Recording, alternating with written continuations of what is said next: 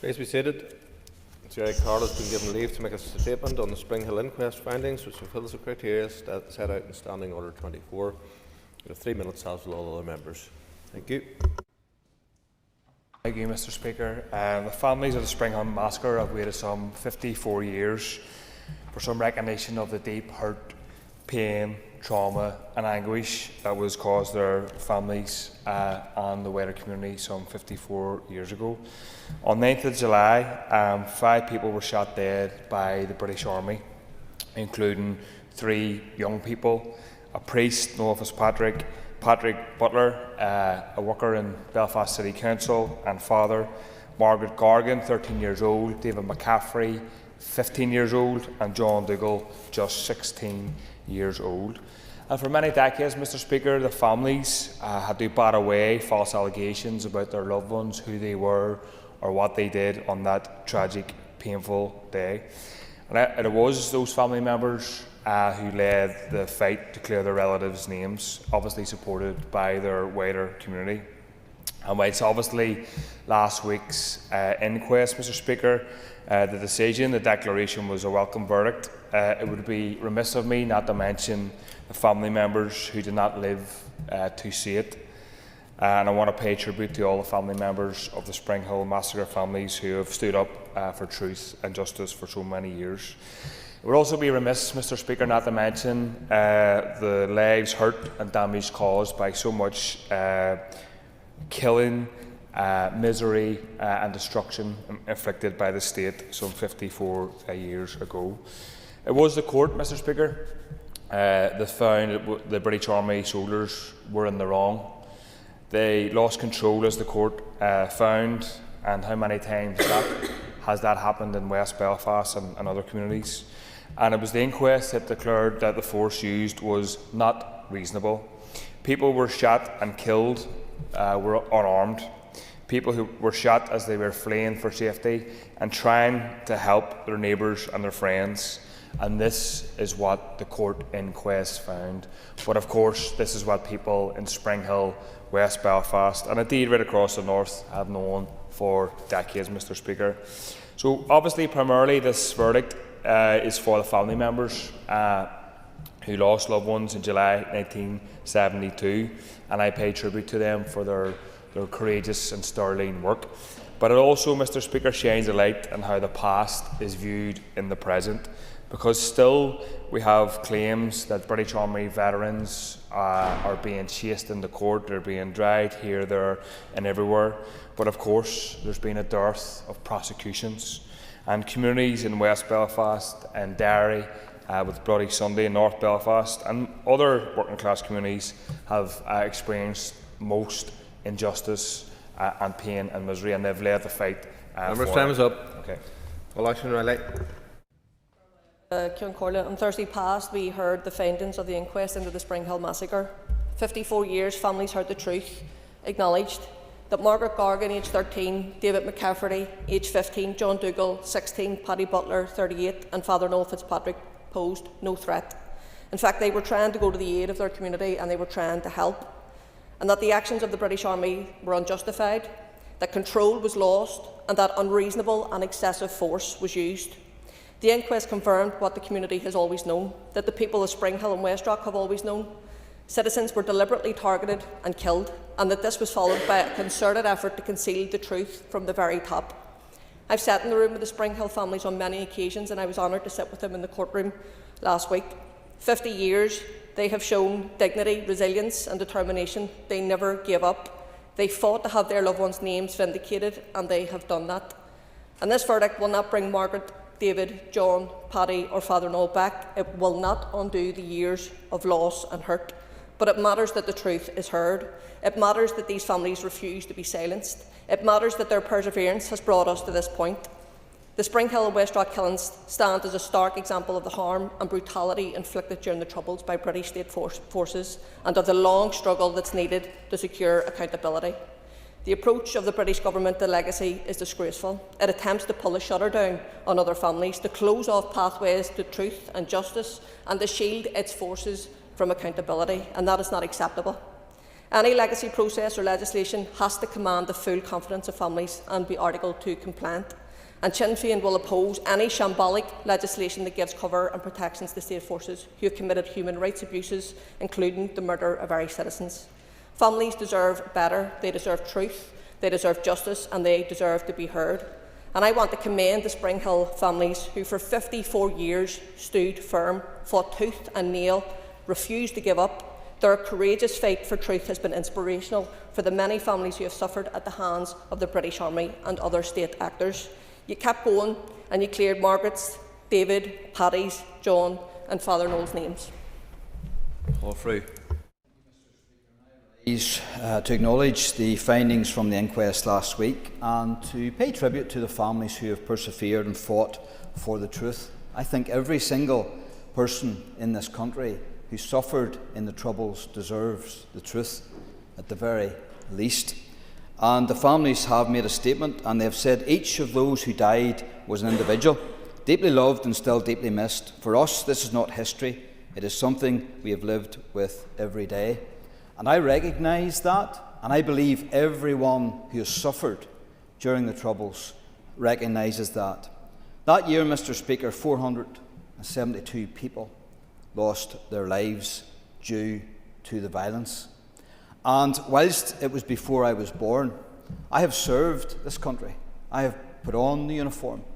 And in my time in serving this country, I see nothing but professionalism from our armed forces. And we have to go back to that time in '72 where there was absolute chaos on the streets. Homes were being burnt, streets were being blockaded, and the army was put in a very difficult and impossible situation with armed terrorists taking pot shots and firing at them at every angle from every direction. And so, should we be surprised then when things like this happen? And so, the young people that lost their lives on that day, we also be mindful of the coercion used by the terrorists who put these young people into the streets, into harm's way, and into their terrorist organisations to raise money, to shoplift, to rob, and everything else that goes with it, and then to mature into gunmen. I think that's what we should be centring on and seeking justice on. And it is rich for Sinn Féin and others to talk about the British establishment when this is an inquest that was heard in a court of law, when this is what truth looks like, when Sinn Féin and the IRA will, due to a code, not give evidence on any of the atrocities that they were part in. That speaks of hypocrisy, Mr. Speaker, and I believe everyone deserves the truth. Everyone who lost loved ones, everyone who said goodbye to a loved one and they never returned, they all deserve the truth. They all deserve to hear what happened and how it happened and why it happened. And it's about time that the Republican movement came out and told that truth, so all of the families affected by the Troubles can rest easy with the assurance of knowing exactly what happened to their loved ones. Thank you, Mr. Speaker. I think sometimes the least said the better in many ways. We had a tragedy in Northern Ireland and we still feel that tragedy today, and therefore my heart goes out to the families of Margaret Corrigan, David McCaffrey, John Dougal, Patrick Butler and Father Noel Fitzpatrick. They were 5 innocent victims of our Troubles, and they join a long queue of innocent victims of our Troubles, none better than the one before, and all should be remembered. We do know that in July 1972 over 100 people were killed, my own uncle being one of them. There's been no inquest for him, there's no statements being raised in regards to him in this House, yet he is as equal to everybody else. And we all need to remember that. July culminated in the Claudy bombing, where 8 were murdered, and Bloody Friday, where 9 were murdered. Again, we have to remember what was going on at the time, an absolute tragedy. But that does not take it away from the family, where the family deserve truth, they deserve justice, and they deserve accountability. And they should get it from all corners of this chamber, because some people decide to use a murder when it happens to apply to those who they supported during the Troubles. And until they stand up and tell what they know, we're never going to get to the truth. Was the killing of these 5 young people wrong? Yes, it was. Of course it was. And I acknowledge what the coroner said. And there's always a wider context, and the wider context is this simple, is that we had hundreds, if not thousands, killed and injured. And there's people who know who did it and say absolutely nothing. And I will reiterate what I've said many times. Whether you're a soldier, whether you're a policeman, whether you're a member of the public, or whether you're a politician, if you break the law, you need to face the law. Thank you, Mr. Speaker. Matthew Till. Speaker, for more than half a century, the Springhill West Rock families have, with dignity, courage and extraordinary resilience, maintained the innocence of their loved ones and the need to clear their names and to hold the British state to account for their killings, their murder that day on the 9th of July 1972. As the previous speaker said, that month was one of the most brutal in the history of our conflict.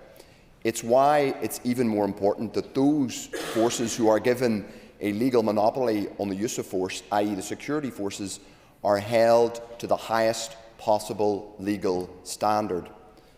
And in this chamber, sometimes there are those who want to vacillate or talk at times out of both sides of their mouth in relation to holding the state to account. We don't, and we never have, because those who have a legal monopoly on the use of force need to be held to the highest legal standards. What's happened with Springhill West Rock is that for more than half a century, those killings, those murders have been treated, held to a different standard, and people have been denied justice. Margaret Gargan, Patrick Butler, John Dougal, David McCafferty and Father Noel Fitzpatrick were killed that day in a way that Mr Justice Schofield said was not reasonable, and, as he also said, the Army lost control of the situation. Let's be clear, not only did the Springhill West Rock families behave with extraordinary courage and resilience, if the legacy plans enacted by the previous Tory government had been brought through, then this kind of inquest would have been denied, not just these families, but any family who had lost their loved ones in our conflict and wanted some measure of truth, justice and accountability via the inquest process.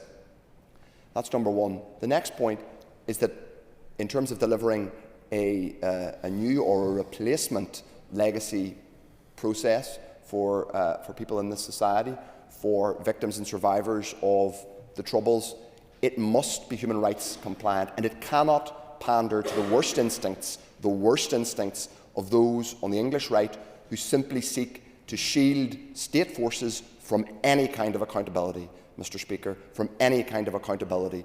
The Springhill West Rock families are a credit to that community in West Belfast and a credit to our entire society, because against the most remarkable, overwhelming odds, they have stood up for their loved ones. I stand in solidarity with them today. I and my party have nothing but respect and admiration for their courage and for the courage of all families who lost their loved ones to paramilitaries, both Republican and Loyalist, and to state forces. You deserve so much better than you have received over the last half century and more. Thank you. Kate Nicholl. Thank you, Mr Speaker. One of the amazing privileges of not having grown up here is that I have been shielded from so much of the hurt that so many people in this chamber have experienced, and it's something that I think about quite often. And when the news coverage of the inquest was going on, I kept thinking about 3 teenagers. Five people were killed, but 3 teenagers. And as a mother, the idea of anything happening to my child is just incomprehensible. But for your child to be murdered and then to have to spend 54 years trying to find truth and answers and justice is really, it's extraordinary. And the Springhill West Rock families are extraordinary. and to the families of Margaret Gorgon, John Dougal, David McCafferty, Patrick Butler and Father Noel Fitzpatrick. On behalf of the Alliance Party, we want to commend you for your bravery and dignity, and really to make the point that all victims have the right to pursue justice and truth. And whenever we discuss these awful atrocities and things that happened, of course it's in our human nature to reflect on other examples and other things and other hurt that we ourselves maybe hold. I know that I'm very lucky that I don't hold those, but I'm so conscious that there is so much of that in our society. And if we are truly going to create a society that is shared, that how we approach legacy has a real impact on our ability to create a truly shared society based on truth, justice and reconciliation. So this morning my party's thoughts are very much with the families who have fought for so long, but also with all those families who are still waiting for their answers. Thank you. Call Timothy Galston. Mr. Speaker, there are many people who will look at the findings of the Spring Hill inquest and will ask, when is my day in court? I think today of the many innocent victims of Republican violence who will look at some of those who sit on the Sinn Féin benches and rightly shake their heads. Why? Because they know, we all know, that there are individuals in Sinn Féin who could, if they chose to, bring justice for thousands of people across our province, whose knowledge of murders, injuries and destruction would, in any society where the rule of law was respected, put people away and ensure that they never seen the outside of a prison cell again. And yet, Sinn Féin pontificate about justice. They lecture us on truth. They feign sympathy with those who have lost loved ones. But that sympathy is only very selective. Today I hear another voice, that which is spoken of in Genesis 4, where God says, "The voice of thy brother's blood crieth unto me from the ground." I do say to Republicans today, you may be interested in the findings of the court last week, but there is a higher court before which you and all those who take innocent life will stand one day. The loss of any life, the loss of any innocent life, was wrong and is wrong. Sadly, there are those who sit in this chamber who can't say the same. Sugden.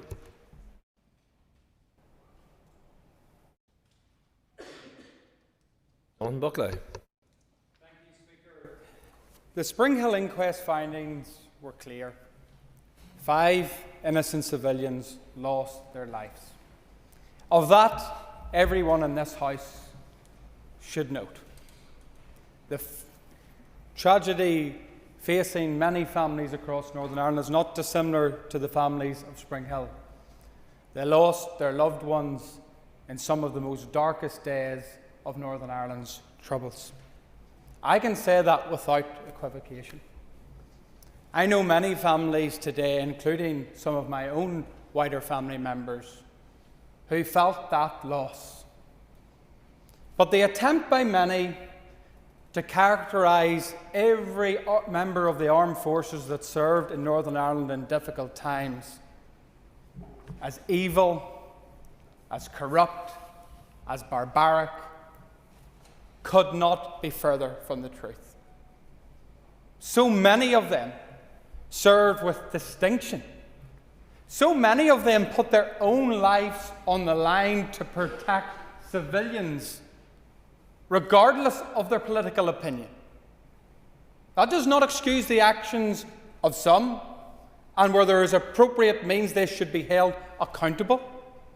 But let's be real. There is huge double standards and huge hypocrisy when debating this issue in this chamber. 1970s was a barbaric year in Northern Ireland. Over 400 people lost their lives in the Troubles, including in that time many security service personnel. But the double standards from Sinn Féin are clear in this period. I mean, we're told by the party opposite that there should be accountability, that there should be truth, there should be transparency. The same party, when I stood in a court in Belfast at the inquest into the killing of 10 innocent Protestant workmen at King's Mills, the coroner noted Sinn Féin refused to take part in the coroner's inquest. But yet they have the brass knack to come to the chamber today to try to say that everybody else was wrong and they were right. In wider republicanism, a gun that was used in that very attack on King's Mills later in the 1970s was used by Raymond McCreesh. How has republicanism presented Raymond McCreesh? They named a play park after him, and that included with support of the SDLP. So, if we're going to debate and we're going to reflect on the legacy of the past, let's be truthful. Let's not put spin. Let's remember that many people that served in this country did so to protect innocent life from terrorism. Next item on the order paper is member statements. Nicole Philip McGuigan. Today, on International Day of the Midwife, I want to take this opportunity to recognise the extraordinary contribution that midwives here in the North make to women, babies and families. Our midwives are there at some of the most significant and vulnerable moments in people's lives. Their compassion, their expertise, their calm presence provide reassurance and care to expectant mothers when it matters most. This year's global theme, 1 million more midwives, is both a celebration and a call to action. It reflects a clear and urgent reality. Across the world, there are not enough midwives to meet the needs of women and babies. And that global message resonates strongly here in the North. While we are fortunate to have highly skilled and dedicated midwives, they are working within a system under significant pressure. The North remains the only part of these islands without a maternity strategy. The Renfrew report, commissioned by the Department of Health and published in 2024, sets out clear evidence that maternity and midwifery services require a regional, coordinated 5-year plan. It highlights the difficult experiences faced by many women throughout pregnancy, labour, birth and the postnatal period, experiences that have affected their physical and mental health, their well-being and their early relationships with their baby. Despite the strength of these findings, progress on implementing its core recommendations has not yet begun. And yet, in the face of these challenges, our midwives continue to deliver safe, compassionate care every day. They do so while managing increasing pressures, staffing shortages and rising complexity in the needs of women and babies. Their commitment ensures that families receive the support they need even when the system around them is under strain.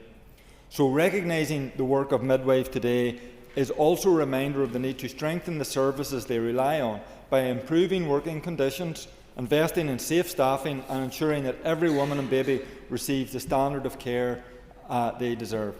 As part of recognising midwives, I also want to highlight an event taking place this weekend. On Saturday the 9th of May, there will be a special Stormont Park run here on the grounds.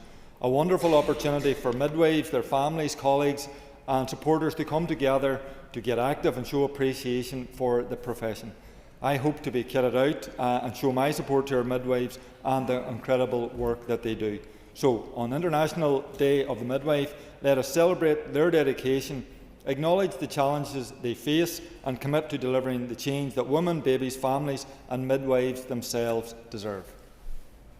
I call Trevor Clark. Reference has been made today about one inquiry, and I want to talk about a different inquiry, and that's an inquiry into the Omagh bomb. The Omagh bomb that detonated in August 1998.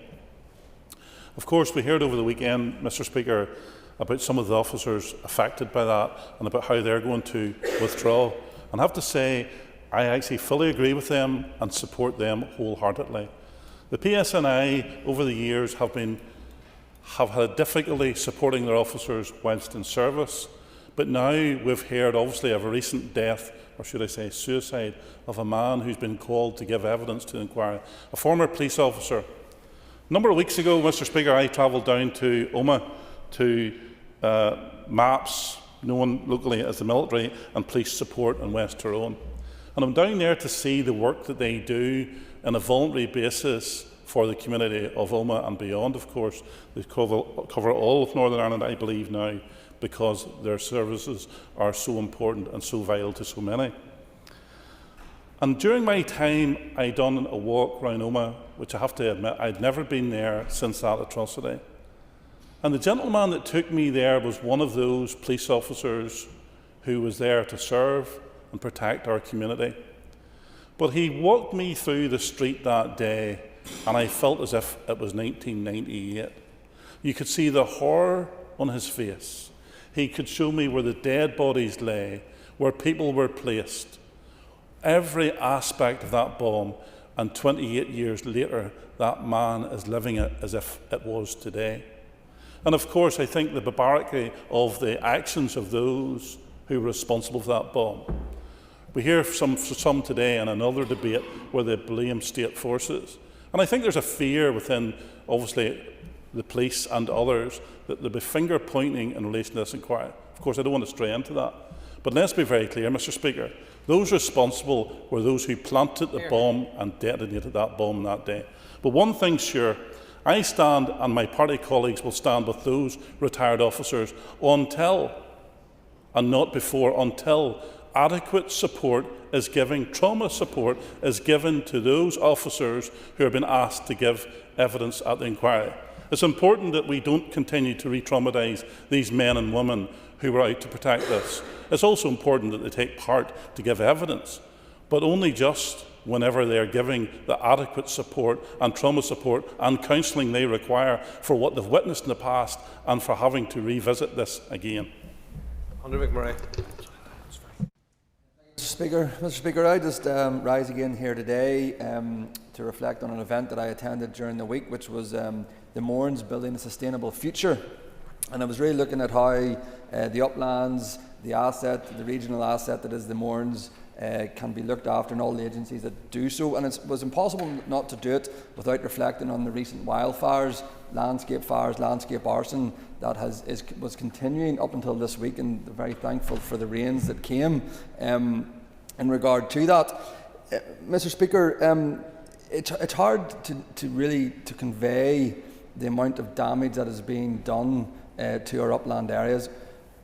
One of the previous fires that affected Slieve Donard in 2021, over 90% of the invertebrates on that hillside were lost. 5 years later, 90% of invertebrates on that hillside are still lost. And the effect that has on the wildlife, on the ecosystems, on our upland area, it's hard to quantify. I mean, we can see maybe a bit of a positive. I was sent a video of the rare common lizard, but again, how that little lizard, how that little piece of wildlife, such a rare piece of wildlife, will survive in our upland areas now with the removal of these invertebrates. And the thing about it as well is, Mr. Speaker, is you have to remember that when these fires get burnt, yes, it may flash up green in a few weeks, and people may go, "Oh, it's not so bad looking anymore. It's all nice and green." What is replaced with is just literally more flammable, combustible material, which then makes it even more likely that when such of these events happen, that it just races through it. And again, we must again touch on these fires. These are not, these are deliberate actions, and then at the very start, again, whether it be quite literally somebody deliberately going to set a fire, or somebody lighting a barbecue deliberately, lighting a cigarette deliberately, and then negligence then takes over from there. But these things all start with a deliberate action. And if we want to see change in this, if we want to see this prevented, we really must do all we can to report any incidences, report any suspicions that we see, because only then will we be able to build up a picture. Again, I will just touch on the wildfire action plan by the department, the Minister Muir: prevention, preparedness, response, recovery, and enforcement. And it's only when these things are enacted and given time to enact that we'll really see a difference in our upland landscape. Thank you very much. Jan Armstrong. Speaker, last Wednesday was a special day for Enniskillen. On the 29th of April, the Minister announced funding for a new build for the Enniskillen Royal Grammar School. On that very same day, a blue plaque was unveiled in honour of James Gamble, the man from Enniskillen who went on to co-found Procter & Gamble, one of the biggest companies in the world. That is no small thing. That is Enniskillen's story in one day. And it got me thinking about what these schools have given to the world. Pretoria Royal School, Enniskillen Collegiate Grammar School and Enniskillen Royal Grammar, as it is today, have between them produced some truly remarkable people. Oscar Wilde walked the halls of Pretoria, so did Samuel Beckett, two of the greatest writers the English language has ever known. Neil Hannon, the singer and founder of the Divine Comedy, is another Pretoria man. Dennis Burkitt, the doctor who identified Burkitt's lymphoma and changed the lives of countless children across the world, was educated there too. And in sport, Jimmy McCoy wore the green jersey of Ireland in rugby from 1984 to 1989, winning 16 caps and playing at the Rugby World Cup. The tradition of sport runs deep. Today, the school's rowing club is one of the best in the UK and Ireland, with 2 Olympic coaches leading the next generation on the waters of Lough Erne. Enniskillen Collegiate Grammar held its own special place in history as the first girls' grammar school to be built by a public body anywhere in Northern Ireland. That alone tells you something about the ambition and the belief of young women that this town has always had. And in 2016, Pretoria Royal School and Collegiate Grammar School came together to form Enniskillen Royal Grammar. The students who walk through its doors today are the heirs of all that history. They are not lucky accidents. These were young people who were given a chance. They were given teachers who believed in them and schools that opened doors for them. Speaker, that is the point I want to make today. The funding announced last week matters, not just as bricks and mortar, but as a promise to the next generation. Somewhere in Enniskillen right now, there is a child who could be the next great writer, the next rugby international, and the next James Gamble. What we owe that child is simple. We owe them a great school, we owe them teachers and staff who are supported, and we owe them a building fit for learning. Last week showed us that Enniskillen remembers where it came from. The blue plaque for James Gamble is a mark of pride in our past, and the new school funding is a mark of belief in our future. I welcome both, and I ask this Assembly to keep believing in what schools like these can do, because history tells us when we do, the results can be truly remarkable. Thank you, Mr. Speaker. Hunter. I rise today to say a few words about 2 young men who really make us stop and think and put everything into perspective. Mr. Speaker, today I'm talking about Jordan and Cian Adams, who are 2 young men, brothers, also known as the FTD brothers. They are running 32 marathons in 32 days across Ireland, and last week they ran through my constituency. All to raise money for frontotemporal dementia, the illness that took their mother Geraldine at the age of 52. Jordan Adams also finished recently the London Marathon with a fridge on his back weighing 25 kilos, which I think is just remarkable. Despite being 2 young men in their late 20s and early 30s, sadly they too found out the devastating news that they also carry the gene that means they are almost certain to develop this form of dementia after losing 12 relatives also. This is very hard to comprehend, which brings me to my point of why I'm raising this here today in the Assembly. Right now, Mr. Speaker, there are almost 1 million people across these islands who are living with dementia, and that number is only going one way, sadly up, which is why these young men have taken it upon themselves to raise awareness and to raise funds for research to end this horrific diagnosis, which is now nearly £150,000 that they have raised. Just incredible. This form of dementia is rare, it's under-researched and often misunderstood. The brothers had said, upon finding out about their diagnosis, that they have 10 to 15 years and then we're going to be stripped of everything. It's absolutely devastating, especially given that they're so young and knowing what the future looks like and what lies ahead. And I feel very strongly, Mr. Speaker, that this has to change. I want to put on record a well done to Cian and to Jordan. They've turned something that is deeply personal into something that is greatly powerful. And conditions like this, frontotemporal dementia, is one that affects a whole family. It is life-altering and life-ruining. But thanks to them, citizens and politicians like ourselves across these islands have learned about frontotemporal dementia, the signs, the symptoms, the importance of fundraising, and of course the urgent need to find a cure. Today, this Assembly says well done, and thank you so much for teaching us more about this diagnosis. Riley.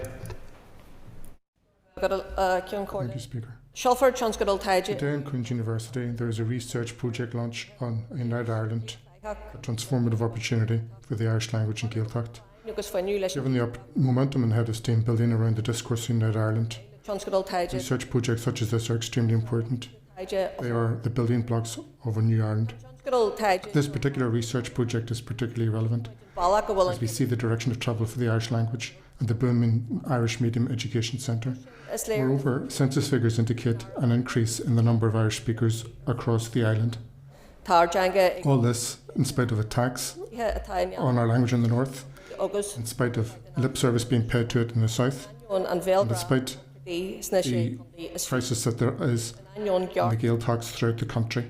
The ever-growing Irish language community is energetic, hopeful and ready to be part of the discourse on constitutional change on the island. I commend Roisin for undertaking and completing this research project.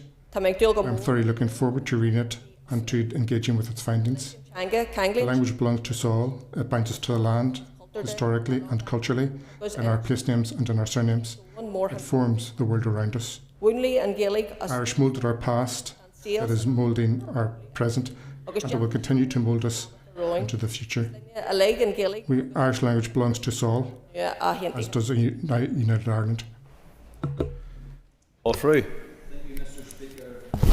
Last week, the Education Minister, Paul Givan, announced that 4 new build major works projects and 9 school enhancement projects will progress to construction stage. The 4 major work projects are Enniskillen Royal Grammar School, Priory Integrated College Holywood, St Malachy's Primary School in Armagh, and Dunclug College in Ballymena. These projects have been in planning for a significant number of years, and I am so glad that the Education Minister, Paul Givan, was able to advance these projects. A minister who delivers and continually delivers. And, Mr Speaker, me knowing where we sat with regards to Dunclug College, I knew that it was really vital that I got Paul Givan, the Education Minister, down to Dunclug to see for himself the excellent facility that Dunclug is, and the pupils, the talented pupils who are in that school, being educated in Ballymena. Irrespective of my really good lobbying skills, Mr Speaker, the school sold itself. The pupils put on a display for the Education Minister second to none. And I know that the Minister went away knowing that he made the right decision in progressing Dunclug College in Ballymena to this major works programme. It's vitally important for Dunclug, for the area, for Ballymena, for the pupils, for the families, for the parents, for everyone connected with education, that these school builds progress. But we shouldn't stop here. And I'm glad to say that the Education Minister isn't glad to stop here. He wants to push on. He wants more capital money to bring more projects, to bring more school builds here in Northern Ireland, right across the province. And the Finance Minister and this Assembly and the Executive should support this Minister who is delivering for education, delivering for our children, delivering for Dunclug. I have a list of schools, Mr Speaker, that the Education Minister should go to, should attend, right throughout North Antrim, who needs new builds, who needs better facilities. But we've made a start, and I'm glad that the Education Minister is from my party, and we're able to progress these projects. And I wish that the Executive and this Assembly would support him more, because here we have a Minister who is delivering. Here we have a Minister who said, who marked out that he was going to progress education in this country. And this is a Minister that has done that. So, Mr Speaker, I thank Paul Givan, the Education Minister, for his work in Dunclug, for coming down to see the talent on display in that school, and for the new build that Dunclug will surely get now. Thank you. Michelle Guy. Thank you, Mr. Speaker. I want to highlight an issue of unfairness impacting on families across Northern Ireland who are being denied access to vital childcare support. Right now, tax-free childcare is aligned to the English school year. This means that here in Northern Ireland, children born in July and August can miss out on up to a full year of support during their final year of primary school. And that is not the only impact, because to access the Northern Ireland Childcare Subsidy Scheme, parents must be in receipt of tax-free childcare. So parents who are impacted are being hit twice. This is an untenable position at a time when childcare costs remain high and families are in the middle of a cost of living crisis. I've raised this at the Education Committee and directly with the Finance Minister, and I will continue to press the UK Government to address this clear inequality.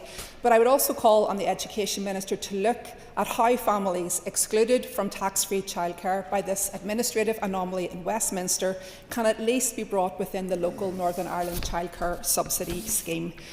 At a time when families are struggling, our local ministers, with the power to act and make a difference to the costs of families are paying, should do just that. Colin Gilney. Ceann Corley, I raised this morning to address and raise the issue of the collapse of the Place Names project under the watch of the Minister for Communities. Continued funding, Ceann Corley, of $90,000 per annum for this project would only be a fraction of what the Minister has announced in funding for his own pet projects. This is a Minister who can spend over $700,000 for musical instruments for marching bands, a further $100,000 to cover bands' travel expenses, $425,000 for American independence celebrations, and $40,000 for Belfast Orange Fest. And the members across shamefully cheer that partisan funding allocations. Instead of promoting the Irish language, this Minister has embroiled himself in multiple court cases on Irish language signage in Grand Central and in Belfast City Council area, which has recently failed. He has removed Irish language logos from his own department's branding. He has blocked increased funding for the Irish language. He has failed to bring forward an Irish language strategy, and he has failed to support this key Place Names project. This Minister has tried today and once again failed to claim that this is not his responsibility. The fact that it's his responsibility is evidenced not only by his own letter to me in April, but by this letter from his department in 2022, accepting that he's responsible for funding it. The Minister's strategy is not to promote or develop the Irish language. Instead, he seeks to suppress and make it invisible. He will fail in that also. Gormagat. Dan Dodds. Mr. Speaker, once again the news cycle is talking about domiciliary care and another crisis within domiciliary care, this time an independent provider saying that they're going to withdraw services in rural areas. I wish I could say that it was a new crisis, but it's part of a continuing crisis, and I'm sad to say it is one that the Minister has refused to address. We have had no action taken, but many promises given in relation to this particular issue. And in many ways, it is symptomatic of the way that the Health Department is working, refusing to address issues that are of primary concern to our constituents right across Northern Ireland. And sadly, the impact of this failure will be felt on the most vulnerable, the disabled, the elderly within our community, and particularly in rural areas where it is very, very difficult to find those additional care packages. Not only is it a failure to look after our most vulnerable, but it puts enormous stress on families across Northern Ireland. And I'm sure I am no different to any other MLA across this chamber who will receive many emails about this particular issue across any given week.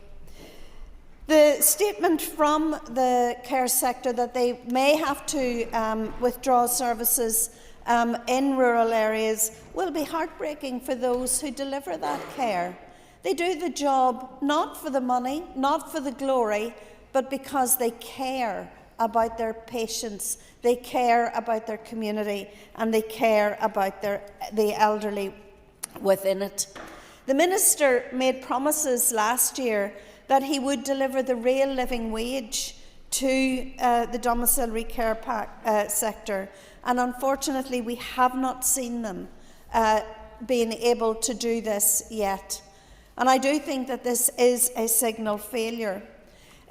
The crisis has also been exacerbated by the rise in fuel prices, and we need to see the trusts in particular address this issue.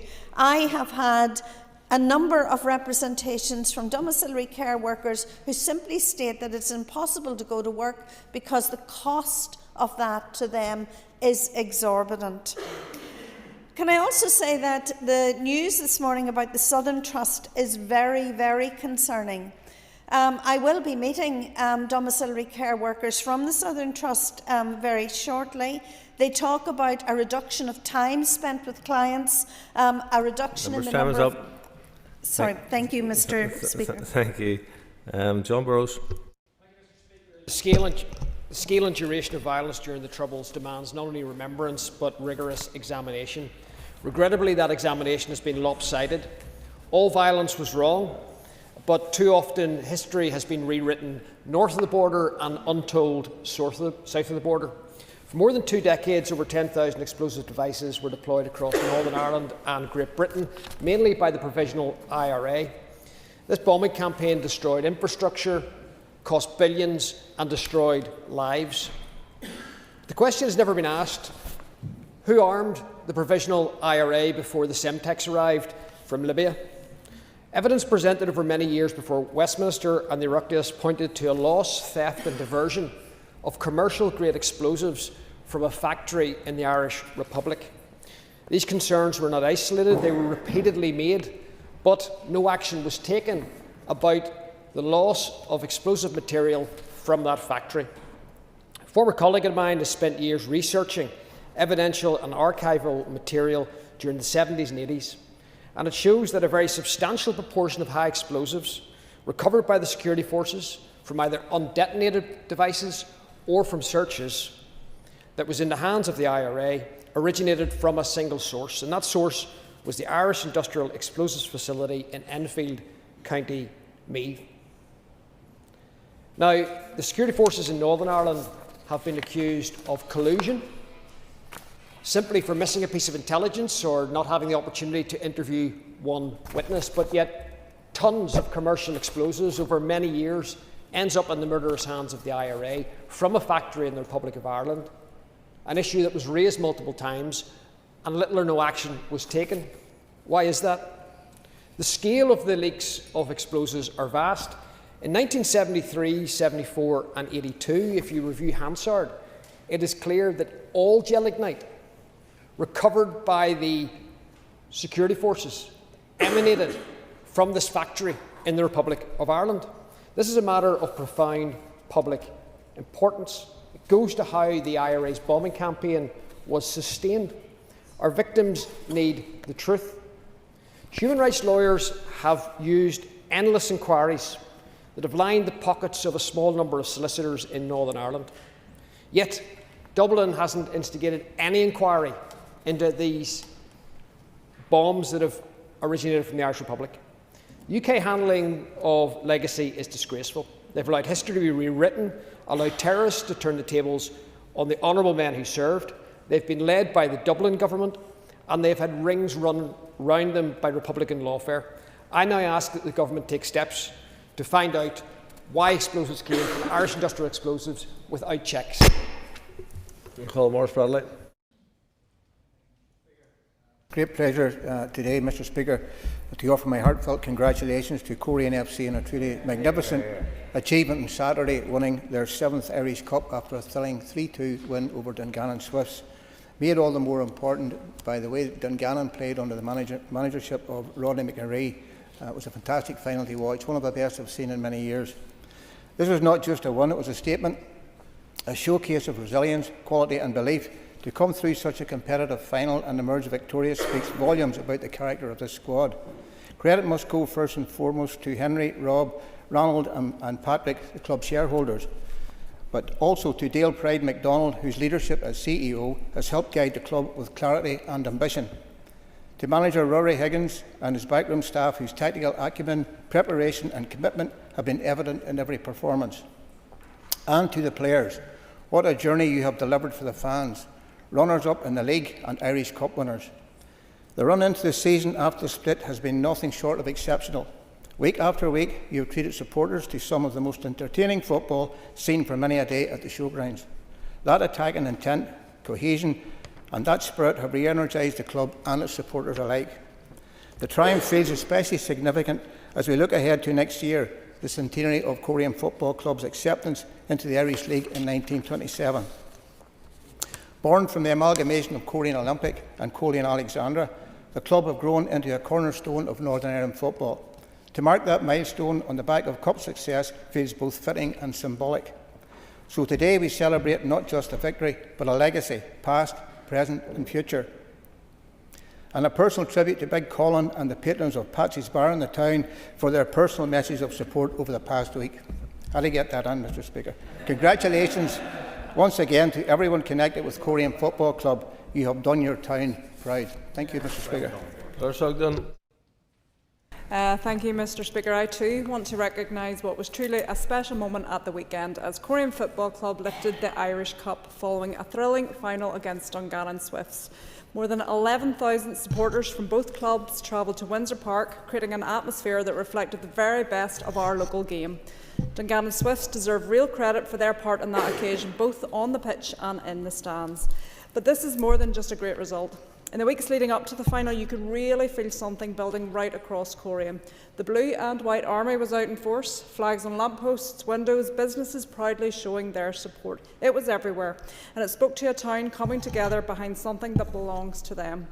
For those of us who are bandsiders, that connection runs deep. It's about identity as much as football. It's about the club we grew up with, stand by and feel part of through both the highs and the lows. And that was clear in the stands. The support was constant, loud and fully behind the team from start to finish. There was a real sense that the players were carrying an entire town with them. Korean fans are exceptional. Week after week, they turn out in numbers that rival and often exceed some of the bigger clubs in Belfast. And anyone who has stood at the showgrounds on a Saturday afternoon knows exactly what this club means to people. And that matters more when we recognise where this club is based. Korean Football Club sits in one of the most socially deprived areas in Northern Ireland, yet it brings something incredibly positive into that space. It brings joy, it brings pride and it brings opportunity, not just in one area but across the town and the wider North West. Our success comes off the back of a strong league campaign, finishing runners-up and building a team that is clearly on the upward trajectory. This is Koreans' 7th Irish Cup, their first since 2018, which makes this moment more than meaningful. I also want to pay tribute to Rory Higgins. This has been an incredibly difficult period in his personal life, yet in his first year in charge, he has led his team to silverware. And that speaks to the resilience and the belief that he has built within that squad. There's real opportunity in what Korean is building, a club on the rise, we're going to Europe, a strong community behind it, and a proven ability to deliver success. But they will take that as far as they can themselves, but they cannot do it alone. We need to see more consistent investment in local sport. Too often, funding feels concentrated in the same spaces, while clubs like Korean, despite their success and their community impact, are left trying to bridge that gap themselves. And if we're serious about growing our game, about supporting our communities and about building on success, that investment needs to be spread more fairly. Because this is not just about one club, it's about what clubs like Korean represent right across Northern Ireland. I say that mindful that the Minister for Communities knows both these clubs well, and I hope he will recognise the opportunity here and consider how we can better support them going forward. That concludes member statements. Nick Matheson has sought leave to present a public petition in accordance with Standing Order 32. Mr. Matheson.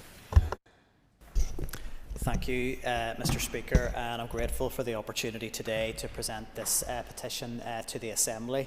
Not all members in the Chamber may be familiar with the village of Drumaness. It's a very small rural community, just as you come through Ballynahinch in my constituency.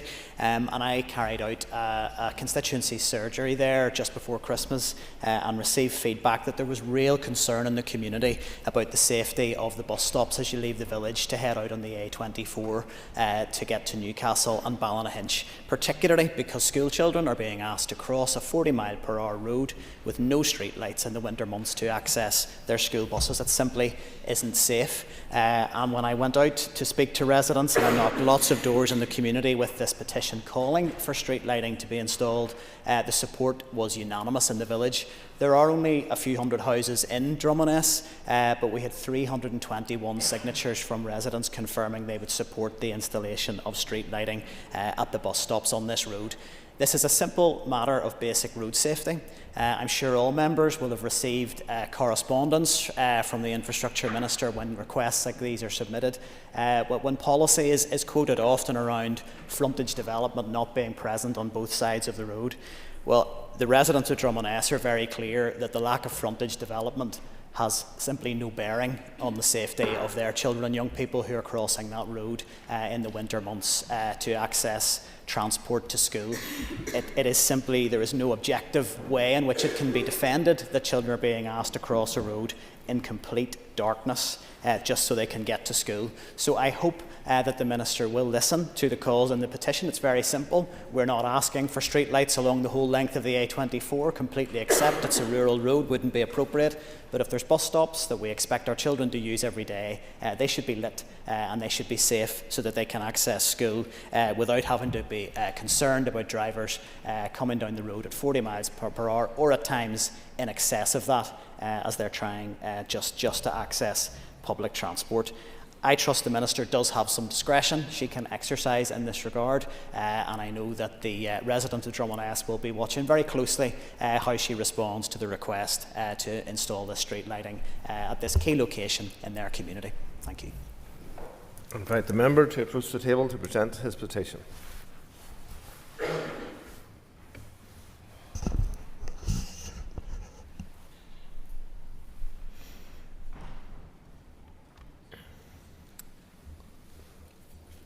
Thank you, and I will forward the petition to the Minister and send a copy to the committee. We now move on to the next item of business, which is a committee membership motion from the DUP. Clerk, please read the motion. That Mrs Julie Middleton replace Mr Peter Martin as a member of the Committee for Education. Mr Clark. Thank you. We're in the process of doing something, member. The question is, the motion standing in order paper be agreed. All those in favour say aye. Contrary, if any, no. The ayes have it. The ayes have it. Point of order, Mr Gosson. Thank you very much, Mr Speaker. Last Tuesday, during the dentistry motion, I pointed out that the Irish Sea border will create further complexity in supply and cost when it comes to dental amalgam. In his response to the debate, Mr Nesbitt told the House I was entirely wrong. It is a UK-wide, following an international agreement. I am happy to put that correction in the record, said Mr Nesbitt. Well, Mr Nesbitt, the government's own explanatory memorandum to Mr. the control... Gasson, you've requested a point of order. I have indeed, Mr Speaker. We'll make a point of order because Absolutely. You're making a statement and it's not going to be to back up tolerated. what I said in the motion, that the government's own explanatory memorandum to the control of mercury regulations 2025 makes clear that the EU mercury regulations applies directly in Northern Ireland under the terms of the Windsor Framework. I trust, Mr Speaker, you will bring him to the House to correct the record. Order. If you want to make a case that Mr Nesbitt has misled the House, you can do that. We don't need a whole speech and drama about it. You can make your case. But we're not going to have a whole speech about something which will take about 30 seconds. If the Assembly would just take their ease to move to the next item.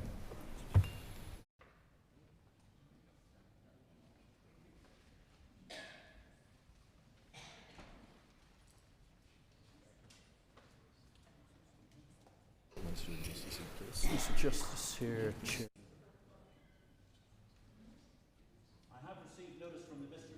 I have received notice from the Minister of Justice that she wishes to make a statement. Before I call the Minister, I remind members that they must be concise in asking their questions.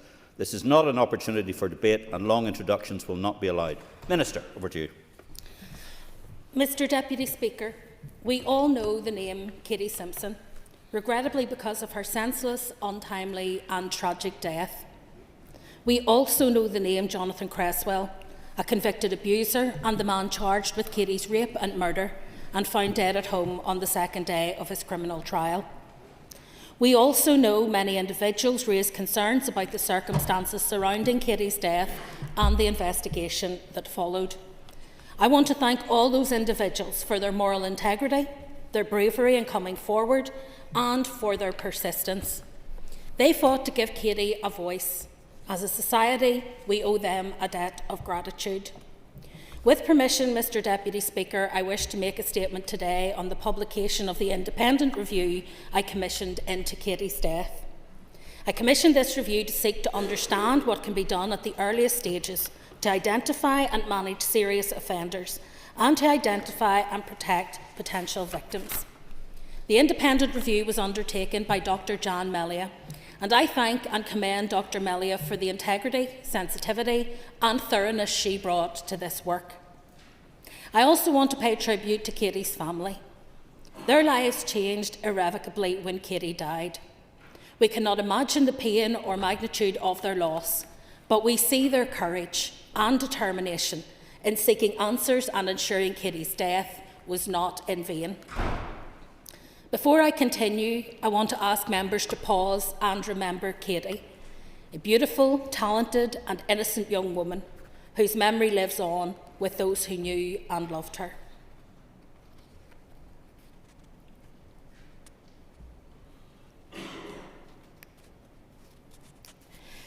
I publish this report today in the alarming knowledge that since 2020, 30 women have been violently killed in Northern Ireland.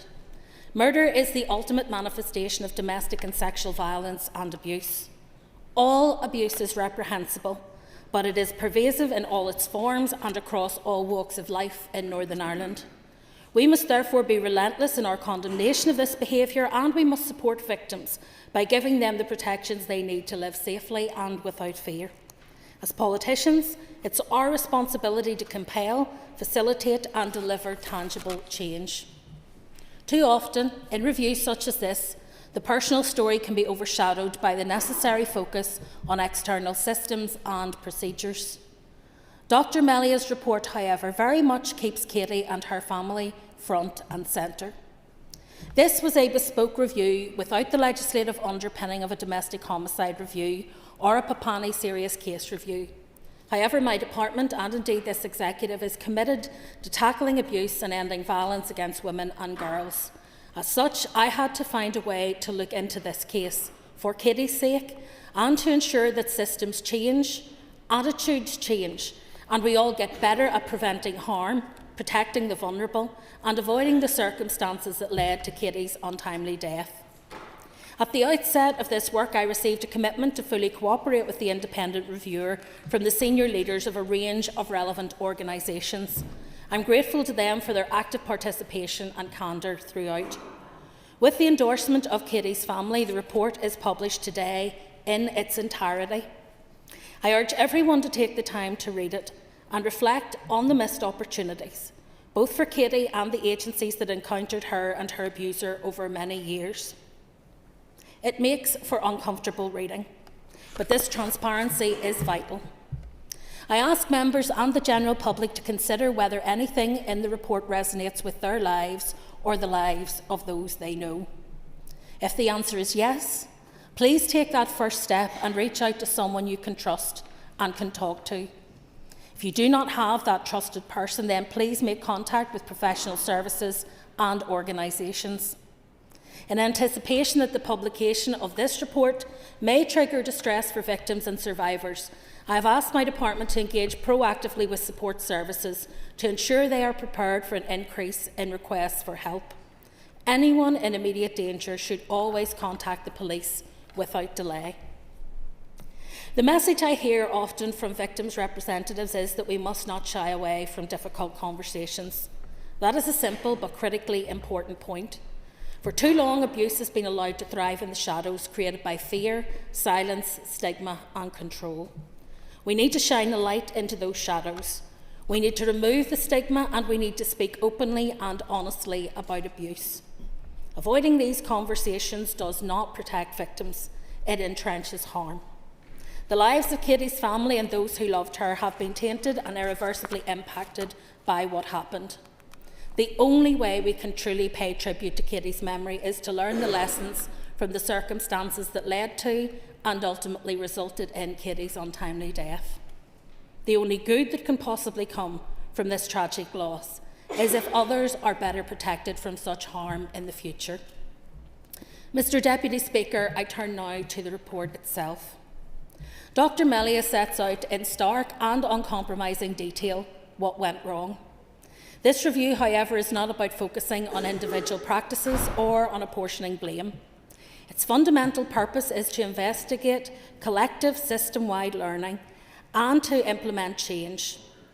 I also welcome the fact that the review's report will help inform the ongoing Coroner's Court inquest into Katie's death.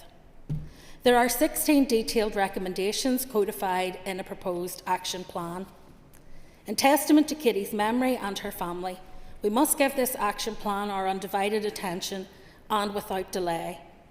I'm therefore pleased to announce that Dr. Melia will coordinate and chair an implementation group. This will provide much needed continuity, which I welcome. I also hope it provides assurance to Katie's family and friends that this action plan will be actioned. I call on the relevant agencies and organisations to fully support and cooperate with Dr. Melia in that process. The majority of the 16 recommendations are policing focused, and the PSNI has made a number of recommendations as part of the review.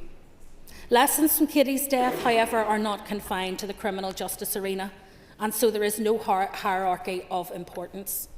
Mr. Deputy Speaker, I wish to emphasise the 6 critical areas which Dr. Melia identified for intervention. There is much room for improvement. Katie's death was concealed and staged as suicide, and it is abundantly clear that investigative practices and mindsets must change. In the Chamber today, I will highlight just some of Dr. Melia's detailed recommendations. Within policing, coercive control must be recognised as a serious and potentially lethal factor.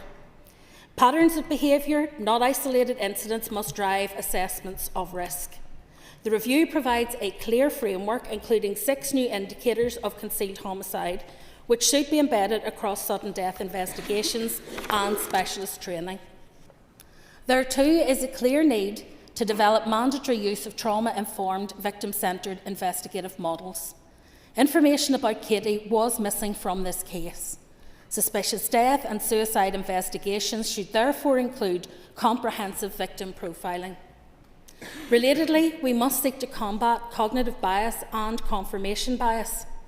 Police officers need to be fully trained to recognise and challenge gendered stereotypes or victim-blaming narratives. A lack of trust in victims and poor investigations empower perpetrators such as Jonathan Cresswell. This also extends to forensic investigation standards in all sudden or unexplained deaths. Forensic protocols should reflect trauma-informed and gender-sensitive practices and require pathologists to consider coercive control and staged suicide as part of their analysis. The absence of specialist domestic abuse input at the earliest stages of Katie's investigation was also a critical failing. The review is clear. Specialist domestic abuse officers must be involved from day one, wherever there is any history of violence within a family. We must ensure expertise is shared, not siloed. Police team coordination and case ownership must also improve.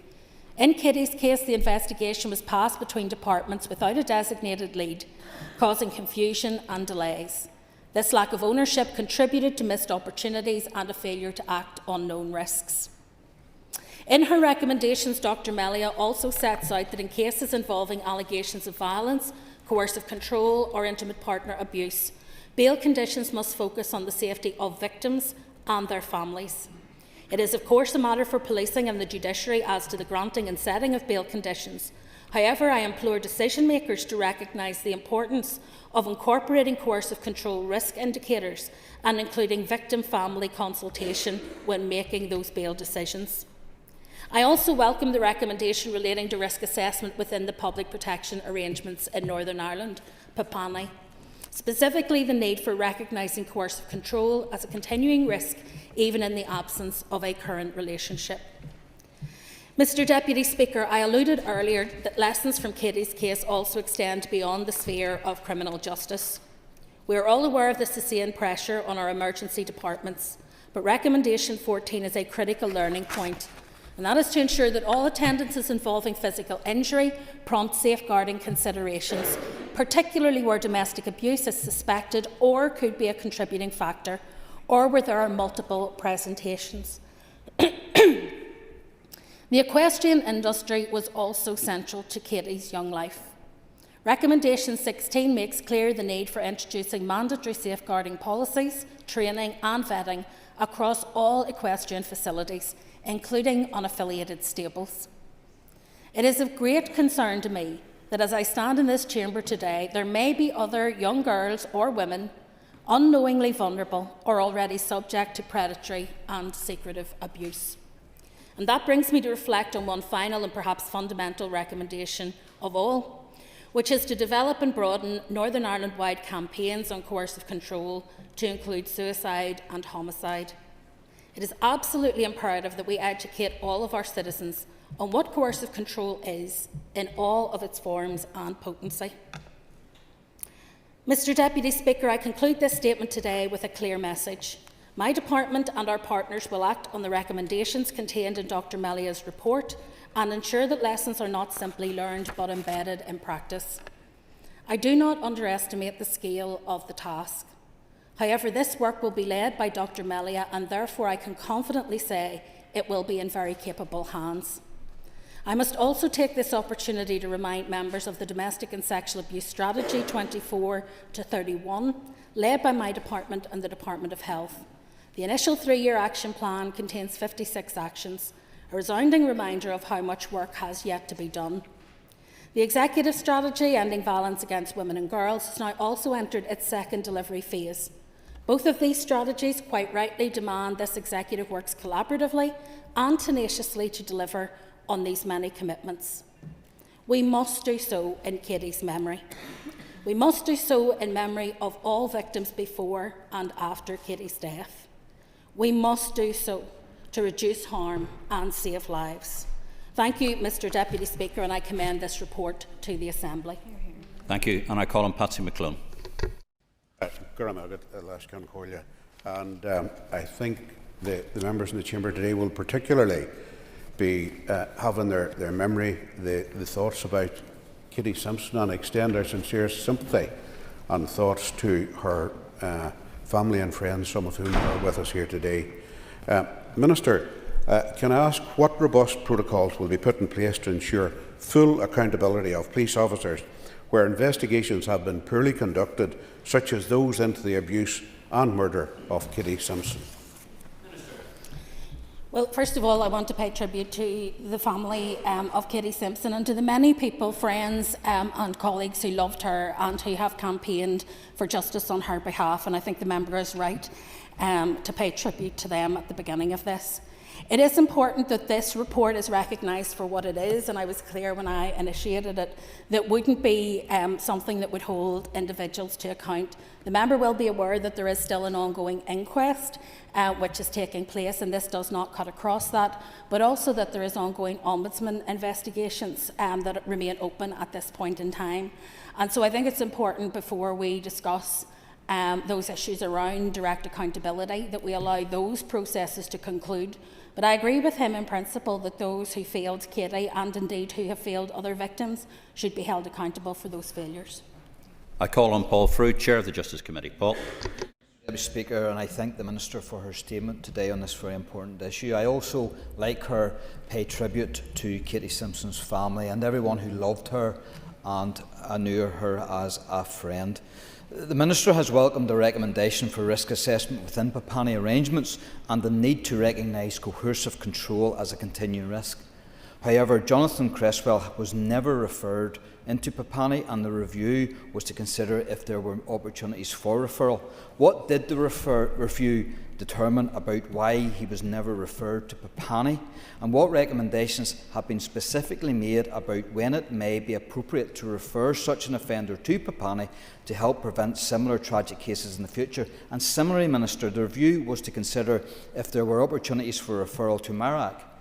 Given that Katie presented to hospital with Cresswell on a number of occasions, what were the review's findings and recommendations on this matter? Thank you. Well, I thank the member for his question. Of course, he is correct that Papani was not an oversight of this case, and indeed that Marac responses had not been triggered. Dr. Melia's review obviously identified that missed opportunity to bring Cresswell into the Papani arrangements, and that is critical learning for everyone involved. Practitioners within the public protection agencies have to use their professional judgment to identify dangerous individuals and ensure that they are referred in at the appropriate points. Key agencies have committed to working with Dr. Melia to implement the findings of her report and ensure that dangerous offenders are referred to Papani in future. My department doesn't have an operational role in the day-to-day delivery of those arrangements, but we do, however, have responsibility for the overall statutory framework and the associated guidance. I've already commissioned my officials to review the guidance to ensure that it continues to provide a robust and consistent framework for safeguarding and for maintaining public protection, so that people can have confidence going forward that those referrals will be made and that there is clarity for all involved as to how to do so and when. Emma Sheeran. Emma.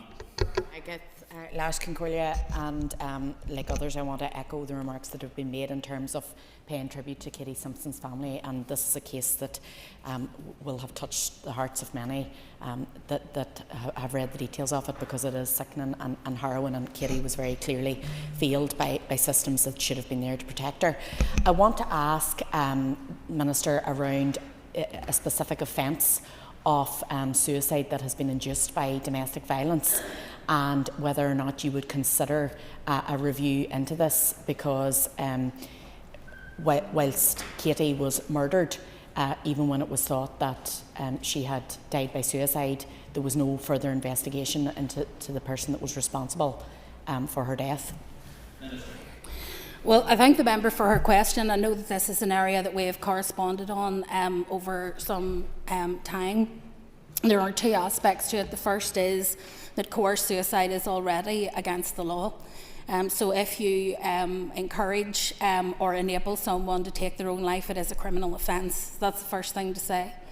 The more challenging part of it is recognition that the person responsible for that is fully responsible for the suicide. So, for example, in the inclusion of suicide within the sphere of domestic homicide reviews, as is happening now, starting to be rolled out in England and Wales, is something that we are also looking at. The problem can be identifying a causal link that is beyond challenge, because whilst there may be learning from those cases, holding someone legally accountable beyond reasonable doubt for the death of another person who has died by suicide can be incredibly complex. However, in this case, the more pressing part is for people not to accept the cognitive bias when they're told that someone has taken their own life, to simply accept that at face value, or not to continue to collect the forensic evidence that would be necessary either to confirm the death as a suicide, or indeed to confirm that the death was not a suicide. And I think that that's the learning that comes from this report today. But the issue of coerced suicide, particularly in domestic settings, is one that weighs very heavily on me, because I am aware of the impact that it can have on individuals. There is, as I say, already an offence where you coerce or contribute to someone taking their own life. However, proven beyond reasonable doubt that that is the cause is the biggest challenge we face. I call on Nuala McAllister. Nuala. Deputy Speaker. Minister, I'm grateful for you initiating this review, and also, Deputy Speaker, If you don't mind, I want to pay tribute to Katie's family, her mum and dad, who are up in the chamber today. It is a really difficult time for everyone who loved Katie, her friends and family, and we will continue in the quest to get answers and make change permanent. Deputy Speaker, I've been raising questions around the murder of Katie Simpson for years now, and it's really important that we do have those answers. My question today is around the entirety of the police and misconduct process. It has been reported that almost all of the officers under investigation for the investigation into the murder of Katie Simpson have either retired or resigned. Does the Minister agree that the law of which allows the investigation, therefore the misconduct proceedings, therefore to stop, must be changed so that any investigation can continue whether that officer resigns or retires? Well, I want to thank the member for her diligence and commitment to pressing this issue, even at times when others would have been happier that she had not done so. I think it has shown real commitment and courage on her part that she stood up for Katie and stood up for those who loved Katie and to find the truth. And I share her concerns regarding the number of officers who have retired from the PSNI while under investigation and the impact that that has on confidence in policing. I'm committed to ensuring that we work to close the gaps in the misconduct process and ensure that officers who have committed wrongdoing do not walk away from policing with a clean slate. The Department is already progressing a number of legislative proposals in relation to police officer misconduct by way of amendment to the Police Conduct Regulatory Framework. The member will also be aware that I have committed to drafting clauses for inclusion in the Justice Bill that will create a barred and advisory list for policing in Northern Ireland, as well as facilitate misconduct proceedings in relation to former officers. An amendment to the Justice Bill is to be tabled at consideration stage to facilitate the lists and former officer proceedings. I want to see a misconduct process that is as efficient as possible, and I'm committed to working to take any potential steps we can to improve those processes. In that respect, we're also working to make a number of improvements to wider misconduct procedures and to make legislative provision for matters where officers fail to meet vetting standards. This will result in 2 statutory rules relating to misconduct and vetting. The planned amendments to the Policing Conduct Regulations Northern Ireland 2016 will also reflect the recently revised Code of Ethics in statute as a schedule to the conduct regulations. The vetting regulations will be a bespoke set of regulations introduced to deal with officers who fail to maintain vetting standards. All the proposed amendments will be subject to the relevant statutory scrutiny process. It's important to ensure the public's trust and confidence in policing and to challenge the attitudes and behaviour where they fall short of those acceptable standards. Thank you, Mr Deputy Speaker. I welcome the Minister's statement.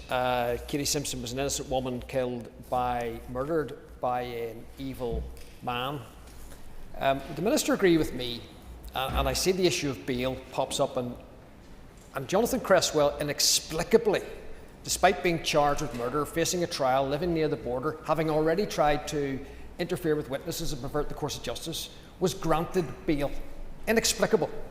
And that decision allowed him to commit suicide and deny justice to the families. The Minister agree with me that there's something deeper in our justice system that I've been warning about for a long time, including our police service, where the rights of the suspect are given too much weight and the rights of the victims and public protection is not given enough weight. And it is time for that fundamental reset, that we protect victims, we protect the public, and don't always err on the side of the suspect's rights. Minister. Well, I think we would all agree that in principle the decision, with the benefit of hindsight, to permit bail in this occasion was deeply flawed. However, it is a decision that is made without the benefit of hindsight, and it is one that falls to the PSNI and to the courts and not to me as Justice Minister. As I said in my statement, I think it is important that the risk to victims and the risk to other witnesses and indeed the risk to any future trial should be properly considered when making a decision about the granting of bail. I don't agree with the member when he says that the pendulum has swung too far towards the rights of those who are accused, but I do agree that there has to be a careful balance, and I think that that balance has to be maintained by the information that is presented by PPS and the PSNI to the courts, and by careful consideration of that by the judiciary, because there is a balance of rights, and decisions not to grant bail where bail is appropriate can of course be challenged, and decisions to grant bail can of course be challenged. So there is a balance to be struck. From my perspective, what I want to ensure is that when those decisions are made, particularly in cases where coercive control has been a factor in the case, that the implications of that for victims and witnesses is properly and thoroughly considered before any decision is reached. Finnegan, please. And I want to extend my thoughts with Katie's family, who are very bravely here. Minister, last week the Criminal Justice Inspection Review of the Domestic Abuse and Civil Proceedings Act showed a poor uptake and a reducing quality of training within the justice system. It is clear from your statement that within policing, more work needs to be done to recognise coercive control as a serious and potentially lethal risk factor, and to recognise and challenge gendered stereotypes and victim-blaming narratives. Taken together, what more can be done by you and your department to ensure the Domestic Abuse and Civil Proceedings Act is implemented in full? We continue, first of all, as a result of this report, to ensure that the specific recommendations that emerge from it are implemented, and I've already asked, as I say, Dr Melia to continue her work uniquely in this space to oversee the implementation part of these arrangements, because I believe it is important that there is uptake. It is also important that we monitor the delivery of training, whilst my department is not responsible for the training of frontline police officers or members of the judiciary or the Public Prosecution Service, given that it is operational and independent. It is nevertheless important that this House and that my department has the information available to us to be able to scrutinise in terms of whether the uptake of that training has been adequate or whether more can be done. I think there are a number of areas that have been identified as part of both the Sagini report, but also I think more widely as part of a number of reviews that have been undertaken of PSNI, both in terms of conduct and attitude over recent weeks and months. That give some food for thought in terms of where further training would be beneficial to officers, not just at the commencement of their training to become officers, but throughout their time when they're serving in the PSNI. And that is a conversation, obviously, that we will continue to have, both with the PSNI and PPS and with the other parts of the justice system, but also crucially with the Policing Board, who hold the Chief Constable to account in performance in those matters. I call on Brian Kingston. Brian. Mr Deputy Speaker, and the murder of Katie Simpson and the attempted cover-up by Jonathan Cresswell are deeply disturbing, and rightly this review is attempting to learn lessons and to make lasting changes to statutory responses.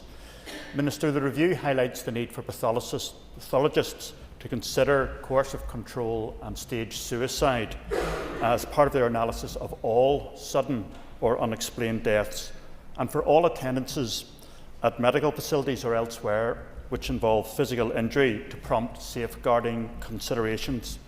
Some may consider such routine questioning as unwanted and even distressing, but in the interest of victims, how will you and the wider executive promote public messaging that such considerations and questions must be asked in every difficult circumstance? Minister? Well, I think that there are opportunities. First of all, I think in any unexplained or sudden death, I think that there are opportunities always to remain alert to the fact that the facts as they present themselves initially may not reflect what has actually happened in those circumstances. And I think the Chief Constable referred to it as maintaining professional curiosity, and I think that that needs to be done.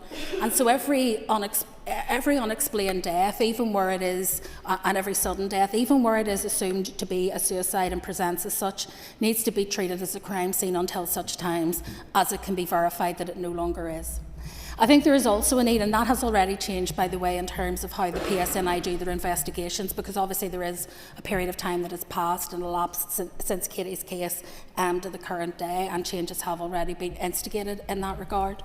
There is also a need in hospital for professional staff to broach these issues sensitively. They often have to do that in the context of visits to the maternity ward, of visits to prenatal appointments, and in other very sensitive circumstances, particularly where there is a pattern of people repeat attending, or, for example, where they turn up at hospital always with the same person accompanying them and always answering their questions on their behalf. So I think there is a need for us to be willing to ask those questions and be willing to be asked those questions, because I think that we have to accept that whilst it may not be relevant to our particular case, it is part of the overall picture that they are trying to build of what has happened in each individual case that comes through the doors. I think there are things that we can do as individuals in terms of promoting that approach. There will be undoubtedly things that the Health Trust, as you will see as a result of the recommendations, will also need to do in terms of guidance as to how to do that most appropriately. But in the majority of cases, there are people there within the Health Trust who will understand the sensitivity of those cases and know how to broach those questions.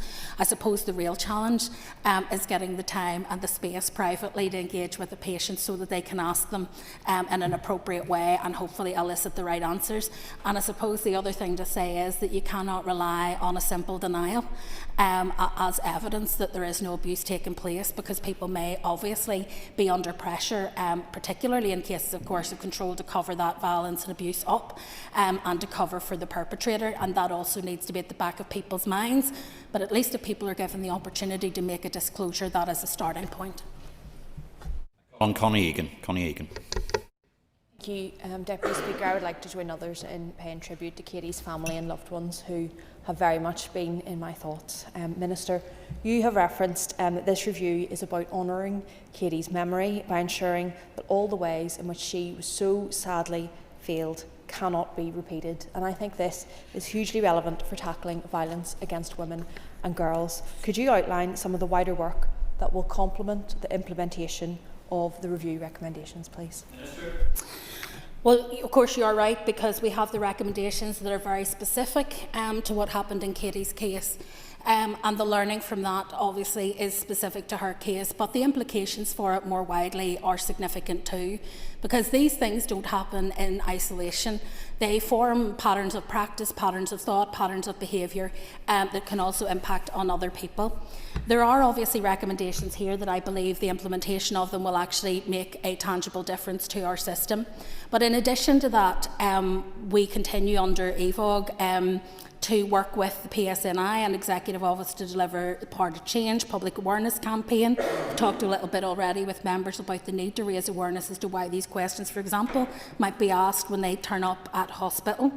We're also looking at the implementation of the domestic abuse offence to capture coercive and threatening behaviour, and again, training is very much part of that. There are legislative measures, quite a diverse range, that are aimed at addressing sexual offending, coercive control and domestic abuse have been introduced, and further measures are planned which will tackle the use of online or technologically aided abuse. Officials are also planning the introduction of domestic abuse protection notices and orders, and that will hopefully provide additional protections for victims of domestic abuse. New enhanced multi-agency model, which will replace MARAC, is being developed and will be in place in 26-27 and will deliver earlier intervention, stronger coordination and a greater focus on managing perpetrator behaviour. And a comprehensive review of the statutory guidance underpinning PAPANI is currently being scoped by officials. PAPANI was first introduced in 2008 and amendments have been made to the guidance to keep pace with legislative developments in recent years. However, I believe that a review of the guidance in its entirety is long overdue, and so that's what we're embarking on at this point. I believe that by taking that, the other domestic homicide reviews, and particularly the review into Katie Simpson's case together, what we have is quite a robust work plan in terms of how we can put the mechanisms in place that will better protect the community. But ultimately, it will only work if those who are engaged in this work are actually committed to implementing it fully and faithfully on every occasion. On Linda Dillon. Linda. Thank you. And again, I want to acknowledge the family and those people who have supported them, of Katie Simpson and of all of the other women who have died at the hands of their partners, ex-partners and men in their lives. And the word charming was very often used in relation to Jonathan Cresswell, and that is how these men get access to women and girls. That is how they get away with what they do. So in that vein, what I really want to understand, Minister, is you talked about training, and we know within PSNI training is compulsory, and we as policing board members will certainly ensure that we do our job in holding PSNI accountable. But there's much wider training than that needed, and I understand the judiciary cannot be compelled to take part in training. But there are many, many failures, and I look forward to reading this report in full to see exactly what the recommendations are and what has come out of this. There are many, many failures through our judicial system, through PPS. Many of the women and girls that we deal with are telling us how they're being failed, but it's right from the beginning to the end of the system. It is not just in one particular part. So really I want to understand what conversations you've had with the judiciary, with the PPS and with the Health Minister around how we can seriously make sure that this training is compulsory within the powers that you have in conversations, but they have the powers to make it compulsory. The judiciary do, the Health Minister does. We need to see that happen. Minister. Well, I think the first thing I can commit to is ensuring that every single part of the justice system, that every leader in the justice system has a copy of this report and are able to reflect on its content. The member makes the very valid point that people are often referred to as charming or seemed very reliable or very trustworthy or upstanding members of the community. Look, I'm tired of hearing people wax lyrical about abusers. It doesn't matter how they present to the public. It doesn't matter how they present to the people around them in their church or in their golf club or wherever it might be. What matters is what they do at home with the people they abuse, and that is the only thing that should matter. The fact that somebody can present themselves as a sort of Jekyll and Hyde character shouldn't be to their advantage. Abusers know how to present themselves, they know how to behave, they know how to get away with what other people wouldn't get away with. They are predatory individuals, and so, as you know, I have serious concerns about the use of things like good character references in these categories of cases, because we know that good character as seen by those outside, mean nothing in the context of the relationship that they've used to abuse another individual, and therefore to me they are not worth the paper that they are written on. And for me, we need to be much clearer about that in terms of where the law sits, and that is something that the member will know I'm looking at. I call on Ciara Ferguson. Ciara.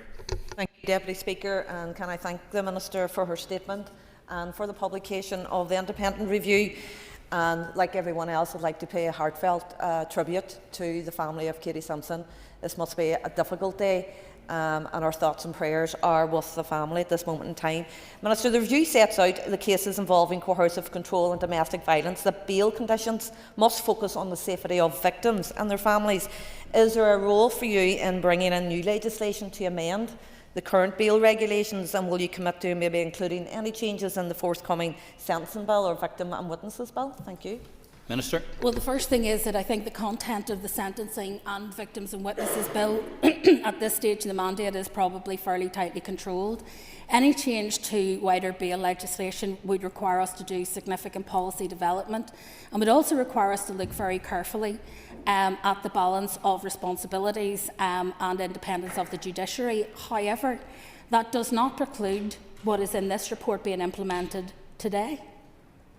The recommendations in this report in terms of the consideration of the impact on victims and families in cases where coercive control is part of the mix can be implemented by any judge sitting today making a decision about bail. The bail can be resisted by the PPS or the PSNI based on their assessment of the risk to the victim and to the family and a risk to their safety. So with or without legislation, there is already that balance that is able to be considered, and I would certainly encourage all of those involved in the justice system to read the report, to read what is recommended and to implement it as of today, so that we do not end up with a further situation where not only a young woman loses her life but is robbed of the right to justice as a result of decisions taken. I also want to say that the member is correct. This will be a painful day for Katie's family and friends. As I said, this report is a difficult read, and they are obviously aware of its contents. But I want to thank them for two things. First of all, for their dedication and commitment to ensuring that Katie would get some measure of justice and accountability.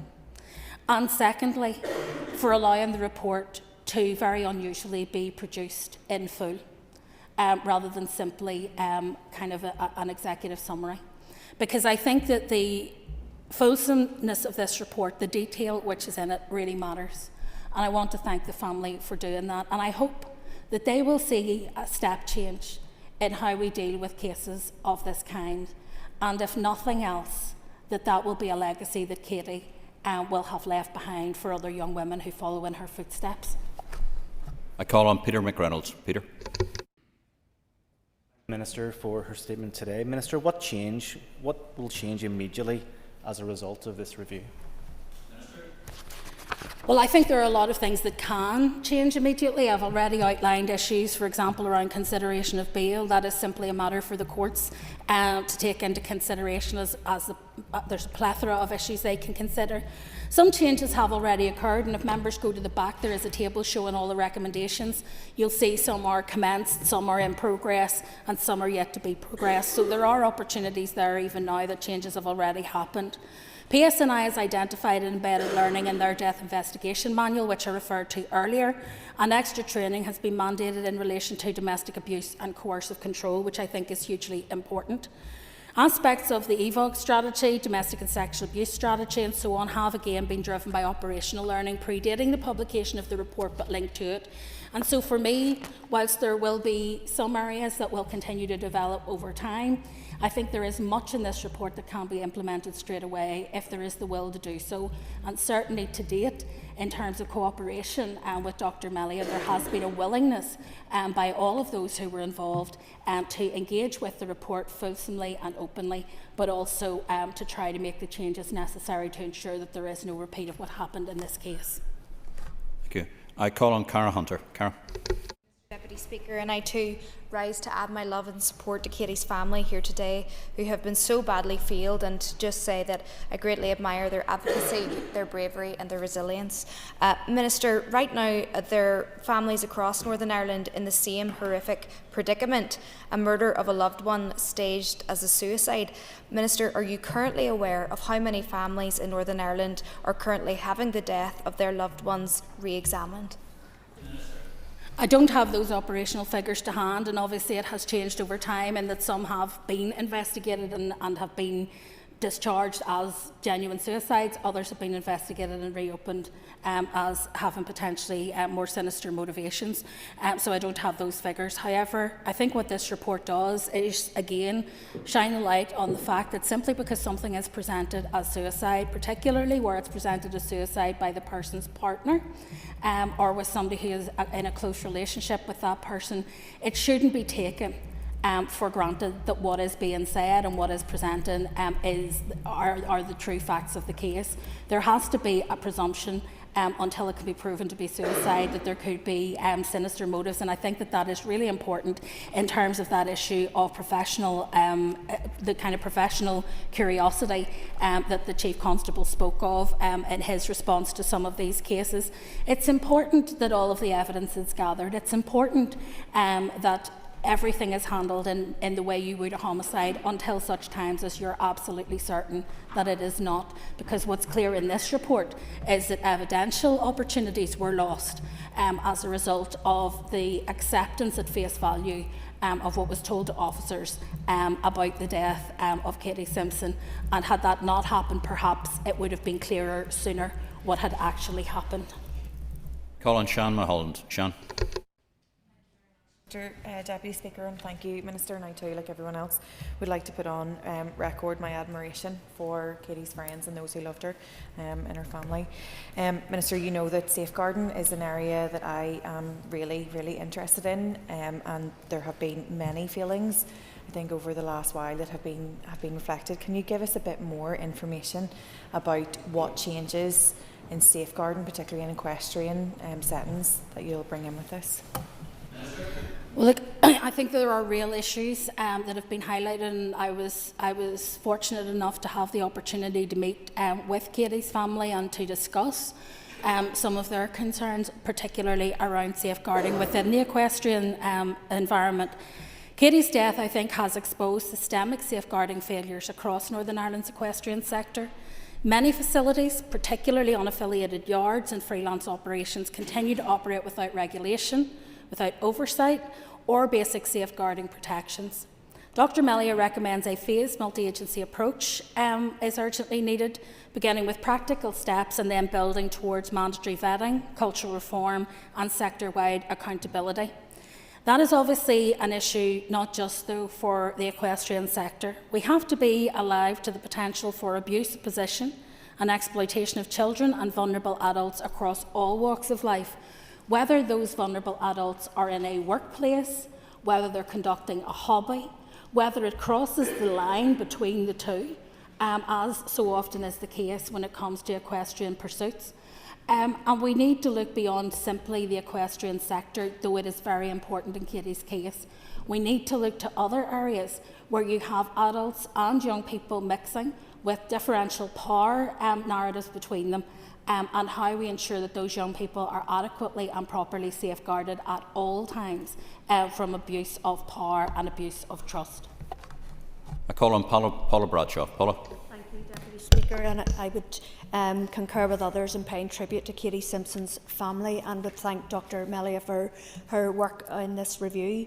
Minister, the term coercive control has come up a number of times today. Can you please outline how the justice system will take more cognizance of it going forward? Thank you. The Domestic Abuse and Civil Proceedings Act significantly strengthened protections for victims of domestic abuse, particularly when it comes to coercive control. And it recognised that serious harm can be caused not only by physical violence, but also by psychological, emotional, coercive and controlling behaviours. Dr Melia has made a number of recommendations for further training for staff to identify indicators of coercive control and respond to these correctly, and calls for that to be embedded in decision making during investigations, at bail hearings and in risk assessment and management. It also calls on the multi-agency management of offenders under PAPANI to ensure coercive control is recognised as a continuing risk even in the absence of a current relationship. The fact that someone has ended the relationship does not necessarily mean that the coercive controlling behaviour has ended, and it's important that people recognise the long tail that can have in someone's life. Furthermore, and importantly, the review recommends that we have to strengthen and broaden public awareness initiatives across Northern Ireland when it comes to coercive control. These campaigns should also address and challenge victim-blaming attitudes, and we have heard some of those victim-blaming attitudes, sadly, in our media, even over this weekend. We need to help to foster better public understanding of abuse and its serious consequences, and reach the public where they are, whether that's at home, whether it's in work, whether it's in medical settings or in education, to ensure that we recognise coercive control is a serious issue. It does serious harm. It is no less harmful than physical violence, and indeed can often lead to some of the most serious physical violence and homicide that we have witnessed. Call on Mark Durkin. Mark. Thanks, Deputy Speaker. I thank the Minister for her statement and for having this important piece of work carried out. Of course, our thoughts are with Katie's family and friends today, but I can't also help think of the late Paul Losby, a constituent of mine who raised early concerns about Cresswell. He felt those concerns were dismissed, but also that he was demonised. Minister, earlier you hinted that in contrast to your own party colleague, some seemed content to shut this issue down. Could the Minister elaborate on that, and is there any suggestion of political involvement or interference in the investigation into Katie's murder? Minister. Well, first of all, I want to thank the member, because I know that it's something that he has been very proactively engaged in. The report is there to be read, and there is no suggestion in the report that is a significant concern. But the member will also be aware that the death of Katie Simpson is one that has been there has been much media surrounding it. There have been much discussion surrounding it. And many views have been expressed in terms of the unwillingness to confront what was a very serious situation. And that is what I was referring to when I was speaking about those who seemed unwilling to look. I mean, I think there is a tendency with all of us when we take a position on something that we don't want to have to go back and retake our position and rethink our position. It is much easier, I think, to hope that someone else has got it wrong than accept that perhaps you have got it wrong. And I think that prevailing culture within organisations, particularly hierarchical organisations, can be incredibly dangerous. Just because you're more senior doesn't necessarily mean you've seen the thing that could be key in an investigation. Often someone more junior who is much closer to the issue may have witnessed something, seen something, felt uneasy about something that really matters. And none of us in any walk of life should be so arrogant as to think that we can't learn from others and shouldn't listen to their complaints and take them seriously when they're raised. And I think one of the lessons in terms of Katie Simpson's death and what surrounded it is how many people had to raise concerns before their voices were heard. Not every victim will have so many people so committed to fighting their case, and it can't be reliant on that for people to get justice. Call on Jerry Carroll. Jerry. Minister, I also pay tribute to Katie Simpson and thoughts to her family, but it's clear we're dealing with PSNI failure once again when it comes to violence against women and girls, Minister. And I know the family, through their solicitor, have raised serious questions about the PSNI, and I don't know how thorough their investigation was, and I don't know if anything was concealed from them, but I hope not. I want to ask the Minister, are you happy with how the PSNI investigated her murder, how they've handled this case, including the senior officer in charge, and how many PSNI members have been subject to disciplinary proceedings because of the killing of Katie Simpson, and for what reasons? I've already dealt with the issue of the fact that so many people who were being investigated for the mishandling of this case were able to retire, and also have set out the changes that I intend to bring forward to make sure that there can be no repeat of that. I'm also conscious that there has, in addition to this report, and the clear misogyny that was identified in this report, and the confirmation biases and the victim-blaming narratives that were accepted in this report, I'm also aware of the very recently published independent review confirming clear evidence of sexism and misogyny within the PSNI. I think it would be ridiculous, frankly, of me to stand up here and say that I am satisfied with how Katie Simpson's murder was investigated from the outset, when there is a report sitting before me that highlights the many, many failings, not just of the PSNI, also of health trusts and others who were in direct contact with Katie and Jonathan Cresswell over a significant period of time. So I'm not going to sweep what is in this under the carpet. Instead, I'm going to take this report. I'm going to, as I've said, I've asked Dr. Melia to take it forward in terms of implementation, and I'm going to make sure that what is in this report is learned from, and that our systems change and improve. Any system made up of human beings will have flaws. That is the reality of the human condition. But what we need are systems that, when those flaws or biases are exposed, that we are able to set those systems in place that will prevent those from doing further harm. And I think that that is the purpose of this report. And for me, it is important to say that the PSNI, along with all of the other agencies who were asked to cooperate with this investigation, have done so openly and transparently. That is not just my assessment, but that is the assessment of Dr. Jan Melia, who I think is better placed than anyone to give that assurance. I call on Timothy Gaston. Timothy. Thank you very much, Deputy Speaker. Like all other MLAs who have spoken, my thoughts are with Katie's family and parents, especially as they listen on to the Minister's statement here today. Minister, in the BBC Northern Ireland Spotlight series on the Katie Simpson murder, it is reported that someone in a political party contacted the journalist Tanya Fowles to tell her there was nothing to see here and that Katie's murder was a suicide. Did this review consider that issue, and was Dr. Melia in contact with the journalist or the BBC in the attempt to establish which party was involved? Minister. The purpose of this review is to look at systemic failures within the public protection system, within the PSNI and with the other statutory agencies and voluntary agencies who were directly involved. It was not a criminal investigation and therefore would not have looked into the issue of whether, and I'm aware of the allegations, as I think most people in this chamber are, it would not have looked into detail of whether or not there had been any attempt to pervert the course of justice, which is what such a call may amount to. So it wasn't a criminal investigation, it was about the systems that are in place to protect people. Those who have information about that call and that alleged conversation and those alleged interventions need to provide that directly to either the PSNI or the Ombudsman to be thoroughly investigated. The member will be aware, as what I said at the outset, that there is an Ombudsman investigation ongoing at the moment, and that may or may not lead to criminal proceedings. That has still to be concluded, and there will also be a coroner's inquest, and those may be better fora than this to be able to look at what are essentially allegations both of malfeasance in public office potentially or of perverting the course of justice, and either of those could be looked at by the PSNI or the Ombudsman at any time. I have one further member indicated to wishes to speak. If any other members wish to, please make their position known now. Colin McGrath. Colin. Thank the Minister for the statement on this most important issue, and of course our thoughts are with Katie and her family.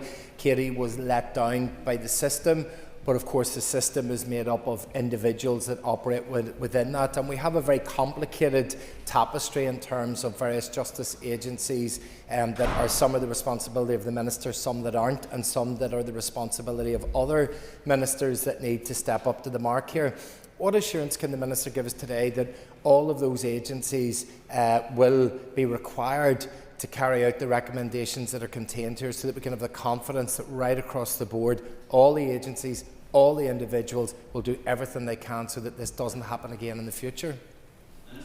Well, as I said at the outset, this was not on a statutory footing in the same way that a domestic homicide review would be. It was a different kind of report, which I instigated specifically because I believe the seriousness of the failures were such that we needed a proper independent investigation of the system.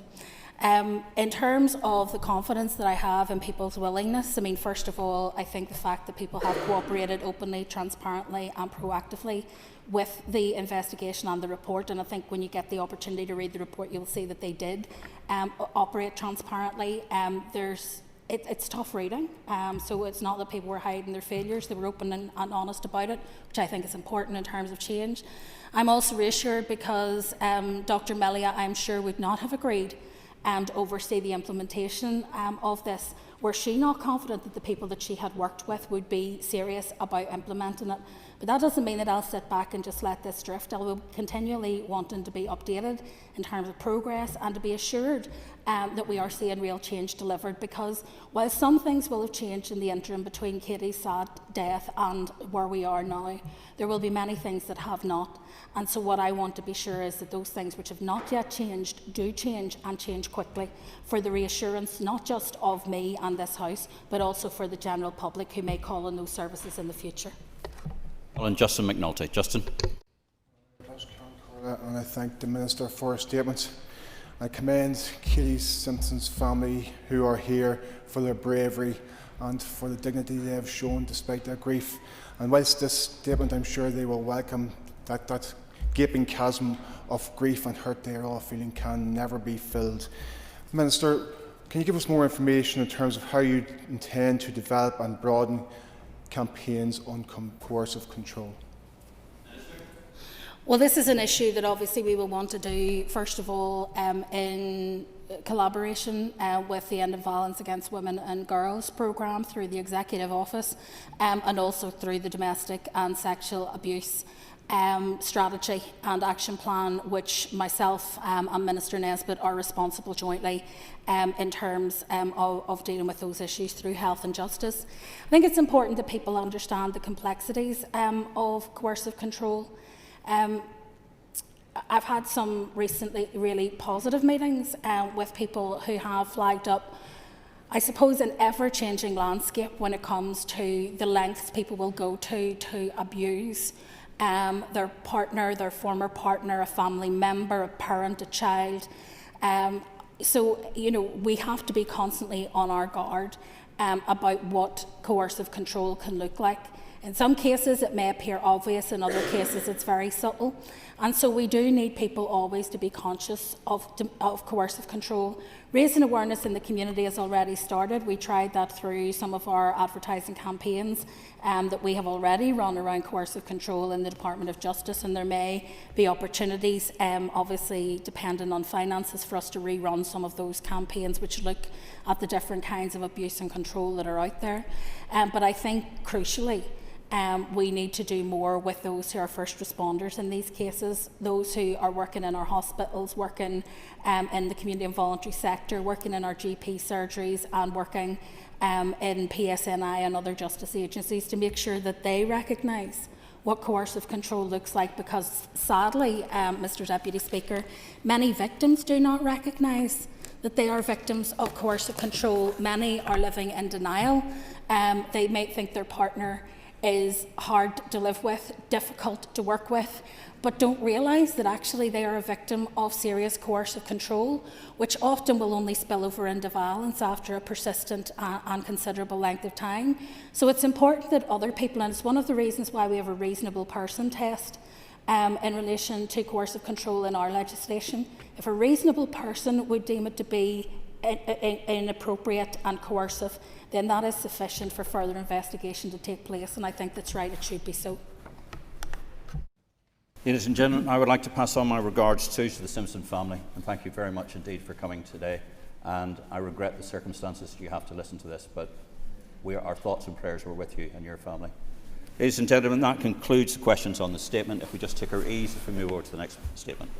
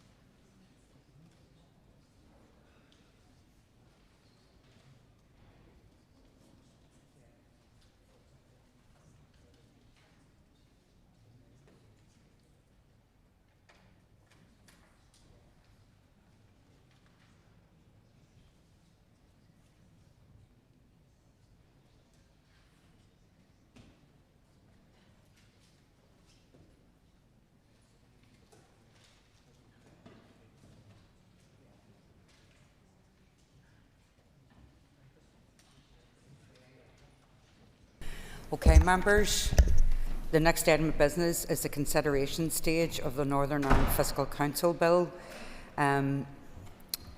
So I call on the Minister of Finance, Mr John O'Dowd, to move the bill.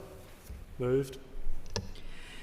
So, members, you'll have a copy of the marshalled list of amendments detailing the order for consideration. The amendments have been grouped for the debate in the provisional grouping of amendments selected list. So just, if you bear with me, I want to explain these amendments. So there is a single group for debate which contains 5 amendments.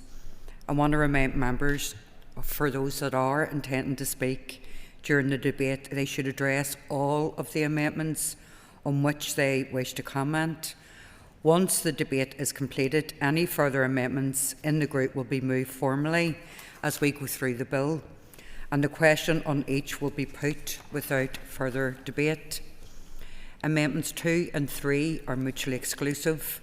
Therefore, if Amendment 2 is made to the bill, Amendment 3 will not be called. Amendments 4 and 5 are also mutually exclusive. So therefore, if Amendment 4 is made to the bill, Amendment 5 will not be called. The question on stand part will be taken at the appropriate points in the bill. So if that's all clear, which I hope it is, we will proceed. So no amendments have been tabled to Clause 1. So the question is that Clause 1 stand part of the bill. All those in favour say aye. Aye. Contrary of any noes? The ayes have it. The ayes have it. No amendments have been tabled to Clause 2. So the question is that Clause 2 stand part of the bill. All those in favour say aye. Can't we have any noes? The ayes have it. The ayes have it.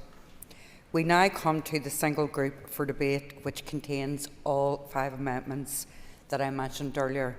So at this stage I call on Matthew O'Toole to move in amendment number 1 and also to address the other amendments in this group. Matthew, thank you.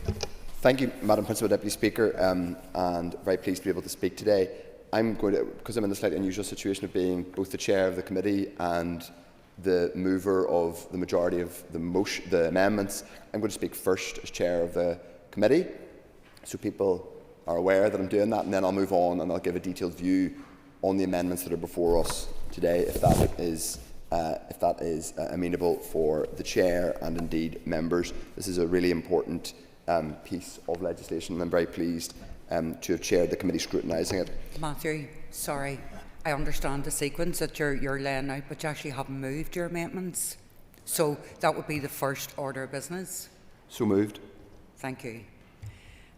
So you now start. So really, what you're saying is, if you're moving your amendments, you need to speak to those amendments, and then you need to make a decision if the Finance Committee are supporting those amendments or not, or if you're speaking in your capacity as leader of the opposition. So what I'm going to do is give the committee's view first, Madam Principal Speaker. The Finance Committee has done scrutiny on this bill overall, and it is not giving a view on amendments either in my name or anyone else's name. Just to be clear on that. But there is other scrutiny that that the committee has done that I want to give for the benefit of the Assembly more generally. This bill is unusual, not because of its length or complexity, but because of its clear importance. It's not every day that we legislate to put a body into law. The bill places the Northern Ireland Fiscal Council, which has been in operation since 2021, on a statutory footing following commitments made in the New Decade New Approach Agreement. It is an important piece of legislation which provides a clear legislative framework for the Council's functions. The committee undertook very detailed scrutiny of the bill. It sought written evidence from key stakeholders, carried out online surveys, commissioned research and took extensive oral evidence from a range of organisations, including economists and academics from here and elsewhere, the Scottish Fiscal Commission, the Irish Fiscal Advisory Council, the OECD, the Northern Ireland Audit Office, the NI Fiscal Council itself, as well as the Department. So I want to place on record my sincere thanks to all those who contributed. Their evidence was invaluable in terms of rigorous scrutiny of the bill. The committee has specifically considered the issues in a way that's been guided by the OECD principles of independent fiscal institutions, of transparency, integrity, accountability and effective governance. So I want to thank the Department Bill team who have worked very closely with us on this. The bill comprises 9 clauses and 2 schedules, and I'll just run through them briefly and give the committee issues raised by the committee. Clause 1 establishes the NI Fiscal Council as a statutory body. There's been widespread agreement that placing the Council on a statutory footing is an appropriate and necessary step. It supports the Council's authority, credibility and permanence and aligns Northern Ireland with established international practice. Clauses 2 to 6 set out what the Council is there to do. They place clear duties on the Council to assess the Executive's budget and examine the sustainability of public finances. That obviously is work that is particularly important, including given current pressures on public finances. Clause 2 sets out the Council's main functions to examine and report on public finances, including statutory duties to publish a budget assessment report and a fiscal sustainability report, alongside any other reports the Council considers appropriate. Clauses 3 and 4 provide the detail on these reports, including the purpose of the budget assessment report and the distinction between that report and its thematic fiscal sustainability reports. In carrying out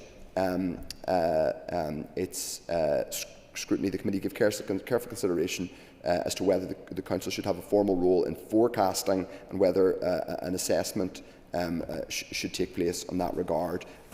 The committee hasn't brought forward amendments, but clearly members have taken a view on that, and obviously I will be moving amendments later on in a different role. Clause 5 enables the Department of Finance to confer additional functions on the Council, and that received particular scrutiny. The committee sought and received assurances that any such changes itself would be subject to consultation, including with the Fiscal Council itself, and require Assembly approval. The committee also secured clarification, which is extremely important in the bill's explanatory and financial memorandum, that the Committee for Finance will be included in the consultation process, and I do thank the Department for its willingness to address that question. The committee also examined issues relating to independence, transparency and accountability. It welcomed the explicit provision in Clause 6 that the Council is not subject to direction or control and must act transparently, objectively and impartially, aligning with the OECD principles of independence and non-partisanship. The committee considered matters relating to reporting, timing and engagement with the Assembly across clauses 2 to 6. It secured a number of assurances and clarifications to the explanatory and financial memorandum, and I want to thank the Department for working with us in that regard. We have had important clarifications to the explanatory and financial memorandum, which will strengthen and clarify accountabilities both to the Finance Committee, we have had ourselves inserted into the EFM usefully, and also to the Assembly more broadly. The committee is content, therefore, with clauses 1 to 6. Turning to Schedule 1, moving on to the schedule now of the report, much of the committee's scrutiny focused on whether the governance framework provides sufficient assurance of the Council's independence in practice. In particular, the committee examined appointments, access to information, reporting, transparency and funding. The committee recognised that amendments to the governance arrangements for the Fiscal Council could have wider implications. Such changes may set precedents for other arm's-length bodies, creating an unintended ripple effect, something the committee was keen to avoid. For this reason, the committee approached its scrutiny with caution, mindful that even amendments, specifically amendments in relation to governance, could have unforeseen consequences. So, for example, had we made substantive amendments around how the governance arrangements work, they could have had other unintended consequences for other arm's-length bodies. But we did investigate in detail the transparency of appointments arrangements, including concerns about perceptions of independence. We sought clear assurances that they would be made in line with the Commissioner for Public Appointments Code of Practice and subject to a skills audit, as well as securing clarification in the explanatory and financial memorandum. The committee will be kept abreast of any changes to Council membership, and it is really important that we get that. It is important that we clarify that the Fiscal Council is not simply reporting to the Executive. In fact, it is there may be difficult things the Council has to say in relation to executive policy. It needs to be able to have the independence to say that, and to say that to the public and to this Assembly. The committee also considered the Council's right of access to information and noted the Council's evidence that access to information has not been an issue to date. It welcomed provisions underpinning transparency, including the requirement to publish data statements, and secured clarification that these statements will also be provided to the Committee for Finance. And this is really baking in that independence, Madam Principal Deputy Speaker. In addition, the committee welcomed confirmation that memoranda of understanding are already in place with departments and the Northern Ireland Office, and will be reviewed once the provisions are placed on statutory footing. Schedule 1 also makes provision for an annual report and external reviews. The committee placed emphasis on the importance of strong Assembly engagement and the visibility of the Council's work. Both and the Department agreed that EFM amendments the Department agreed explanatory and financial memorandum amendments confirming that both the annual report and external review reports will be shared with the Committee for Finance in addition to the Department. Funding arrangements also received significant scrutiny, including the fact that the Council's costs are included within the Department's estimates and that accounts are audited by the Comptroller and Auditor General. The committee explored what these arrangements mean for independence and transparency, including the value of clear budget lines and the importance of funding stability over the longer term. And this is absolutely critical, Madam Principal Deputy Speaker, because the Fiscal Council cannot be genuinely robust and independent if there is any doubt over its funding. We did get clarity from the Department in that, and that has been clarified, but it will be for future finance committees and indeed all members of the Assembly and indeed external observers to ensure that the Fiscal Council is being funded transparently and in a way that allows it to do its job. We need to bake in what any future executive, even because clearly the Fiscal Council, by the nature of its job, has to say things that are occasionally difficult for an executive and occasionally difficult for a UK government and indeed other bodies to hear. Schedule 2 makes consequential amendments to place the Council within existing administrative and audit frameworks, enabling it to operate as a statutory body. Throughout our scrutiny, Madam Principal Deputy Speaker, we've sought to ensure the bill strikes the right balance between independence, accountability and flexibility, while remaining mindful of potential effects on other arm's-length bodies. We welcome the Department's engagement, particularly its willingness to provide assurances and amendments to the explanatory and financial memorandum, which are particularly important, and the Minister may want to touch on those in his whine, because we do need to ensure the committee is kept informed, including direct receipt of Council reports, membership notifications, data statements, consultations on regulations under Clause 5 and copied accounts. Subject to the EFM amendments being made, we are satisfied that those are satisfactory, but obviously we want to see those amendments being made. Having complete our scrutiny, the committee supports the Fiscal Council Bill, and it has consistently supported the Fiscal Council Bill, and placing the Fiscal Council on a statutory footing is an important step in strengthening fiscal transparency and independent scrutiny in Northern Ireland. Now, I will move on in my own capacity as a mover of several of the amendments today. In fact, all but one of the amendments today, and apologies, there's a slight, some of them are in the name of Matthew O'Toole, some of them are in the name of the Leader of the Opposition. Please don't read anything into that. That doesn't mean that some are better than others, or that I like some of them more than others. It's just a quirk of the way that they, at the timing with which they were submitted, Madam Principal Deputy Speaker. And I should say, a lot of what I do as Leader of the Opposition is in the spirit of robust political challenge and holding the executive to account, and often I do that in a very robust way, and sometimes it isn't comfortable for different parties in the Assembly Chamber. Sometimes it's not that comfortable for me, because I've got to stand up and do it by myself and get all the heat. But genuinely, today's amendments from me are about trying to build a consensus in terms of how we improve governance here in Northern Ireland.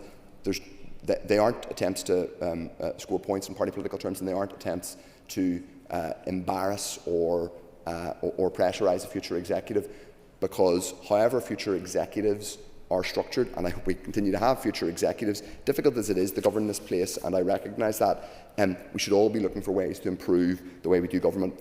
I think our amendments today to the Fiscal Council Bill will enable us to improve policy outcomes. I think if done right, they will improve the quality of the policy debate here in the North. Whatever your political perspective, whether you're unionist, nationalist, whether you're on the left or the right, whether you, like me and many of us in this chamber, are geeks about fiscal and economic policy, or whether you don't give two hoots and you simply want your public services to work better, this is about improving the quality of governance, a better policy debate, better scrutiny and better accountability. It will seem a bit tacky, but it's really important. I will go through the amendments. I'm happy to take any questions. I am mindful that we will break up at 1 o'clock. I hope I'll be broken up by then, but I do want to be generous in taking interventions or clarifying points for people, because I'm very keen that hopefully we can pass at least some of these amendments and build a consensus in terms of improving the quality of policy making. Amendment 1 inserts in Clause 3 a requirement or the opportunity for the Fiscal Council to, in its budget assessment reports, quote, consider the extent to which the proposed budget, that's budgets published by the executive, and this is not, I'm not going to get into debates about the current budget situation or about where that is, because I'm not sure it's actually particularly useful for this debate. I want to talk about us doing better budgeting more generally. This amendment would allow consideration of the extent to which the proposed budget is aligned with the most recently agreed programme for government required under Section 20 (3) of the Northern Ireland Act 1988. Now, the Northern Ireland Act requires both a budget and a programme for government of the executive. We can have debates, and I'm sure I will at some point have very angry debates about the quality of the budget or the absence of a budget or the programme for government or whatever. But theoretically, no one could dispute that we need the budget to be aligned to the programme for government. However, I don't think even the most optimistic observer of this place, going all the way back to 1988, this isn't about one specific political party or two political parties, this is all of us, including my party, that could claim that every budget that's been agreed by this place, when we have been up and running, when we have agreed budgets, has been aligned to the programme for government.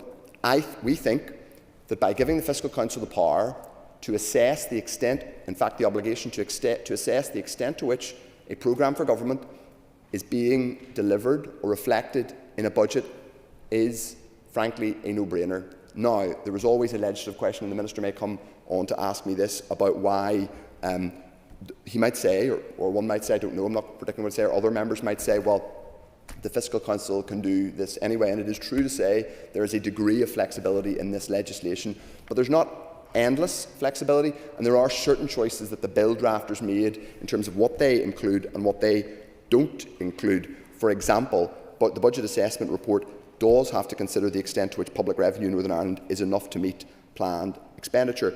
That seems sensible, it seems obvious, but it didn't have to include those words. It has been included by bill drafters so that the Fiscal Council knows we expect you to report on this and give the public of Northern Ireland and indeed MLAs a clear sense of whether there's enough money basically to meet planned expenditure. That's an obvious thing. I don't think it's any less reasonable to ask that the Fiscal Council report on whether this is aligned to the programme for government and how well that's being delivered. My amendment does not say that this needs to be an entirely freestanding report. In fact, it simply has to be included in the budget assessment report. It doesn't say it needs to be 50 pages long. It doesn't say it needs to be 5 lines long or 5 words long.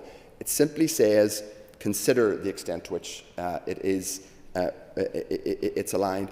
I think, given the deep frustration that the public has around delivery, and again, I'm very careful, I don't want to spend my remarks today scoring points. I have plenty of other opportunities to do that, and I'll take those opportunities, but I do want to say that this is simply about giving the Fiscal Council the clear mandate to report on how well the Executive is delivering. I could go through a range of things and say, well, they're not delivering on this, not delivering on that, not delivering.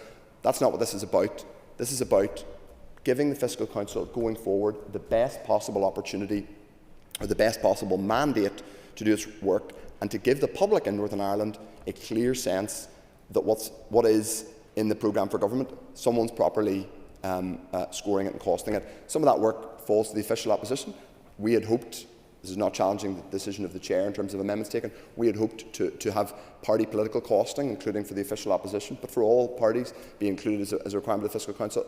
That amendment hasn't made it to the floor. I'm not making any commentary on whether that's the right or wrong decision, but part of us doing our scrutiny role, whether that's as political parties or the Fiscal Council, is about giving us the power to properly assess how well the programme for government is being delivered. It's clear that the public does have profound concern about delivery here. The most recent Lucid Talk polling is fairly shocking in terms of level of trust. I think giving the Fiscal Council this power, and it doesn't, as I say, doesn't mean they have to devote all of their energy to it, is a hugely useful addition to their responsibilities. I also think it would improve the quality of the work we do, because those of us who are fortunate enough to be able to form an executive, when a programme for government is being designed after an election, and hopefully this time next year or in a year and a bit, people will be sitting down and thrashing out a programme for government with clear, measurable outcomes. We'll be able to say, well, we're going to be measured against this, so we need things that we are going to put in this programme for government. We need to be sure we're going to be able to deliver them, and that's not unreasonable. That isn't an unreasonable thing in any party, that this stuff is deliverable and can be measured. So I genuinely, I'm willing to hear objections as to why this is wrong. I genuinely hope other parties and members across the chamber can support this. It doesn't put anybody, this isn't about putting anybody on the spot. This is about us doing, genuinely our job is constructive opposition in as constructive a way as we can. That's Amendment 1, Madam Principal Speaker. I suspect I probably won't get through them all before lunch, but it's not me being loquacious in this regard. I did have to go through them in some detail. Matthew, Amendment number 1 and 2 have already been passed. You need to address Amendments 3, 4 and 5. Thank you. So those are, sorry, the Amendments 1, Madam Principal. I'm not speaking of Clause 1, this is Amendment 1. So Amendment 2 and 3 are mutually exclusive, as you said, Madam Principal Deputy Speaker. Now, the reason both of those have been are on the order paper is that I want to have a genuine debate. We had a debate in the Finance Committee that didn't come to a hard and fast view. There was some scepticism, there was some interest. I don't want to misrepresent the views of the Finance Committee. I'm speaking on my own account now, others can do that. There was a genuine, actually a useful discussion on it, but I think this is extremely critical to the work of us, frankly all of us, as representatives here in the North, whether you're unionist, nationalist, whether you're left, right, is the extent to which things that we do here are geared towards not just counting the money in and counting the money out, though that's critical and that's a big part of the Finance Minister's job. It's about improving the prospects of people, improving our economy, and making sure that economic outcomes are properly part of policy decisions. One of the frustrations clearly the Minister has, and probably every single previous Finance Minister and anybody who observes politics here, is that the devolved financial settlement is very much geared towards money in and then money out. So that means the debate, including sometimes from people like me in my roles in office, it comes at why aren't you spending money on this? And then the other debate is the UK government isn't funding us to the right level. Both of those are really critical debates, but we kind of miss often the third leg of the stool, which is the economic output. And the economic output doesn't just mean growth in a narrow sense, Madam Principal Speaker. It can mean living standards, it can mean jobs, it can mean a whole range of other questions. Now, my amendments here simply give... I'm happy to give way. Thank you very much. It's just a short intervention. We've had the recent debacle of the Treasury coming, looking at our open book exercise and suddenly discovering £3.5 billion of savings they reckon they could have. Would the member agree with me if we actually had the principle of the Fiscal Council looking at these things in advance, so we were able to look at these issues, that wouldn't have arisen? I don't want to make that promise on behalf of the Fiscal Council. The open book exercise, I think there's a very reasonable level of cynicism about the Treasury. Frankly, I think it's a ridiculous document. I think that it's and I think it was done for very clear political a fairly jaundiced agenda from the Treasury. But certainly having the Fiscal Council has already in the last 5-6 years improved the quality of debate here. The amendments that I'm suggesting today, I hope, will improve the quality of the debate even further. So, as I say, amendments 2 and 3 do not, to be clear, the thing that they... Am I going to be interrupted here for lunch, Madam President? Matthew, you are. So just a point of clarity in mind, Clause 1 and 2 have already been debated, and you're obviously speaking to Amendment number 1 to Clause 3. So, and I am going to interrupt you. So, as people be aware, the Business Committee has been arranged to meet at 1, so therefore I propose by leave the Assembly to suspend the sitting until 2, which will be question time to Minister of Health. And then, Matthew, you will continue after. And just on behalf of everybody here, I just implore you to be very specific. Even though the debate's very important, it's very interesting, it's just that we need to hone in on your amendments. I appreciate that. So the sitting is by leave suspended. Thank you.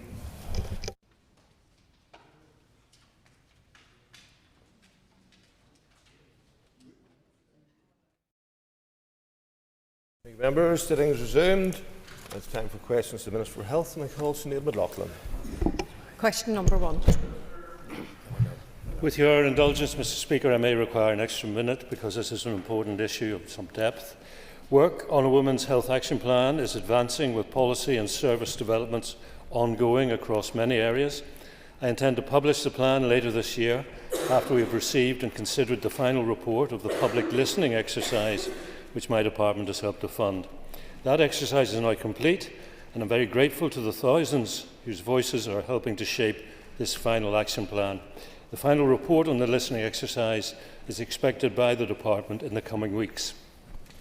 Now, I understand the anticipation around the action plan, which is about recognising and responding to the significant disparities women continue to face in health outcomes and in access to care. Much work is already underway within current resources. We're trying to reduce waiting lists and change how we deliver key services to better meet women's needs. Last year, for example, my elective care implementation and funding plan included £3.5 million recurrent funding to provide over 4,000 additional assessments and 900 treatments in gynaecology. This is helping to improve patient pathways, enhance diagnostic capacity, and provide additional theatre and outpatient sessions. We are also in the process of establishing 2 regional endometriosis centres within the Western and Belfast Trusts. Now, while there are still too many women waiting too long, the position is improving. Compared to the end of September 2025 to the end of December 2025, there were 3,000 fewer women across Northern Ireland waiting for either treatment or their consultant-led first outpatient appointment for gynaecology. I expect that progress to continue. When published, the action plan will describe the wide range of policy and service developments supporting women's health, and what's been achieved to date and what is achievable in the years ahead within the current resources. It also aims to encourage positive dialogue around women's health and well-being within our health and social care system and more broadly in society. And I look forward to updating the House in due course. Ms McLaughlin. Thank you, Minister, for that answer, and we await the publication of the action plan. But Minister, given that Northern Ireland is only part of the UK without a dedicated women's health strategy, and last week the Health Minister in the UK relaunched the Women's Health Strategy and is really trying to tackle that medical misogyny and disparity that exists within health. Do you not accept that we are falling further behind, and will you commit to ensuring that the funding and the money that is required in order to deliver those actions are going to be ring-fenced in order for us to make the improvements? Well, I regret the fact we are the only nation or region of the United Kingdom not to have such a strategy, and I'm very much in favour of one. I think it was only time constraints that led me to the position where I wanted an action plan first. I would hope there will be a strategy during the course of the next mandate. In terms of funding, the member's aware of how tight things are, upwards of 800 million of a shortfall this financial year. But as well as publishing the action plan and saying I very much hope the next minister will commit to a women's health strategy, I am in the foothills of developing another initiative which I think is a real game changer, and I look forward to updating the House on that in due course. And Minister, conscious that there was a massive announcement last week in relation to women's health, and I want to thank the Minister for the announcement on the mother and baby unit. Just plenty of really brilliant feedback, and so many women and families just delighted with that announcement. I wanted to ask the Minister on that, could he maybe explain if there can be any provision for any interim measures? I know he covered a bit of it in his statement, but if not, why not? But thank you.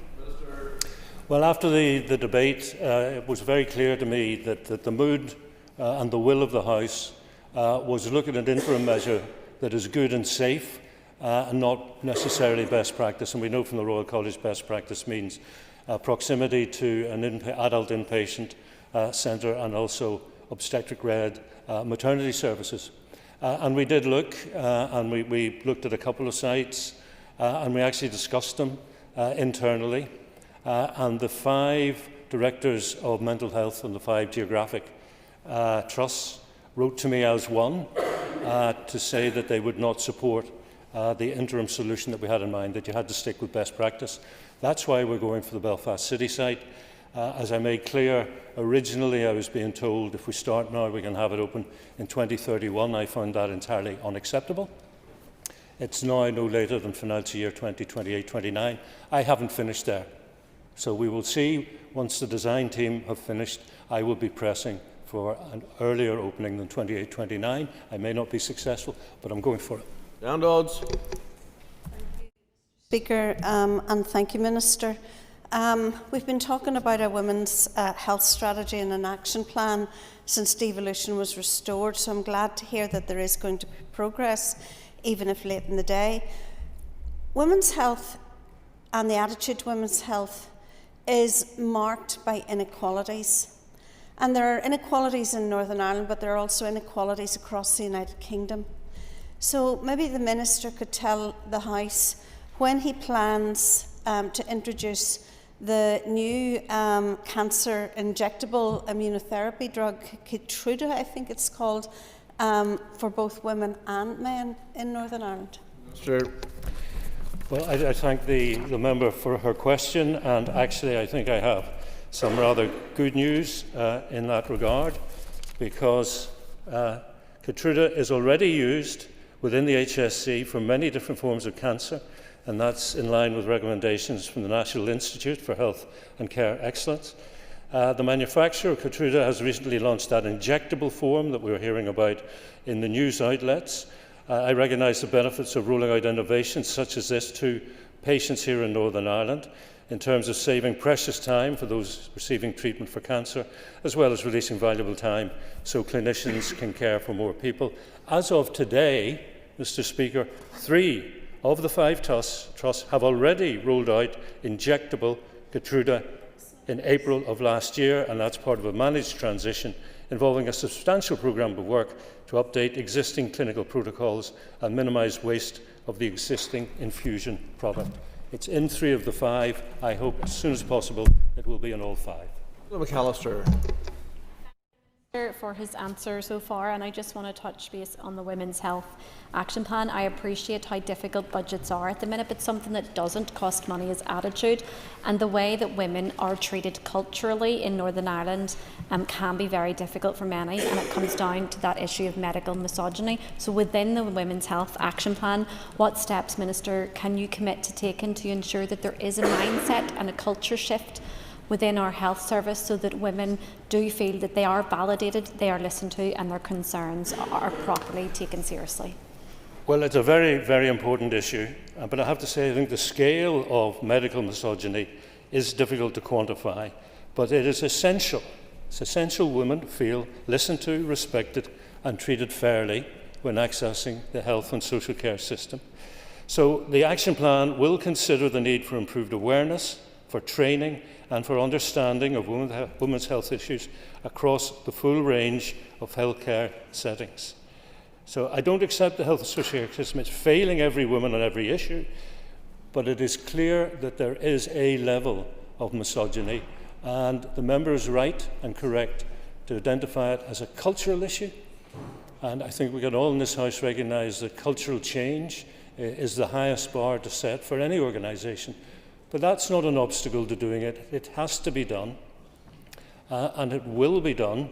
At least it will be started on my watch, and as well as hoping the next minister will commit to a strategy which will include dealing with medical misogyny, that I will put in place, I say, quite a radical reform of how we fund the health and social care service. Thank you very much, Mr. Speaker. Minister, as part of the Women's Health Strategy, are you looking at how your department records gender identity as distinct from sex to ensure men aren't being offered women's health appointments? Minister. Well, I thank the member for his question, and I will respond as follows. We have a lifespan gender service model. It's not a new service, it's rather existing services being merged into one. So nothing is changing in terms of criteria or the parameters from the model of care that has been commissioned for over a decade. However, the new service will take account of the CAS review. The CAS review called for multidisciplinary teams to be developed within regional centres. This investment will ensure that this recommended approach is taken in line with other United Kingdom jurisdictions, and the creation of 2 senior psychologist posts will greatly bolster the multidisciplinary team, and I will rely on them to make the right calls. Carl. I would agree with me, one of the quickest ways for women's health to be improved and not be left behind is the rollout of women's health hubs. And if he does agree with that, will he start by rolling out in West Belfast?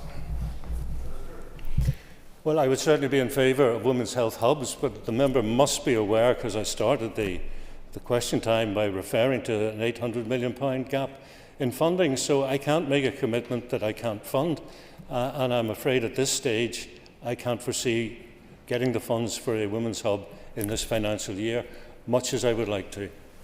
John Buchanan. Number 2, Mr. Speaker.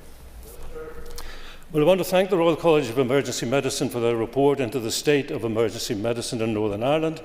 That report reinforces our understanding of what needs to be done to address the pressures in our emergency departments. As highlighted in the report, despite challenges in proving individual causality, there's clear evidence extended delays in EDs increases overall clinical risk. So my department continues to act to improve hospital flow, to reduce congestion in EDs. We have urgent care centres, minor injury units and phone first services. They're fully operational across the region, and they help to appropriately divert demand away from EDs. The continuing expansion of hospital at home and same-day emergency care services, alongside additional support for the ambulance service and the strengthening of consultant capacity at EDs, will also help deliver further improvements. NIAS introduced Release to Rescue on the 27th of April with the aim of ensuring no patient works longer than 2 hours in an ambulance outside an ED, and my officials continue to work with the ambulance service and the Trust as Release to Rescue is implemented.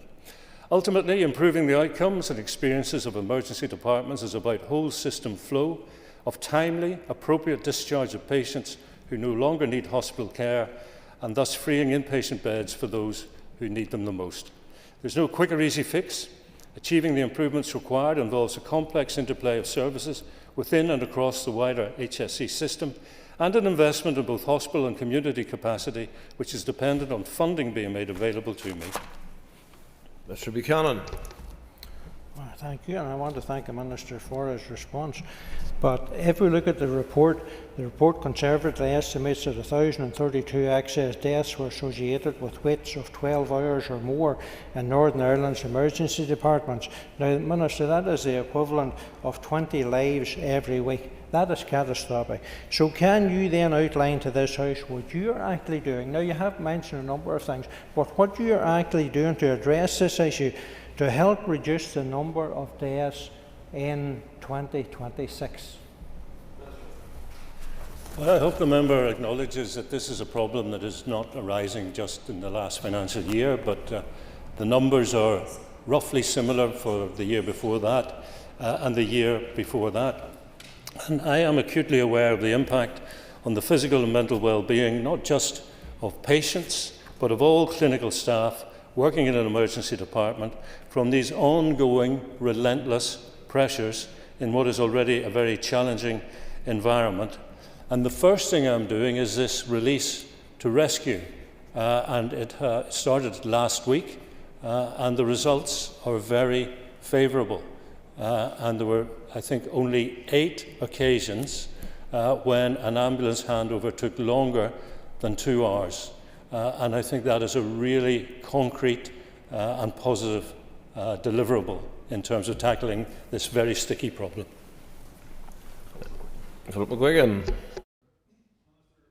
One of the key challenges right across the totality of our health service is staff shortages, and with the Department of Health no longer funding physician associate degrees, can you outline whether the department will repurpose that funding and will it be used for other training places? Well, there has, as the member is aware, been an ongoing problem in terms of this particular specialism within the workforce. What he's asking is not something that I can make up on the hoof, because I haven't given consideration to how that money is reprofiled. But and we have an £800 million shortfall, so I have no doubt officials will say to me, you've got to put all the money you can towards closing that particular gap. I would be very reluctant to take a single penny out of the money which is put in for training and workforce. Annie Donnelly. For his answers. The Minister will be aware that the 12-hour target in NEs is that no patient should ever wait longer than 12 hours, but recent statistics showed the 12-hour waits have increased by 14%, from 10,000 to 12,000 in the last year, whilst the Royal College of Emergency Medicine report referred to by Mr Buchanan showed that excess deaths related to long waits in EDs have more than doubled in the last 5 years to more than 1,000 a year. Given this stark evidence of the need for reform, what action will the Minister take to advance reconfiguration before the end of this mandate? We will do whatever we can, but I have to say to the member, I'm not going to be able to remember this off the top of my head, but a charity looked at hospital waits in emergency departments in England, and those figures were also absolutely shocking. Absolutely shocking. So it's not as if we are doing something or not doing something that isn't happening elsewhere.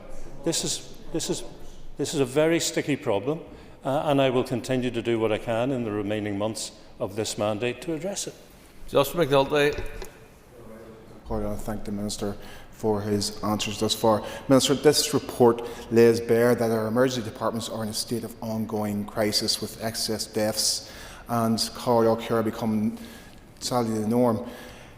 Staff giving their all, but are often overwhelmed.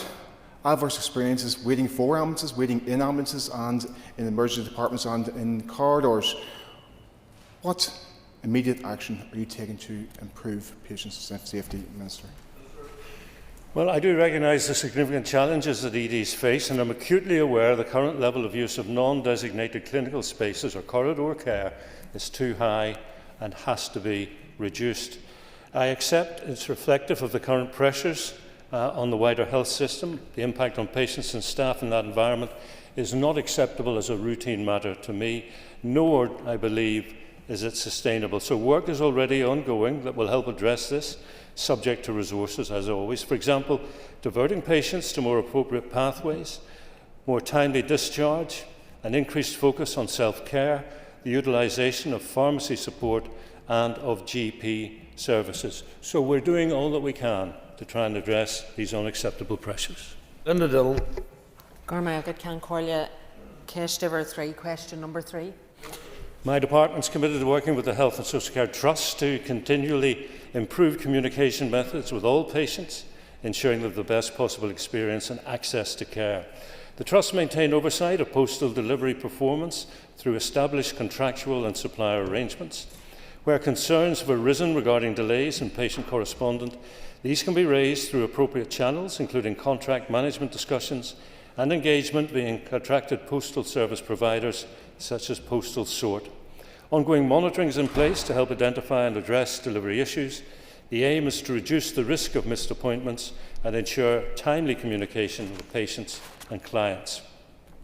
In order to help reduce the number of did not attends or DNAs, the Trust frequently use text messages as reminders alongside sending appointment letters to notify patients of upcoming appointments. Further, the introduction of the MyCare app enables patients and service users to securely access a subset of their care record, including information such as appointment letters, with the aim of reducing DNAs. This aims to provide a timely and convenient method of communication, especially when postal services may be delayed, giving patients the opportunity to cancel or reschedule, ensuring valuable appointment slots can be offered to others. Mrs. Dillon. Thank the Minister for his answer. Minister, I have been contacted by a significant number of constituents, and particularly in the area around Pumrai, which have many issues in health because they straddle two trusts, but in relation to post not reaching them in relation to appointments. And some of these are quite serious appointments that they absolutely cannot afford to miss. Mid-Ulster Council has met with both Royal Mail and with the trusts in relation to this, and I don't think that they've really gotten the answers that they required. So, and we had a number of people who've actually been put off lists in terms of waiting lists because they've missed appointments. So can we get an absolute guarantee from you today that no patient will be put off a list because they missed an appointment due to a failure of Royal Mail to deliver that post, because the Trust have the contract with Royal Mail. The patient is relying on that letter to come to them. And I do acknowledge that we have the MyCare app and the reminder text. The MyCare app, not everybody is able to access it and avail of it. However, it is a valuable tool. In terms of the text message, that may come too late for people to organise lifts to hospital appointments. Well, what I can say to the member is that there is a protocol. The trusts are required to follow what's called the Integrated Elective Access Protocol, IEAP. That's been developed to define the roles and responsibilities of all those involved in the elective care pathway. IEAP outlines good practice to assist staff with the effective management of waiting lists. The protocol aims to ensure a consistent approach is taken across all the trusts. In compliance with the guidelines, patients who don't attend their appointment due to unforeseen or exceptional circumstances, such as postal delivery delays, have a 4-week period to contact their Health and Social Care Trust to be reinstated to the waiting list from the original date of their appointment, and that will prevent patients from being disadvantaged because of missed appointments, and I hope that reassures the member. Mr Speaker, Minister, I've also been contacted by my constituents in North Down, and many of them have missed healthcare appointments at hospitals because of Royal Mail delays. Have you given any direction to the Trust on that their appointments need to be prioritised urgently because it wasn't their fault that they didn't receive the letter from Royal Mail? Well, it's not the fault of the patient that their appointment is missed because the Royal Mail didn't get the communication to them on time. And as I've just said to Linda Dillon, we have that Integrated Elective Access Protocol, which gives you up to 4 weeks to get yourself reinstated where you were on the waiting list. So I don't have any varies over the Royal Mail or any postal service. I'm in charge of the health and social care system in Northern Ireland, but I would encourage the Royal Mail and others to think very carefully about the impact of not delivering HSC literature and communications in a timely manner. Cannon. Minister, I had a positive meeting with the Royal Mail on Friday regarding this, and I learned from that meeting that the trusts go to postal cert whenever communication is written. That's then processed, then that goes to the Royal Mail. So the question is this: is the problem with postal cert, or is the problem with the Royal Mail the type of service that the trusts have asked for? If you don't put a first-class sticker on an envelope, you don't get a first-class service. So is the service you're asking of Royal Mail the correct service? Because everybody's pointing the finger at Royal Mail, but the truth's somewhere in the middle. Well, my department has not carried out an assessment of the postal service currently utilised by Health and Social Care Trusts, so no assessment has been made on the use of Royal Mail's economy postal services. Jill Guy. More, please. The additional regional funding provided to the Children with Disabilities Service is being spent on a range of initiatives to improve family and community support for children with disability. They aim to increase short break provision and expand specialist care programmes. The trusts have also increased contracts with voluntary and community providers, securing additional support for families through a broad range of service initiatives. I do remain very mindful of the urgent focus upon overnight short break provision for children with disabilities. However, it has to be recognised the provision of short breaks for children with disability is much more expansive than solely overnight provision. And I can confirm that there's been increased service provision across all 5 geographic trusts that has supported improved access to short breaks, either via day supports or overnight provision. I can advise members that as a result of the Children with Disability investment, there was approximately 869 additional overnight short breaks provided across the region between January 2025 and the end of January 26. This is in addition to development of a variety of valuable community and family support services which further enhance children with disability services. Whilst the regional investment is beginning to address key areas, I need to reiterate to members that short break services for children with disabilities remain fragile. The longer-term development of a comprehensive continuum of services will take some time, and it will be necessary to address the significant gap that exists in residential provision alongside preventative community-based services in order to protect the availability of short break services. Further sustained investment both in capital projects and workforce development will be required and required over several years. Michelle Guy. Thank you, Mr. Speaker, and thank you, Minister, for the response. Minister, the documentary I Am Not OK laid bare the dire circumstances so many of our families of children with complex needs are living with. In response to that programme, you announced $13 million to deal with the issues those families were experiencing. I have to say that announcement is looking increasingly cynical because, Minister, those families are still not OK. So can I ask the Minister when he will provide a full breakdown of how the £13.1 million investment into children's social care and respite services for the last financial year was spent, and specifically how much has been spent delivering beds for respite? Well, Mr. Speaker, I'll ignore the accusation of being cynical, and I will address the fundamental. The 5 trusts have confirmed final funding for the financial year 25-26 across a range of proposals, and the amount of funding which is rounded up are as follows: Belfast Trust 2.2 million, Northern 1.4, South Eastern 2.1, Southern 1.4 and Western 2.2. That's a total of approximately 9.4, so therefore approximately 3.7, a slippage against the original funding of 13.1. I apologise for that, but I don't apologise for the ambition in securing 13.1, and it is recurrent funding. Ciara Ferguson. Minister, I obviously very much welcomed the £2.2 million going to the Western Trust for Children's Respite Care and Support. Given the current regional recruitment campaign, which will target the recruitment of carers, who we all know are the backbone of society, is the Minister aiming to recruit? How many is the Minister aiming to recruit, and will this be sufficient to meet the current unmet need in respite services? Thank you. Well, as ever, the answer has to be predicated and ring-fenced in terms of what we've got in terms of our budget, but I thank the member for welcoming the investment in her area. So in terms of, well, first of all, recruitment is very, very challenging in this area, and the member may well be aware of that. So we will press on with trying to get the right workforce in the right place as soon as possible. And I'm also committed, and I think this is important to say, to supporting the parents and the carers of young people with disabilities. But let me write to the member if I have more detail from the department. Cara Hunter.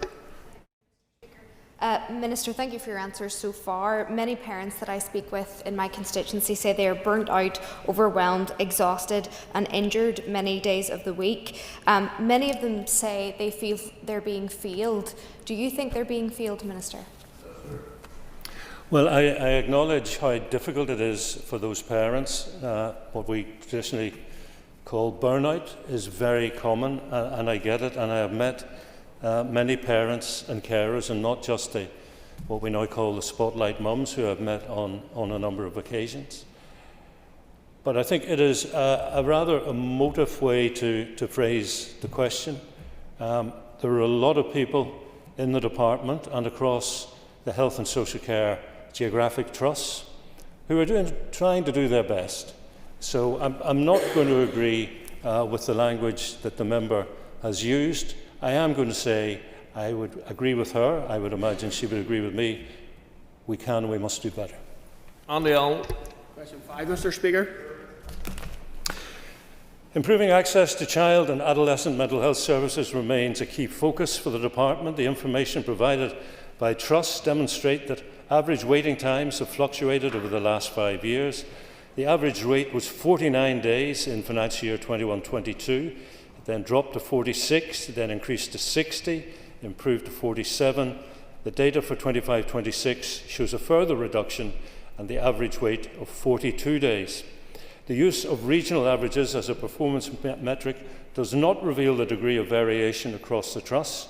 Each trust has encountered challenges in meeting the 9-week target for initial assessment in CAMS. There have nonetheless been significant improvement in some areas.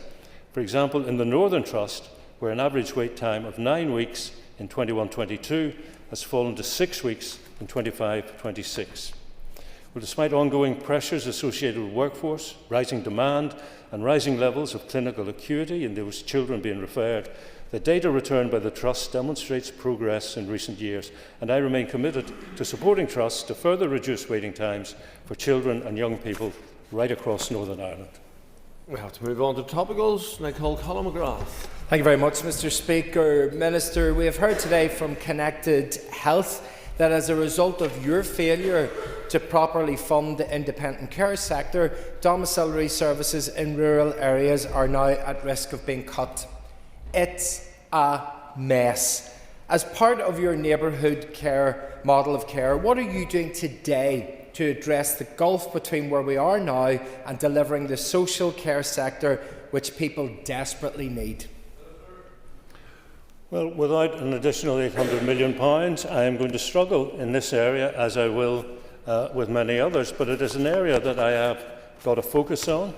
Now, the Independent Health and Care Providers, the IHCP, issued correspondence on the 2nd of March to my Permanent Secretary, raising concerns in relation to significant concerns they have on the Southern Trust home care model, on its structure, its cost and its workforce profile.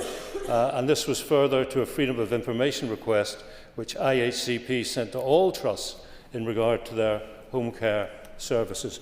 The member is a member of the Health Committee. The Health Committee have a statutory duty to assist and advise. I'm all ears. Mr. McGrath. Minister, the first step to identifying the solution to a problem is to identify that there is a problem and then determine who it is that's causing it. And I have asked you time and time again with health service problems, who is causing them? You for a lack of decision making, or the executive for the lack of finance to deal with them? And time again you have ducked that question, so I'll go again. In terms of this, the problems within domiciliary care, is it your lack of decision making or the executive's lack of funding that is causing the problem?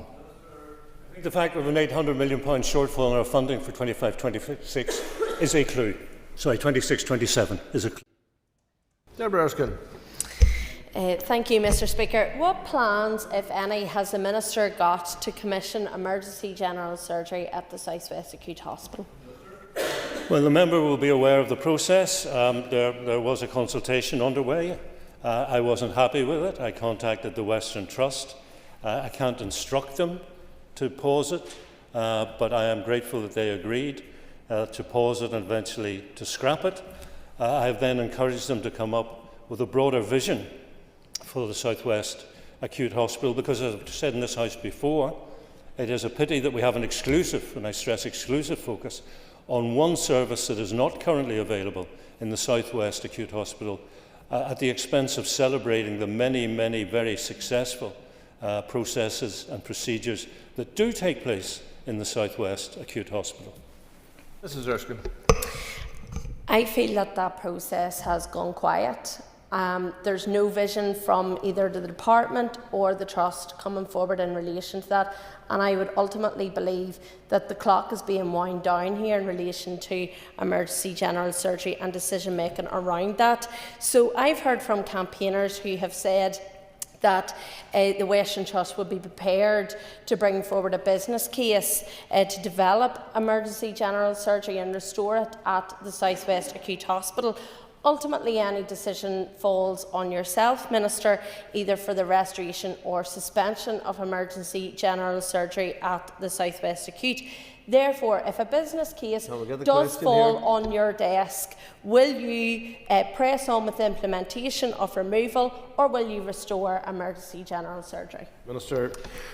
Well, the member seems to think that the department has some role to play in drawing up the vision. The department doesn't have a role in drawing up the vision. I have asked the Western Health and Social Care Trust to draw up the vision. And if the member believes that there's some sort of brake being applied by the Western Trust, my question to her is, what discussions have you had with the senior manager of the Western Trust to discuss this? Jill McElveen. Thank you, Mr Speaker. Last month, along with my brave and passionate constituent Mel Walker, I hosted a successful myeloma awareness event in Parliament Buildings, and I thank all colleagues who attended that event. Can I ask the Minister what progress is being made to improve early detection of blood cancers such as myeloma multiple? Minister. I thank the member for the question. I am not across that detail, and I'm more than happy to write to her, and if she wants to use her supplementary to further focus on the information she is looking for, I would be grateful. The Minister for his response, and happy to request a meeting to discuss this further. But can I ask the Minister what progress has been made on access to CAR T-cell therapy within Northern Ireland, and to outline any reasons for the delay in its availability? Sure. CAR T therapy is proven to be very successful, and it will be introduced when we have the new haematology ward at Belfast City Hospital. Progress on that is being made. However, it will be a number of years before that ward is available, and CAR T can only be dispensed, or that procedure can only operate in particular clinical conditions. I believe the respiratory conditions, the air around the procedure is very, very important. Members will be aware, members have called for an all-island approach, and I just reiterate that we have discussed this with colleagues in Dublin, and they have made clear they don't have the capacity to offer it to patients in Northern Ireland at this time. And if they were to set about trying to increase their capacity, it would take longer than it will take us, or the schedule for us, to open the new haematology ward at Belfast City. Stephen Dunn. Mr Speaker, 37 people have come forward to say they were abused by Jonathan Creswell, is the headline in the local media this afternoon. Given that the Katie Simpson review found repeated hospital presentations with injuries were not recognised as potential indicators of abuse, what specific steps is the department taking to ensure that patterns of harm are properly identified and also, importantly, acted upon across our health service? Minister.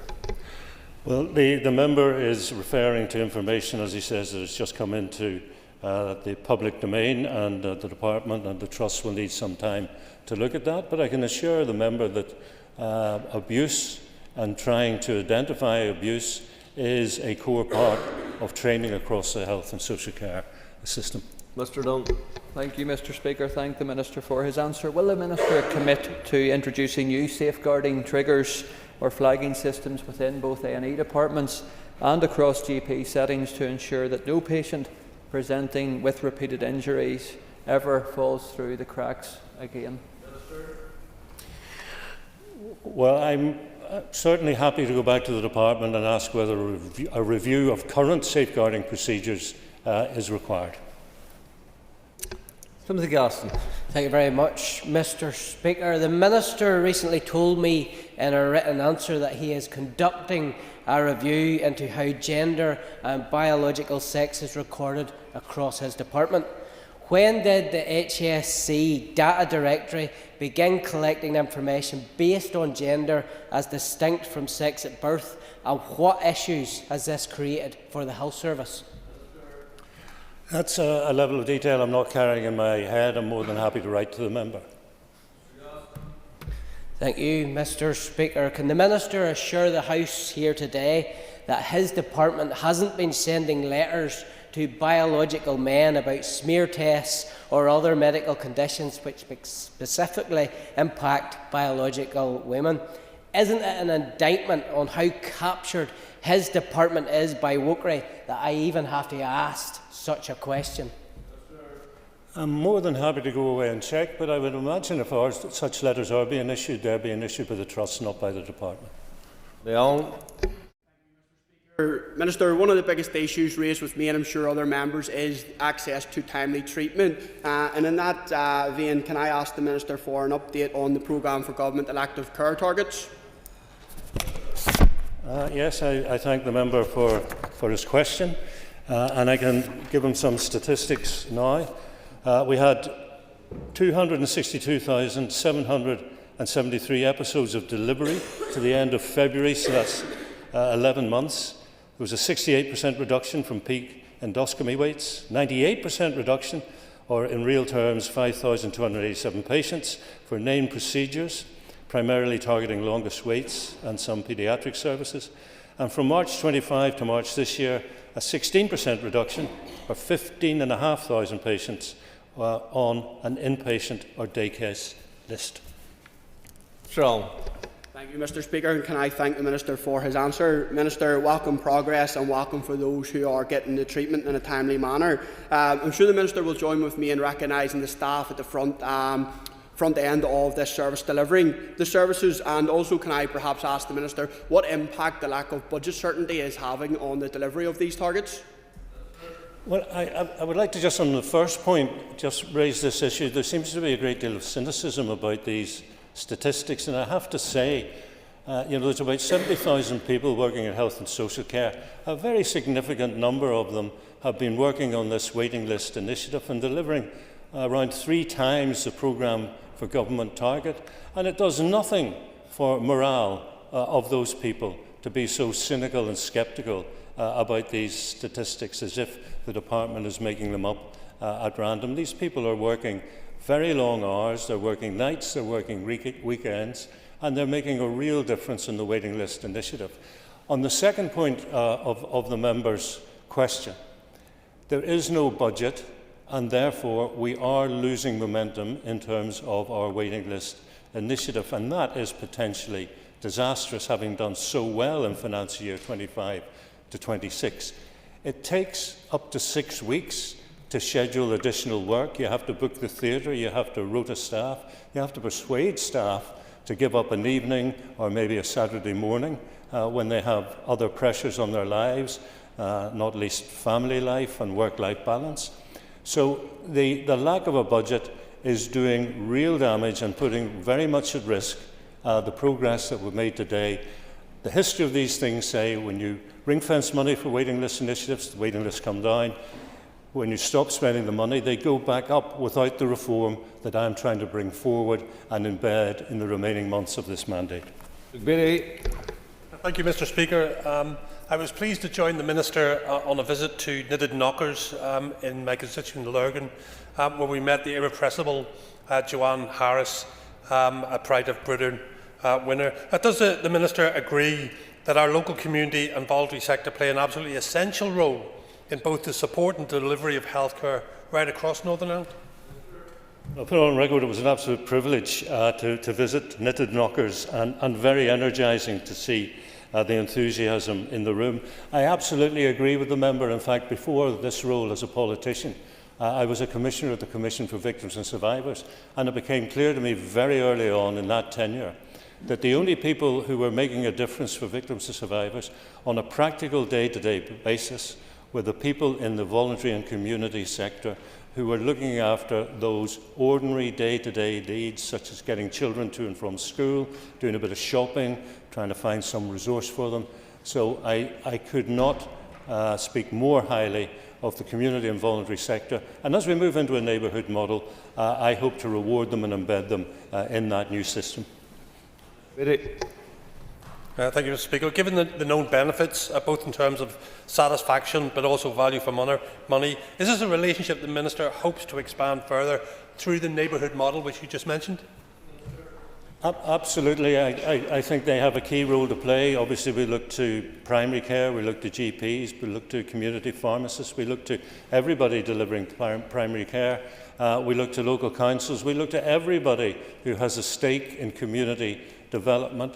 And prime and central to that group of people, that collaborative issue will be community and voluntary charity sector. Alan Chambers. Mr. Speaker, does the Minister join with me in welcoming the recent issuing of a new contract for Silverbirch GP practice in Bangor? Absolutely do. I believe it was a one-handed practice and that GP decided to retire. I am pleased the department was able to work with partners at pace to provide a replacement service and I think the paperwork is being processed as we speak, at which point the SPPG will write out to the patients of that particular practice, Silverbirch General Practice in Bangor, to let them know of the new arrangements. Mr. Chambers. We welcome the Minister's remarks, and the news was particularly welcome for the almost 2,700 patients.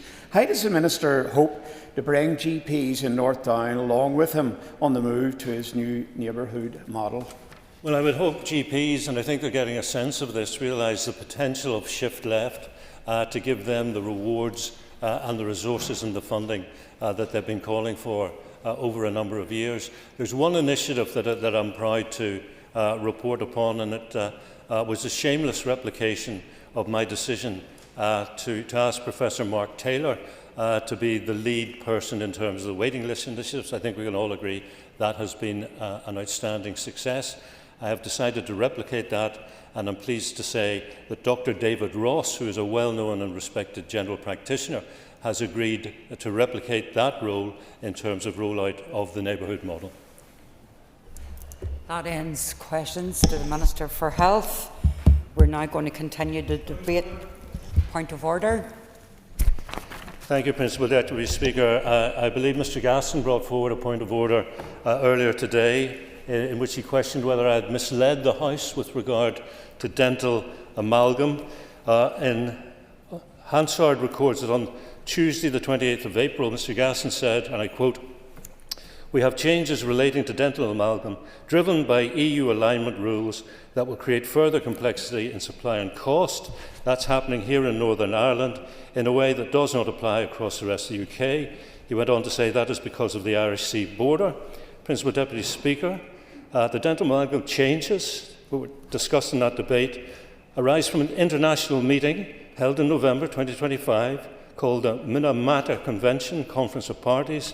It agreed to set 2034 as the global phase-out date for dental amalgam, and this applies, it's an international commitment, and it applies UK-wide. It is not the product of the Irish Sea border, as the member claimed, and I'm happy to put his record straight.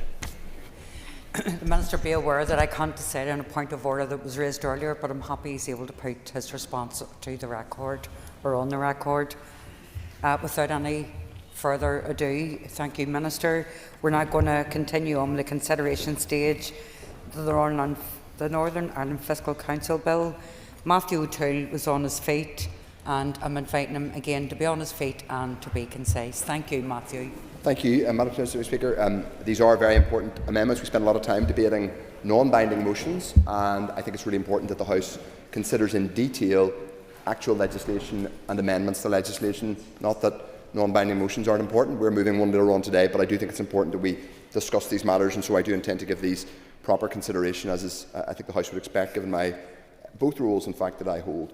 So, to go back to the amendments, I've talked about Amendment 1 and the logic in aligning a programme for government with a budget and ensuring that the Fiscal Council is mandated to properly test and tell the public whether the programme for government is aligned to the budget. Now, there is flexibility in the bill to give the Fiscal Council, for the Fiscal Council to, as it were, do whatever it likes within reason, but the bill also makes a specific choice to mandate the Fiscal Council to do specific things. The amendments today create a specific obligation or expectation that the Fiscal Council will do specific things, but they are designed to be flexible in themselves, and they do not create onerous additional burdens, and I want to be clear about that. But I think the alignment between the PFG and the budget is critical, and I also think specifically asking the Fiscal Council to ensure that there is commentary on how well those two things are aligned is a natural and essential step forward in terms of scrutiny. And I think if were we not to pass it today, people in the outside world would rightly wonder why not, and they would ask what we in this Assembly or in the Executive have to fear from the Fiscal Council simply being asked to reflect on this in relation to the legislation. So that's Amendment 1. Amendment 2 and 3 are connected. They're mutually exclusive, but there's a reason that I put both down. It's because I think it's important that we discuss and debate in this chamber properly, and all the time that's been spent on non-binding motions, this is an opportunity to talk about actual amendments and, in a sense, offer the Assembly a choice. I genuinely am of the view that we do not discuss economic, as I said earlier on, that we don't discuss economic impacts in this place enough. I think it's one reason why the public is frustrated. It's one reason why some of our political debate only touches on half the point, as it were. It's because of the nature of the devolved spending settlement. Of course, we focus on how much money we have, and that we might want more money from the UK government, and legitimate questions. We've had a lot of debate in this about the calculation of relative need here in Northern Ireland. That's an essential and important debate, but it's also important that we debate the economic impact of policies. Now, economic impact doesn't straightforwardly mean growth, albeit the Assembly will note that today we've had a rather concerning forecast from EY, who are one of the few bodies that does a Northern Ireland-specific economic forecast, who suggest that our economy will grow by 0.7% here this year. That's due to a range of things.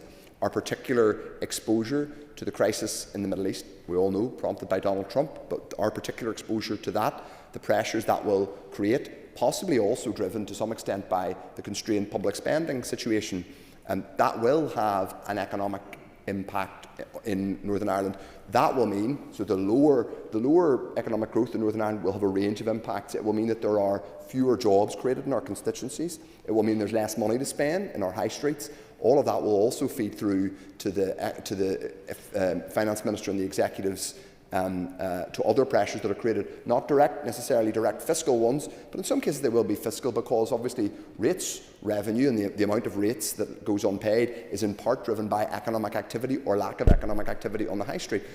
But the fact that growth is going to be at just 0.7% in the north this year also means there will be more people who will need to be, more people than would otherwise be the case, who will be either in receipt of benefits or will be seeking assistance, or who will be under pressure in some form or other. And we know lots of people are under pressure because of the huge increase in the cost of diesel and home heating oil, Madam Principal Deputy Speaker. Every one of the policies that we pursue will have an economic consequence, but we rarely properly debate them. We sometimes touch on them, we allude to them.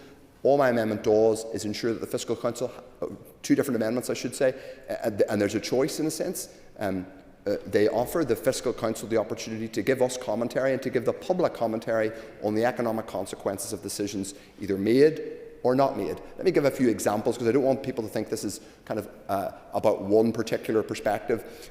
If one of the ministers talked a lot about external commentators in relation to executive choices. There are external commentators who have a particular view of how decisions made or not made by the executive, but every single one of those decisions would have economic consequences, potential upsides and downsides, which would need to be understood. If we take, for example, decisions on Northern Ireland Water and funding Northern Ireland Water, I don't think there's any appetite for introducing water charges. But, for example, if we were to think about, for example, increasing borrowing, and the Minister's done a little bit of this, increasing borrowing to pay for investment in Northern Ireland Water, one would imagine that that will have an economic consequence and an economic impact. I think one of them would be building more houses and more economic growth, and therefore more jobs for people in Northern Ireland. So I think that's a legitimate thing to discuss. People from a probably different political perspective have talked a lot, I think, and I don't agree with them, they've talked about public sector wages. Public sector workers here in the North have struggled with the lack of historic pay parity, and they've had to strike and take industrial action. Well, it's also true to say that if they don't receive pay parity, then there's less money for them to spend in all the shops, the small businesses, the pubs, etc., etc. To be clear, my suggested amendments do not mandate, nor should they be understood to mandate, the Fiscal Council to go away and either produce a macroeconomic forecast. That's a big deal. We heard in evidence in the committee that that would not be something that the Fiscal Council would have capacity for. I was curious about that as a potential measure. Having taken evidence and having heard the evidence and having thought about it and considered it, I don't think it would be practical to ask the Fiscal Council to produce, for example, the kinds of things that the Office of Budget Responsibility produces in London, a twice-yearly updated forecast of growth, unemployment, inflation and a whole range of other things. I don't think that would be a responsible expectation for the Fiscal Council, but nor do I think but I do think it is potentially reasonable to ask them, in considering, as the bill says in their budget assessment reports, considering the impact of the budget on the economy of Northern Ireland. It doesn't require a forecast, and it wouldn't require huge additional resource. It would simply require them to do some level of macroeconomic analysis of the impact. I think that would genuinely improve our policy debate. It's worth saying that there is as it were, a parallel precedent for there being an economic context to the budget, because every budget, certainly since I've been in this place, that's been produced by the Department of Finance, includes an economic chapter at the very beginning, and it says this is the context for the local economy, this is where growth is, this is where where we think the economy is. There's then a whole series of chapters on individual departments. I think there's a legitimate question about how connected that economic analysis is to the judgments or the decisions made laterally in terms of budget allocations. All I'm saying is, let's join that up a bit more. Let's have more of a conversation about economic impacts. There's no particular left-right unionist nationalist persuasion to this. This is simply about us doing policy better.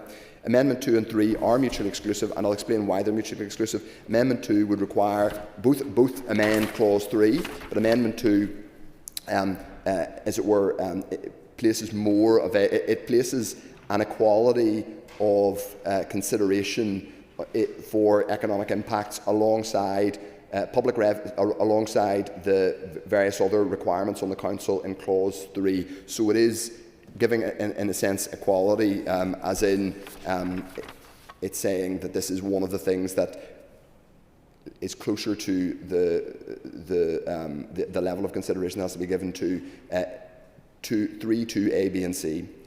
Amendment 3 is a little bit more muted in that it says, and I won't go through the text and where it falls, but it says that the Council may include consideration of the potential impact of the proposed budget of Northern Ireland. Now that gives the Fiscal Council more flexibility, and it's designed to give the Fiscal Council more flexibility. We discussed some of this in the committee. So it cannot be said that we are putting an onerous or unacceptable burden on the Council in terms of their resources. This is giving them the power and specifying that we think they may want to use that power to analyse proposed potential impacts. I think I'd rather we pass Amendment 2, but I'm content with Amendment 3 too, if there's a majority for it in the House. And I'm genuinely intrigued to hear other parties, including executive and non-executive parties, what they think about that, because I genuinely don't understand why we wouldn't do this. But I've put down both amendments because I'm keen to hear a debate, and I'm keen to hear what objection members have or what support members have for either of those amendments. And hopefully there will be some response, and I would be more than content not to move one if there was a preference for the other, Madam Principal Deputy Speaker. But I do think, and I'm really clear, that one of the most consistent frustrations I've had, not just since I've been Leader of the Opposition, but since I've been an MLA, is that we don't talk often enough about the impact, about economic impacts.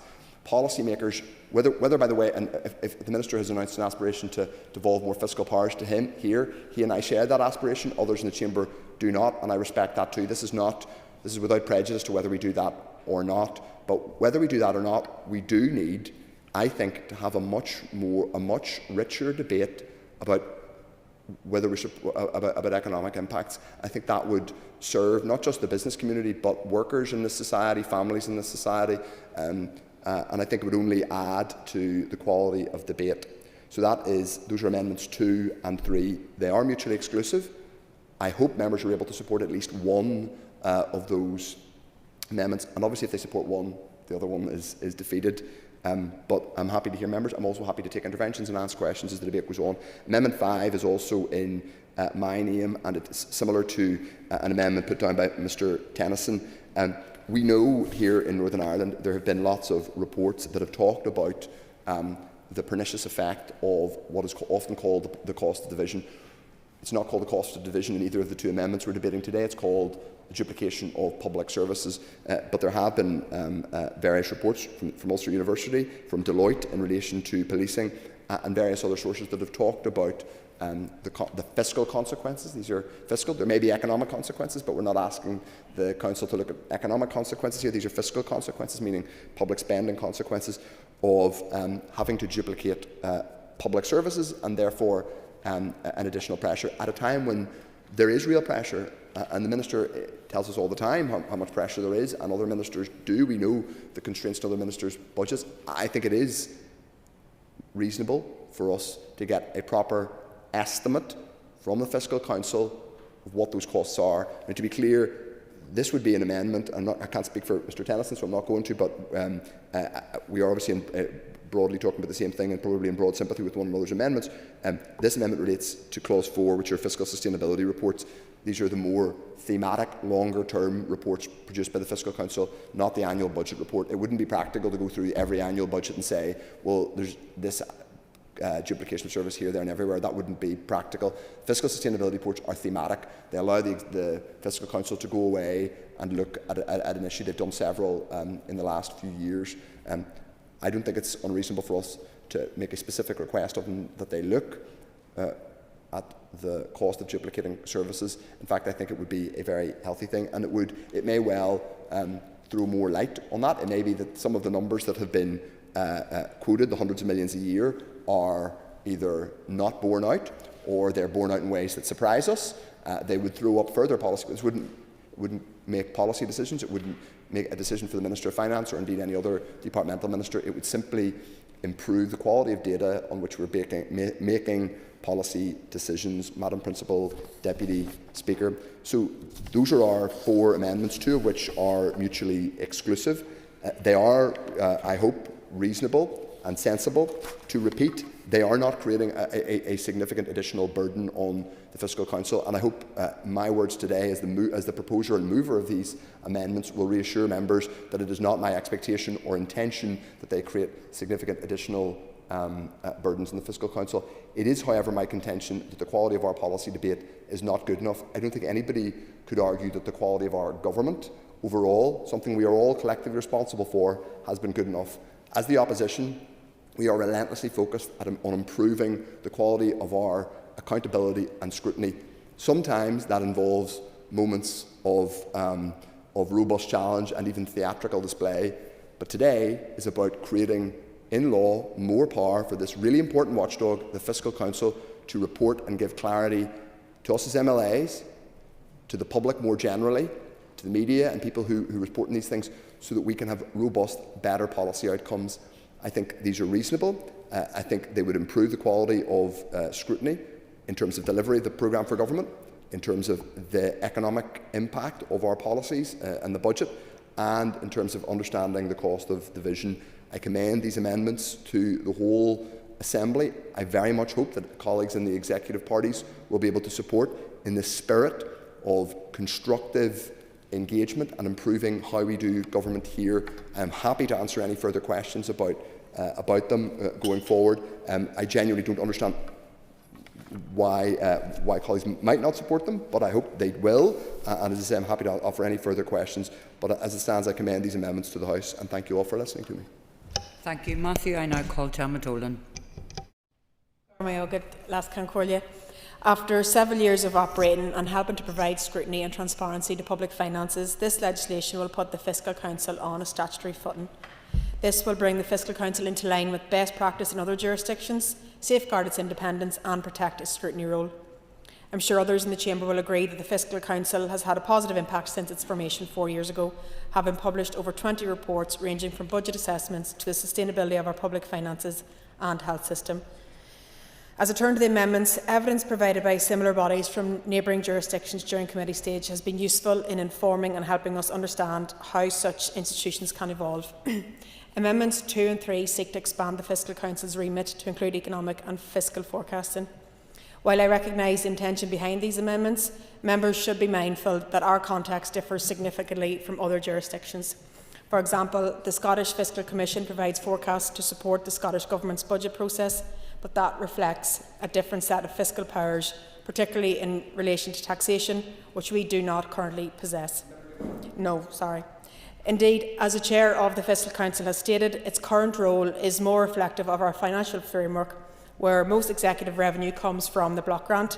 And while I obviously support the broader principle of enhanced financial powers and acknowledge that such a set of amendments points to a possible future direction, I don't believe it's necessary or appropriate to legislate for that change at this time. No, thank you. Amendments 4 and 5 relate to expanding the Council's scope to examine issues such as the cost of duplication of services. And while the intention behind these amendments is clear, I believe the existing flexibility within the bill already allows the Council to explore such areas where it deems appropriate without the need for explicit provision. The fundamental purpose of this bill is to maintain and strengthen the Fiscal Council's independence in assessing the sustainability of our public finances, and the Council itself has supported the legislation as achieving that aim. The OECD has also stated that the bill has been developed in line with principles for independent fiscal institutions. I want to thank the Minister and the Department for their engagement with the Committee, particularly in bringing forward amendments to the Explanatory and Financial Memorandum for consideration. In conclusion, while I have considered the amendments and understand the rationale behind them, I don't believe they are necessary. I therefore welcome the bill as a positive step forward in placing the Fiscal Council on a statutory footing, but will not be supporting the amendments. Thank you. I now call Diane Forsyth. Thank you. Thank you, Madam Principal Deputy Speaker, and I welcome the opportunity to speak on another piece of substantive legislation from the Department of Finance. And I want to take the opportunity to thank the Department of Finance officials, the Finance Committee staff and all who give evidence throughout our time on committee as we have worked hard on this bill. And we welcome this bill underpinning the Fiscal Council's work on a statutory basis, following their operation since 2021 and how it clearly emphasises their independence and governance as key. The statutory grounding of the Northern Ireland Fiscal Council will further bolster its ability to carry out independent scrutiny of our financial situation, which at a time of economic uncertainty and unprecedented pressures facing our public services delivery, having a legally binding oversight body in place through this legislation should help our efforts. There's nothing more important to our taxpayers than to see transparency and accountability when it comes to public money. And to date, our Fiscal Council here has demonstrated the positive impact it has had in improving transparency, scrutiny and understanding of our public finances, and its wide range of reports far exceeds what they are required to do, including quite recently their assessment of things like the Northern Ireland Waters funding model, showing the ability of the Council to scrutinise across many different departmental remits and address some uncomfortable truths hampering our ability to deliver and issues coming from our public finances. The legislation sets out, as others have outlined through its clauses, what the Council would do, the required reports and some of the details of those. But I think it's important to just make the point of the mission of the Fiscal Council here today, and it is to bring that greater transparency and independent scrutiny to the current and future condition of Northern Ireland's public finances, to inform public debate and inform policy decisions. And for me, that last point is critical. Their independent assessment on Northern Ireland finances to inform the policy decisions, to inform public debate, not be a part of these, not for the Fiscal Council to perform as economists, not to pass political opinion, not to be prescribed in legislation to undertake work with any potentially politically defined objectives. The Fiscal Council's independence and professional discretion is essential to protect all the things which are proposed in the amendments. I believe that all of the amendments are sensible conversations that we all want to be a part of and debates that we all should be engaged in. But we do not believe that these are best placed in this legislation, prescribing things as essential duties of the Fiscal Council.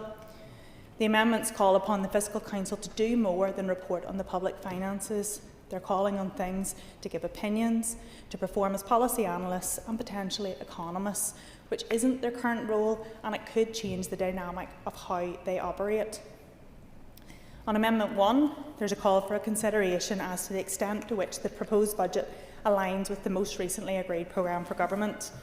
Under the professional discretion, the Northern Ireland Fiscal Council are free to make any comment on this as they see fit. They have in the past, and I have every confidence that they would in the future. This is a varying degree of opinion and part of a public debate, as executive ministers and those critiquing them have different views. And the Leader of the Opposition said himself, to quote in this debate, this would give the Fiscal Council a clear mandate to comment on how the executive is doing, unquote. And to me, that comment is quite politically motivated, and it led on to his other comments on his other amendments that didn't make it through, as to proposing that the Fiscal Council would act on costings of proposals coming from the opposition. So it's my opinion that these err on the side of doing the opposition's job for them, putting them into the middle of the political operation of how the opposition and the executive work. So adding this amendment would bring also a requirement to set a degree of measurement of how the alignment would be measured and require assessed report, all details that aren't clear how it would operate. So we feel that the current position of the application of the Fiscal Council's professional discretion as necessary in this is appropriate to inform the public debate without injecting a new statutory duty. Regarding Amendments 2 and 3, we see the role of the Fiscal Council again as reporting on the public finances to feed the economists in their work to make these assessments, and not for the Fiscal Council to act as economists. There are economists in place right across the Northern Ireland Civil Service whose job is to assess outputs of works like the Fiscal Council and the wider impacts on each department. And within the Department for the Economy, these economists' role is also to assess the impact of these public financial activities on the Northern Ireland economy. And we recognise the need and the importance of this role, and we acknowledge that it may be somewhat lacking, and perhaps this brings back into question the Northern Ireland Audit Office report into some of the capacity and capability within the Northern Ireland Civil Service. It highlights the need to enhance skill sets, roles of how reform of the work of the economists may be delivered. But we do not believe here today that this is the role of the Northern Ireland Fiscal Council, and we do not support it being added into the legislation as such. Amendments 4 and 5 again bring in a somewhat political interpretation of what may be considered by some as the cost of duplication. It's unclear how the proposers intend to define this. If the Fiscal Council were so minded to undertake this work, they could under their current discretionary powers. But to me, it seems more like a potential report for someone like the Northern Ireland Audit Office, or an exercise that, if it had added value, should be taken by each individual department or arm's-length body to interrogate their data, pulling out evidence on which services are genuinely being duplicated, rather than a high-level helicopter view like some previous reports in the public domain. There is a genuine need for this work to identify inefficiencies in how we're delivering our public services, and it goes alongside the need for transformation of our public services. But it cannot and should not be a generic piece. it needs to be reviewed properly and operationally. For example, in the health service, we have multiple arm's-length bodies with duplication of many back-office function, the form-filling, administration and transfer of data. This needs to be interrogated by management, by internal audit, external audit, or whoever it may be, and reformed. These are operational and meaningful tasks. Yeah. Will be aware that the recent Fiscal Council report quoted a figure that had been done about there was 1.88 civil servants per one based on analysis of like-minded delivery of public services in England and Wales. One of the questions I would have, and one of the reasons the Ulster Unionist Party will be supporting indeed sort of Amendment 5, is the real issue that we seem to have here is that the Northern Ireland Civil Service in all its years has never identified this internally as being a problem, and the Fiscal Council in one report brought this to the fore. Does she not see there is merit in Amendment 5? Thank you. I thank the member for his intervention, and I completely agree with the point that he's making in terms of the quantification of the public sector workers and those numbers. But I don't necessarily think that it's the impact of duplication in the delivery of public services as set out in this amendment that is the answer. I do believe there's a piece of work there. I do think it's really important, and I do think there are wider pieces around that. But my concern on this would be, by adding this line into this piece of legislation, it's not clearly enough defined as to what it would mean after, for example, if that one piece of work was done, what other pieces of work would come under that, and how would they be resourced by the Fiscal Council. So I don't believe that it's concise enough, but I totally agree with him in terms of the piece of work that he's suggesting that needs to happen.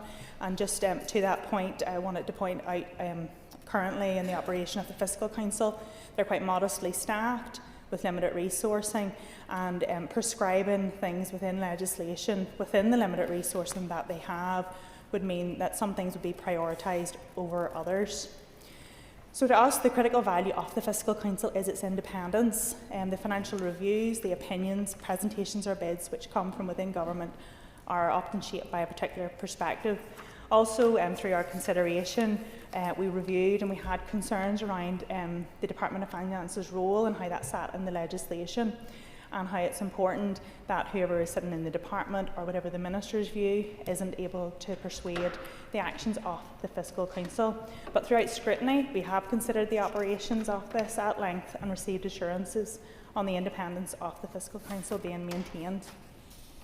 The bill also mentioned that there may be needs for additional funding requirements, and we believe that it would be important that this Assembly would be consulted upon on any additional funding that would be needed, because we don't believe that as we set up this body on a legislative basis that we should be writing a blank cheque for anybody within our public services to grow without formal proposals or business cases moving forward, because we must always work together to ensure the best value for money achieved by Northern Ireland taxpayers. And we've spoken at length in this chamber. Yeah. I appreciate her party's taking a position on, obviously I'll be winding later on, but would she accept that we're entitled to legislate any public body or to do specific things? You wouldn't expect a business case for a specific thing to be in a piece of primary legislation? No, I thank the member for his intervention. No, and I completely agree, but I just feel it's important to make the point, as we have multiple new bodies and quangos being set up. It is important that at the outset that we do keep a close eye on these, and as I say, not just writing a blank cheque for bodies to grow at length. So again, just to us in closing, the role of the Northern Ireland Fiscal Council and the role that it plays is so important, and we welcome this bill to underpin the Fiscal Council's work on a statutory basis, and we believe paramount that maintaining the independence of this body is essential. Thank you. Thank you, Diane. I call Owen Tennyson. Thank you, Principal Deputy Speaker, and I, like others, welcome the opportunity to contribute to the debate on the Fiscal Council Bill at consideration stage, and welcome the progress that has been made on the bill to date, and the steps that have been taken towards placing it on a statutory and permanent footing following the agreement reached in New Decade, New Approach. The Fiscal Council was created to bring independent scrutiny, transparency and long-term thinking to our public finances, and since 2021 it has been doing that. Their work on Northern Ireland's funding formula, its detailed budget assessments and its work looking at issues like the sustainability and viability of NI Water have been indispensable to all of us as elected representatives, and brought greater transparency for the media and for the public about how exactly the Executive is spending its money. And if ever there was a time where those qualities of transparency and scrutiny were needed, it is now, as the Executive is looking into yet another budgetary crisis with shortfalls affecting every department, every service and every family right across Northern Ireland. Our constituents are seeing that pressure in their schools, in their hospitals, in crumbling roads and in long housing waiting lists. And those pressures have not developed overnight. We have a duty not only to stabilise our finances, but to respond with honesty about the structural challenges that lock Stormont into a cycle of overspend and short-term fixes. And that is precisely what both Amendment 4 in my name and Amendment 5 in Matthew O'Toole's name seek to address. They seek to go some way to grapple with one such structural challenge, and that is the cost associated with running duplicated public services in a divided society. The cost of division has been spoken about repeatedly in this chamber over the years. It's been estimated, it's been debated, it's been acknowledged at times, and most of the time it is avoided. And we know that previous estimates have suggested that the cost of division could be up to £833 million every single year, owing to duplication in education, in leisure and community provision, segregation in housing, as well as the additional costs associated with policing a divided society. And allow me to be the very first to acknowledge that not all of those costs are direct costs to the Executive, and not all of them are entirely avoidable. But we know that that duplication exists and that it is a reality.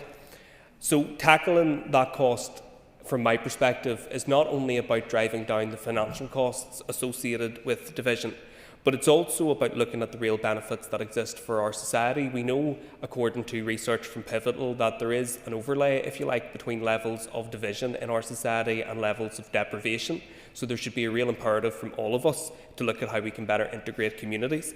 But also there's that social benefit of children and young people growing up in communities where they are mixing, working and socialising and playing with people from different community backgrounds, which is crucial if we are to build the more integrated, the more shared and more reconciled community, which I believe the vast majority of people in Northern Ireland aspire to.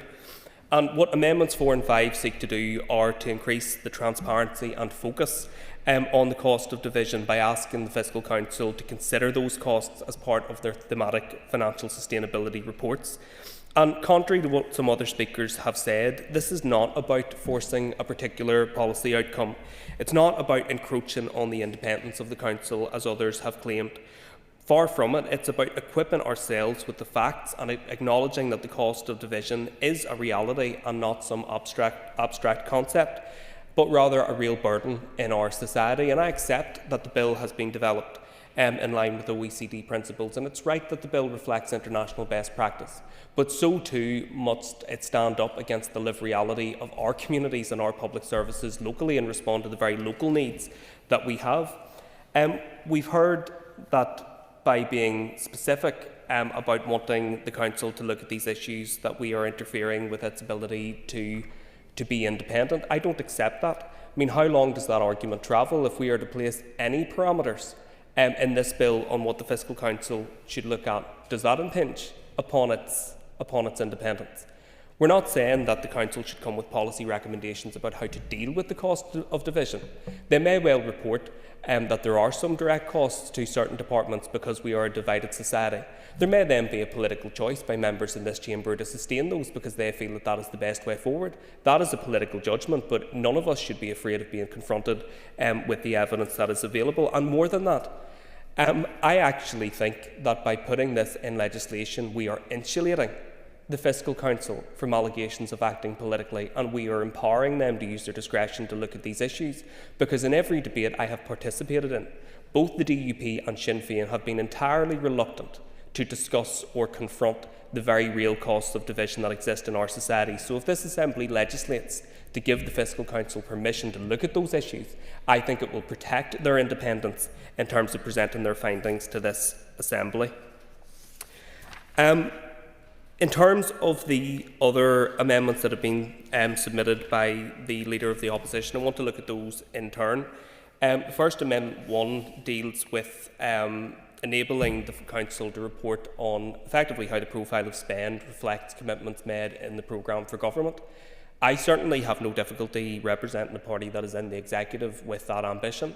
I think if a programme for government is to mean anything, then we should be able to evidence that those priorities have been followed through in budget allocations.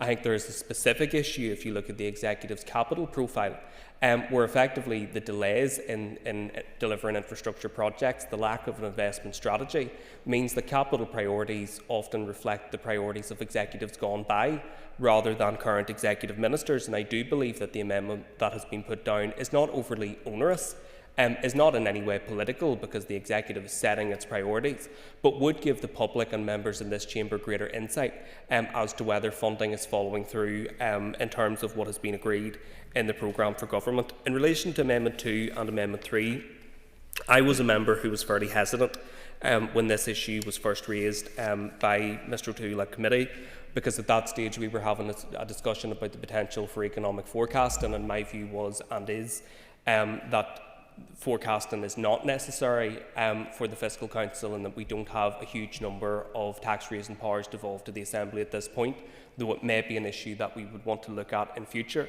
But I acknowledge that Mr O'Toole has revised that proposal significantly, and in Amendment 3, which would be my preference, simply says that the Council's conclusions in their sustainability reports may include consideration of potential impact of the proposed budget on the economy of Northern Ireland. And again, giving the Council permission to go into that space, but not requiring them to on every occasion, and ensuring that we protect their independence and give them the flexibility to draw their own conclusions. So I would be very happy to support Amendment 3 as it currently stands. And likewise, if my tabled amendment, Amendment 4, falls, I would be very happy to support Amendment 5. What I will say, just in relation to my own amendment in closing, is that I recognise that the Fiscal Council is not the be-all and end-all when it comes to the cost of division. I think Diane Forsyth referenced that there is a job of work to do for departments and for arm's-length bodies. I actually agree with that. I mean, I have been calling for the Finance Minister and for the UK Government to lead an independent assessment of the cost of duplication and division in our public services for quite some time, because a lot of us saw this cliff edge coming once we reached the agreement with the Treasury in 2024 that inevitably there would be new challenges over the horizon. And that opportunity has not been grasped to have a serious conversation about where money could be saved through tackling division in our community and duplication in our public services. But if that is the member's argument that departments and arm's-length bodies should be doing this, then why not place on a statutory footing that scrutiny and that transparency so that the financial watchdog can ensure that departments are following through with those commitments? So I absolutely commend the bill at consideration stage. I commend the amendments that have been tabled, and I would ask members, if you're serious not just about scrutiny, but if you're serious about building a reconciled and integrated community, if you're serious about funding our public services and not segregation, then support the cost of division amendments that are before us today. Thank you, Deputy Speaker. Thank you, Owen. I call Steve Aiken. Indeed, Principal Deputy Speaker, and may I thank the members for their discussion points so far. The Ulster Unionist Party will be looking to support Amendments 1, 2, 3 and 5. I want to take you back in time when this process of getting a fiscal council in place was first mooted, which was the Stormont House Agreement. I wasn't around politics then, but then when we had our numerous discussions we had in Stormont Castle back in 2016-2017, one of the issues was about how we're going to make a fiscal council or a fiscal system as an independent oversight body of how we do our finances and how that was likely to be. The key to this, and this is the principal point I want to talk about, is that for every input we put into the system, we should have an output and we should be able to measure that effectiveness. But we can't do that in isolation. We have to do that in the background of what's happening in the economy and the impact it is having on the economy as we go forward. The model that many of us have looked at has been the Scottish model. And members quite rightly talked about the fact that we do not have tax-raising powers or tax-raising powers to that extent yet. However, we do need to be able to build up an evidence base of the effectiveness of our government and what it's capable of delivering and how it's able to do that in an independent way.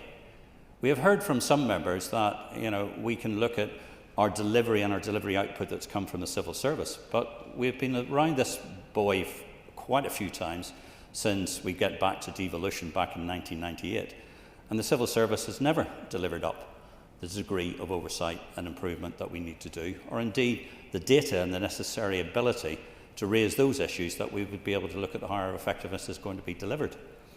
We're in a particular situation where, if I use as one example, and we've spent close on £200 million on the A5 road, which is vitally needed, and the York Street interchange, which is badly needed. We haven't led 1 square metre of tarmac.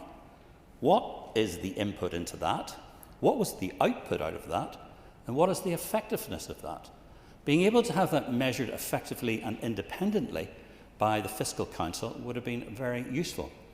And the one thing we've seen from the Fiscal Council, and I will say right now, I'm a great supporter of Robert Choate and the team, that they have shown a degree of curiosity to look into some of these issues, to look at that. But it should be able to be led down in statute that that degree of looking at economic growth and the impact that that has is led down there. And if we also look at what the Scottish system has as well, it looks at supplementary costings. That's non-input costings that have come from the HM Exchequer. It may come from external issues. The classic example is Northern Ireland. Every time we ask what is the economic cost of the Windsor Framework, nobody can give us an answer because government don't take the figures, government don't look at the figures. But those are very much supplementary costings that should be looked at to the system. We're not doing that. And we need to have a method of being able to deliver that to try and achieve that and the aims and objectives that we need to do.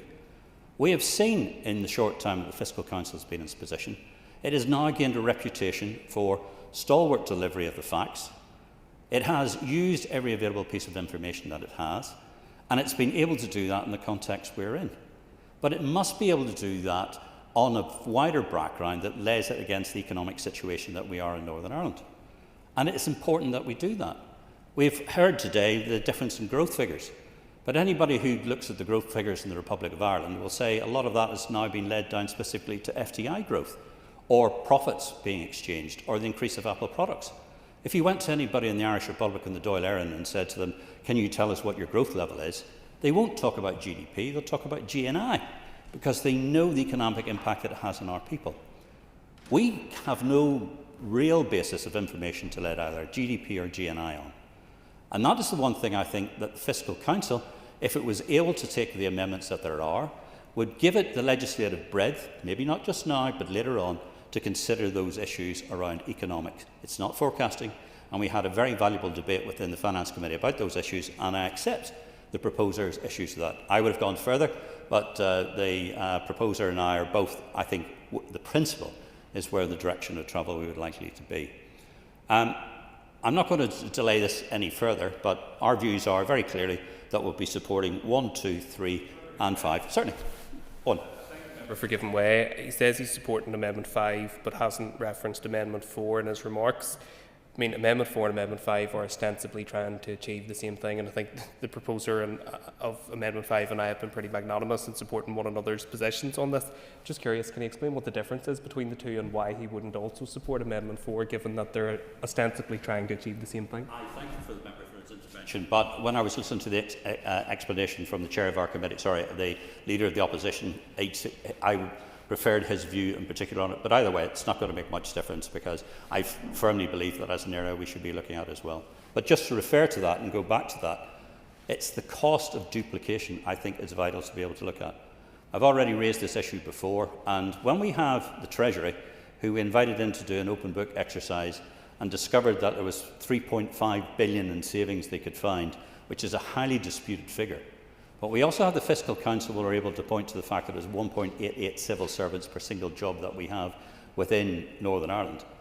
We need to be able to get to the bottom of that, and we need to do that in an independent and verifiable way. We can't rely on the civil service to do those figures because, remember the voluntary exit scheme that we had, which cost more money, didn't actually deliver any savings, and actually hasn't actually improved the Northern Ireland civil service one iota. So I think that's a clear example of the area we need to look at as well. But, Principal Deputy Speaker, thank you. Thank you, Steve. I now call Deirdre Hargay. Much, and it's good to see, as others have said, the Fiscal Council Bill now being debated here on the floor of the House. And obviously there's been a good level of discussion and agreement, to be fair, at the Finance Committee as well. And obviously this was first introduced by the previous Finance Minister, Conor Murphy, back in 2021, who announced the establishment of a fiscal council, and that was to provide independent scrutiny, to look at transparency within the executive budget. Again, I want to thank Minister O'Dowd and indeed his officials who are here today, who has worked with individual members but also with the committee in providing the additional information that we needed throughout the process. And obviously ensuring that the Fiscal Council is put on a firm statutory footing was an important issue from it was created. It's one of the things that we wanted to get to this point here today, and ensuring that they operated independently. And this has been an important focus of this bill, and indeed a lot of the discussion as we deliberated the different sections and the proposed amendments coming from members as well. And as we look at the 5 amendments, I think it is important that we keep coming back to why the Fiscal Council, what its main role and function is. And importantly, it is to be independent. It's to provide objective analysis of the sustainability of our public finances. And it's not there to be drawn into political positioning or to take functions that may or do sit elsewhere. So some of the amendments, particularly those around cost and party political proposals, I do believe cross that line. They do risk pulling the council into the political arena, and in doing so can undermine the very independence that gives the council its value. We have already mechanisms in place to support parties, and we should be careful not to duplicate or dilute existing work. Yes, of course. I hate to be rude about it, but those aren't all, we're not debating those today. They weren't selected for debate, so they're nothing to do with what's on the order paper. I appreciate you didn't agree with them, but they're not being debated. So. Yeah, no, I'm just giving a flow of some of the conversations that we would have had at the committee, and I know it's an issue that you've raised in this chamber previously. The same obviously also applies to amendments around the programme for government alignment, and obviously looking at the wider economic impact. And these, of course, are important issues that has been highlighted, but I don't believe they are the job of the Fiscal Council. Expanding the remit in this way would stretch its capacity, and we have talked about the issue of capacity and the team that it's there, and making sure that we're maximising that team, but that they're actually there for the purpose of what the Council has been set up to do, and in terms of its core work. Of course, in terms of the amendments dealing with duplication, and also looking, there had been mention in terms of looking at issues of climate change and the protocol. The bill does already give flexibility to look at issues where they're relevant, and importantly, that flexibility is important. I don't think anybody's shying away from conversations on the cost of division or other issues. I mean, we've debated these issues in here in the last year, and I did make the point that the segregation on the basis of social class is actually more extensive in terms of the outcomes or the lack of outcomes for people in our community. It's actually almost nearly double the projected costs than what the costs of segregation on the basis of religious grounds. But I do think there are important issues that we need to raise. I just don't think it's the role of the Fiscal Council, or that they can look at issues. I just don't think we can predetermine at this point, or indeed within legislation, what they should look at. There should be the independence of the Council themselves to determine their course of work. It also means that the Council can respond to what matters, when it matters, without being tied down or fixed, or indeed where they're being prescriptive, as I say, within legislation. Putting it in the face of a bill, I do think presents challenges for the future. So if we do go too far in prescribing what the Council must do, we do risk its ability to adapt, and also to focus on emerging issues and challenges as well. And again, getting back to the independent nature of the structure and what it is we allow the Council to work on going forward. I do believe for these reasons, as Gemma has already said, we won't be supporting the amendments, and I do believe that the bill as it is without the amendments does strike the right balance between accountability but also independence. And importantly, it sets the Fiscal Council to continue the valuable work and to look at areas that they do feel is beneficial, but it's not being steered by the political in here, it's being steered by the Council and the expertise that is contained within it. Thank you. Thank you, Deirdre. I now call the Minister of Finance to respond to the debate. Thank you, Minister. And apologies to the House for my phone going off during Diane's contribution. Apologies. I will begin by thanking all members who have contributed to the debate on this important issue. I also want to thank the Finance Committee for their detailed scrutiny of the bill throughout their consideration stage. As members will be aware, this bill contains provisions that will place the Council on a statutory footing. I hope all members would agree that the Fiscal Council has made a significant impact in improving the transparency, scrutiny and understanding of our public finances since it was established in March 2021. Their assessments are insightful and highly valued, making an important difference to improving transparency, scrutiny and understanding around the budget and monitoring process. This bill will enable the Council to continue its work operating independently, and that's a phrase that was used throughout the debate by most members, if not all members, and it's something I will return to as I proceed through my comments. Independently from ministerial, executive committee or departmental interference, and indeed Clause 6 of the bill, with members will already be aware. In particular, in carrying out its functions under Section 2, the Council is not subject to the direction and control of ministers, departments, ministers of the Crown or Department of Government, or indeed the Assembly. And as members consider how to vote in relation to the various amendments today, we have to ask ourselves, at this very first stage, are we placing directions on the Council by supporting amendments and directing what work it should carry out, rather than leaving it to the professionalism of the current board members or those who will be there in the future? And it's on that point, though I may agree or disagree with the various aspects of the amenders, of those who are proposing amendments, what they believe the Council should be interrogating, investigating, reporting on. And I may agree with some, may disagree with the other, but that's not the point why I would be voting against the amendments. I'm not voting against the amendments on the actual issue that has been raised by members, whether it's cost of division, whether it's economic studies, whether it's programme for government. I'll be voting against the amendments because I firmly believe that the Council, as an independent body, should set its work programme in line with OECD principles and best practice from elsewhere. That's the reason I'll be voting against your amendments today, not because I believe that the Council shouldn't be carrying out the work that you suggested it should be doing, but I do firmly believe that it's a decision for the Council to decide whether it carries out that work, rather than this Assembly directing it to do so.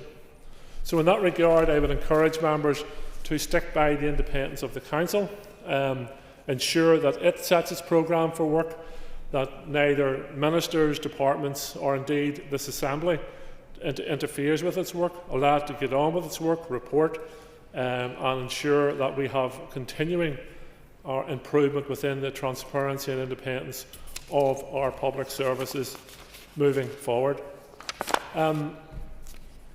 Indeed, during evidence from the Fiscal Council, the Council Chair confirmed that any further requirements would not be desirable at this stage, given the majority of the Executive's budget comes from the Black Grant. This is specifically in relation to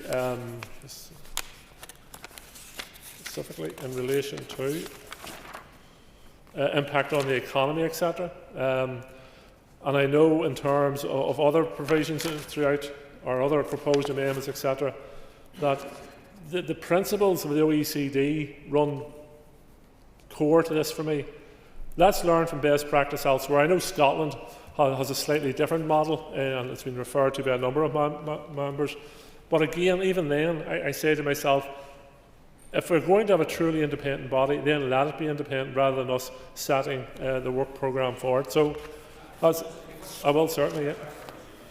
And the Minister will be aware in the OECD report, and I think it was, I'd have to check which year it was in, but it does refer very much until the ability to be examined against economics and also against inputs and outputs.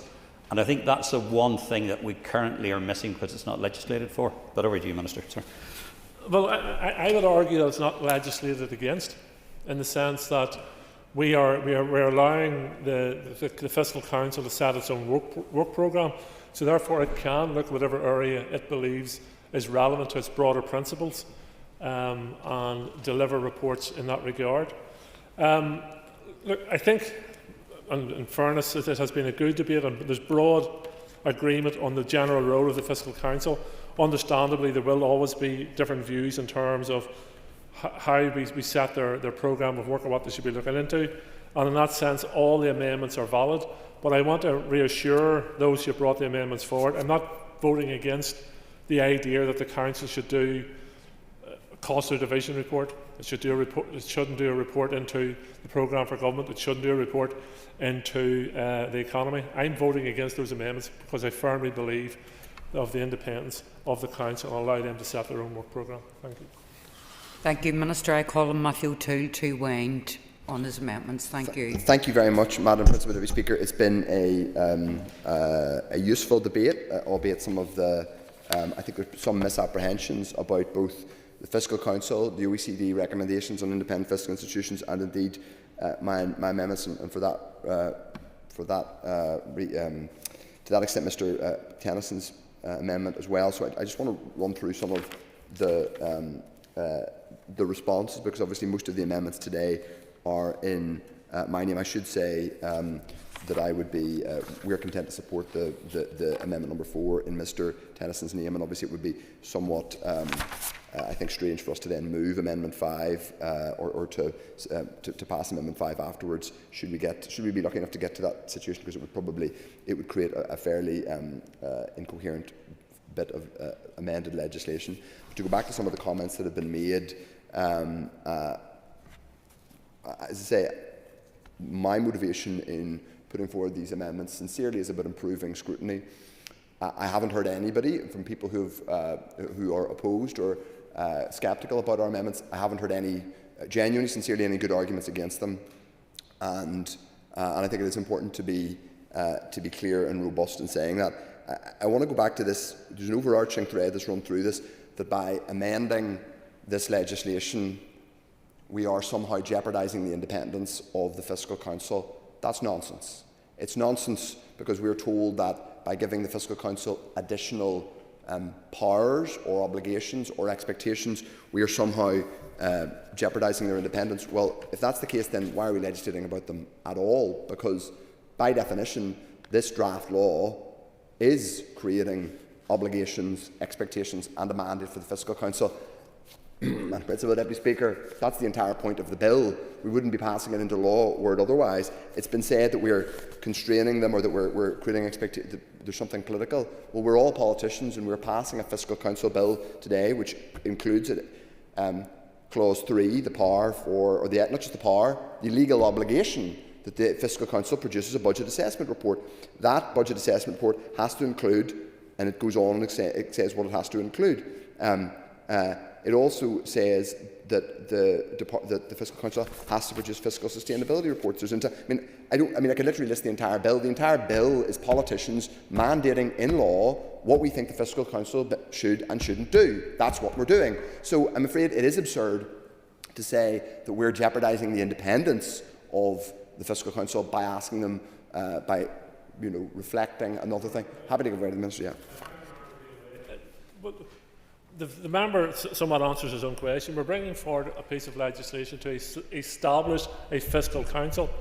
The Fiscal Council has a role, and that has to be set out in legislation. Otherwise, we would just bring forward a piece of legislation with we're establishing a Fiscal Council, and the Fiscal Council would look and say, well, what do Fiscal Councils do? The general principle of what a Fiscal Council does is contained within the legislation. But the guiding principle of the legislation is that they're independent and they can carry out their own work programmes after what the general principle, as accepted by OECD, what a Fiscal Council does. I agree with the Minister, but only up to an extent. Of course, there is always a judgment about how much specificity you include in a piece of primary legislation. That's why, for example, we are debating 4 or 5 amendments today rather than dozens upon dozens. Members could have come forward, including the opposition, and said, well, we'd like to do X, Y and Z. We were not successful in achieving, in getting selected our amendments on opposition costing. I think those were, by the way, I'm not going to go into that debate now because it's not on the marshal list, therefore it's not up for debate. But I think there was a reasonable reason for submitting those. But of course, you could have put forward costing on a whole range of things, from EU membership to membership of the UK to United Ireland, any number of things. All of those things would have been politically contentious and highly controversial. None of my amendments are politically contentious or highly controversial unless you don't want the fiscal, unless you want to avoid levels of additional scrutiny and power being given to the Fiscal Council. And I worry that that's what's happening today. But I will just respond to some of the points that were made in the debate for the purposes of the public record. Gemma Dolan said something which I'm afraid was wrong, and I have to correct it. And I did ask for an intervention, and I wasn't given it. That's fair enough. Gemma said we were asking the Fiscal Council to forecast. That's not true. The word, not only is the word forecasting not in any of my amendments, I specifically said in my opening remarks we do not want the Fiscal Council to do an economic forecast, or actually, by the way, a fiscal forecast. I accept it was something we looked at and we discussed in the committee. It would have been a big undertaking, and it would have created it would genuinely create additional resource expectations and burdens on the Fiscal Council. In some ways, I'd like to be able to get there for us to have some independent statutory form of forecast that we're not necessarily relying on independent consultancies or academics producing their forecasts. Not that there's anything wrong with them doing them, but I don't think it would be unhelpful to have an official one. But I accepted that this wasn't be the vehicle to deliver it. So my amendments 2 and 3 are much more modest than that. They are not forecasting powers. They are simply inviting the Fiscal Council to analyse the economic impact of the budget. Amendment 2 is somewhat more ambitious than Amendment 3, so I was happy to not go with Amendment 2 if we could have a majority supporting Amendment 3. It would appear the Alliance Party and Ulster Unionist Party are supportive, probably of both, but particularly Amendment 3. So I don't understand why we can't have that. And to go back to the Minister's critique about this being us putting too much expectation onto the Fiscal Council, well, to be honest, the economic power, the economic analysis bit is fundamental. This isn't just an additional ancillary responsibility. And he mentioned the OECD.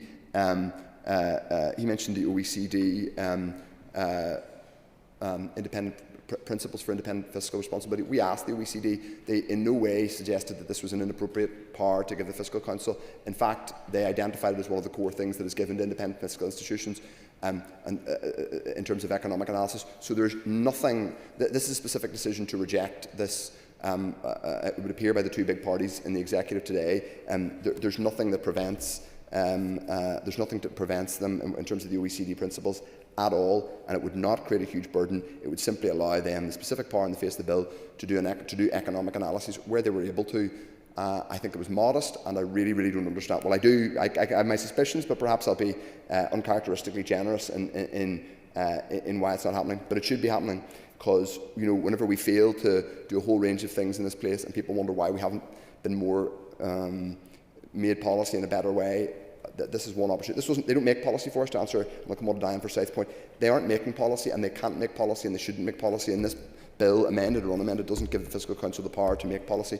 All it does is give them the power to scrutinise and get better information, better data, and better scrutiny for the public and for us as MLAs. I think they've done their job exceptionally well over the last 4 or 5 years. I think they've proven that they can do that in a way that is robust and rigorous without anyone questioning their political independence or partiality, and I think they could do it with a view to economic analysis, Madam Principal Deputy Speaker, without jeopardising it either. Diane Forsyth mentioned that we would be writing a blank cheque. Well, I'm afraid that just isn't true. I enjoy the irony of the blank cheque in the Fiscal Council, but we wouldn't be writing a blank cheque. It would simply be an additional but limited set of obligations on them. I genuinely reject the idea that there's something inherently political about attempting to amend a bill. We are legislators, and that's fundamentally what we're here to do, to try and get this legislation right. Owen Tennyson spoke, I think, very well about the cost of division. I think this is a clear and hugely significant hugely significant issue which has been the subject of debate. if the fiscal were these amendments to pass today, either one of them, it would not prescribe any policy intervention, because that's for democratically elected politicians and ministers to do, not for any independent fiscal body, and that's important to say. They're not politicians, they don't have a democratic mandate. All they can do is come up with data and analysis. But we have been lacking that, including in relation to the cost of division. We know it's there. We know it creates a fiscal consequence as well as a societal consequence. I think this would have and could still give us a little bit more data to work with in terms of addressing it and help us move the debate forward.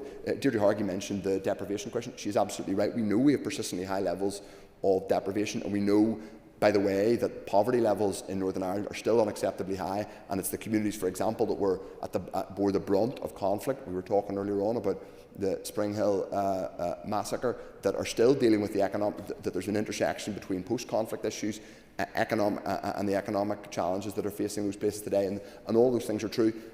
I would say that would be a legitimate economic question for the Fiscal Council to analyse in its work, were they to be given the specific power to look at economic issues, because that's a legitimate economic subject. Happy to take it away. Flexibility that the Council would have already, just with what's in the contents of the bill, they would be able to look at some of those areas. It's down to them, though, in terms of that independence point, that they can delve into these issues if that's an area that they pick. I make 2 points about that. Number one, in relation to the economic question, I think there's a legitimate question about. So when we talk about economic consequences, we're talking about a broad area. Most independent fiscal institutions use the words as big descriptors, economic and fiscal, either together or they hive one out. There's a difference between economic and fiscal, and then a whole range of issues which are economic or fiscal, or economic and or fiscal, and you might not want to put in to a bill. The fact that economic analysis is not on this bill, unlike other bills which set up and acts which have set up fiscal bodies, does mean that we felt it was appropriate to include economic analysis as a specific provision, and I make no apology for it. And I'm genuinely frustrated that it looks like it's not going to pass today. I hope members think otherwise. A couple of other points made by Owen Tennyson that I think were really important. He mentioned in relation to Amendment 1, which is aligned with the Programme for Government, the absence of an investment strategy. There is a long-run challenge which has emerged in so many reports about the failure to properly join up and create strategic policy planning documents. There's then a question about implementing them, but the absence of an investment strategy, I'm not going to labour the point. The absence of a multi-year budget and the absence of, as I say, the investment strategy, but also a coherent sense that this is delivering a coherent set of plans for the public in Northern Ireland. That's not me just saying that as leader of the opposition. Those are points made repeatedly by the public, but also by business groups, trade unions, interested parties, people who comment on our politics, and they aren't wrong. This is an opportunity to improve the quality of scrutiny and to see how well budgets are or aren't delivering against that. Now, I think Diane Forsyth said that I effectively, I don't mean to misquote Diane, given the Deputy Chair, given the game away, that this was about political point scoring. Well, I don't accept that, because any body that has a watchdog role, whether it's the Fiscal Council, the Audit Office or anybody else, will invariably stray into matters that will become political. They will invariably say things that cause discomfort and displeasure to politicians and ministers. You cannot scrutinise ministers without saying things that occasionally displease them or cause them discomfort or cause them difficult interviews. That's the entire point. So it's, I'm afraid, a redundant argument to simply say we should never give this organisation power to say something which might cause someone some political discomfort. I'm afraid that's not acceptable. The fact that it might cause the DUP and Sinn Féin political discomfort is not my problem. It's the problem for the public out there, who I'm afraid do feel at times that genuine scrutiny is sometimes avoided. But I'm happy to give way. Having said something slightly political myself, I'm happy to give way. Thank the member for giving way, but would he not accept my point that when he's making the contributions as to how these amendments would be great at critiquing the executive on the amendments that didn't get through the Marshal were supporting the position of the opposition, how to others that would seem political that it would be supporting the position of the opposition over the executive? Well, first of all, it's important to say those amendments were not the Speaker... Sorry, yeah. I've given a lot of latitude. We're not debating amendments that weren't made. No, but I'm just letting you know, and I'm also asking you in your wind to wind rather than have an introductory debate at the end. I appreciate sorry, that. Matthew, you're not. I'm following you very closely. I'm just asking you to focus on your wind, please. Thank you. Okay, so it's been touched on. I've said it myself. Amendments which are not on the order paper are not. We're not discussing them today. I've been clear that the purpose of these is improving the policy debate. I think it's clear that other parties in this Assembly agree with that and see the legitimacy of them. So I'm just going to go through and finalise, just go through a couple of other points which I was doing there, but Owen made good points around the absence of an investment strategy and the lack of clear scrutiny on these things. And I make no apology for putting these amendments down and for attempting to improve scrutiny. Steve Aiken, I welcome the fact the Ulster Unions are also in broad agreement with these amendments. In relation to the growth level versus the Republic, I didn't actually mention that. I mean, in one sense, whether you compare us to any other jurisdiction or have a view, we need to know more about how policy is affecting economic outcomes, whether that's microeconomic, whether that's the performance of the high street or wage levels or anything else. As I say, that would be useful. This would have simply given the Fiscal Council an ability to look at some of that, to look at some economic consequences from budget making. It wouldn't have obliged them to build a forecast or a model, I should say, and do lots of yearly forecasting. Deirdre Hargey mentioned that this being about independent, objective analysis. Yes, absolutely. There's nothing party political. There's nothing. First of all, there's nothing wrong with MLAs, whether in the opposition or the executive, putting down amendments to improve a piece of legislation.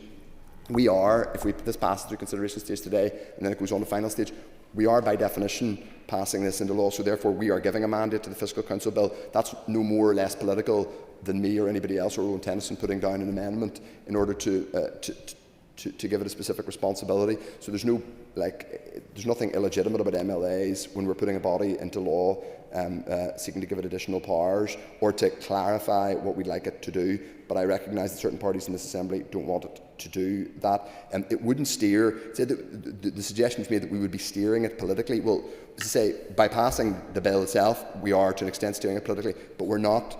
By simply creating additional words, that means that the Fiscal Council would have to engage with the legislation we have passed. It would have specific powers and specific obligations, but it would do that independently and objectively because it's been set up in law, and that's the whole purpose. We then don't get an opportunity to steer it or second guess it. If we pass the amendments, we're not like, well, remember we passed that amendment, you have to do it this way or that way. That's not what it's about at all. So I don't, with respect, I think that's a legitimate question. I think it's fair enough to raise the point that flexibility exists in the legislation. That's why the amendments are themselves flexible, but they're also not dozens upon dozens of them. There's simply a few which are in specific areas. The Minister talked himself about flexibility and said that the Council should set its own work programme. As I said, I agree with that in large part, but it's not totally setting its own work programme because they are doing budget assessment reports, they are doing fiscal sustainability reports which look at specific, which are constrained by the specific provisions of this bill to an extent. I think giving an additional set of expectations from this Assembly was an opportunity. Unfortunately, I fear we're going to miss that opportunity today, but that doesn't mean that the Fiscal Council bill is not a hugely important piece of legislation. It is, but I am deeply disappointed that certain parties today look like they're going to vote against improving delivery, improving scrutiny of delivery here in Northern Ireland. And if they aren't successful, I think the public will legitimately say, I wonder why. Thank you. Thank you, Matthew. So we're going to go through the process of voting on each amendment. So in relation to amendment number 1 as proposed, amendment proposed to clause 3, page 2, line 11, insert words as printed on the marshal list. So the question is that amendment 1 be made. All those in favour say aye. Aye. Contrary of any noes? I think a noes have it. Okay, I hear you. Can we have tellers, please? Thank you. The question will be put in 3 minutes.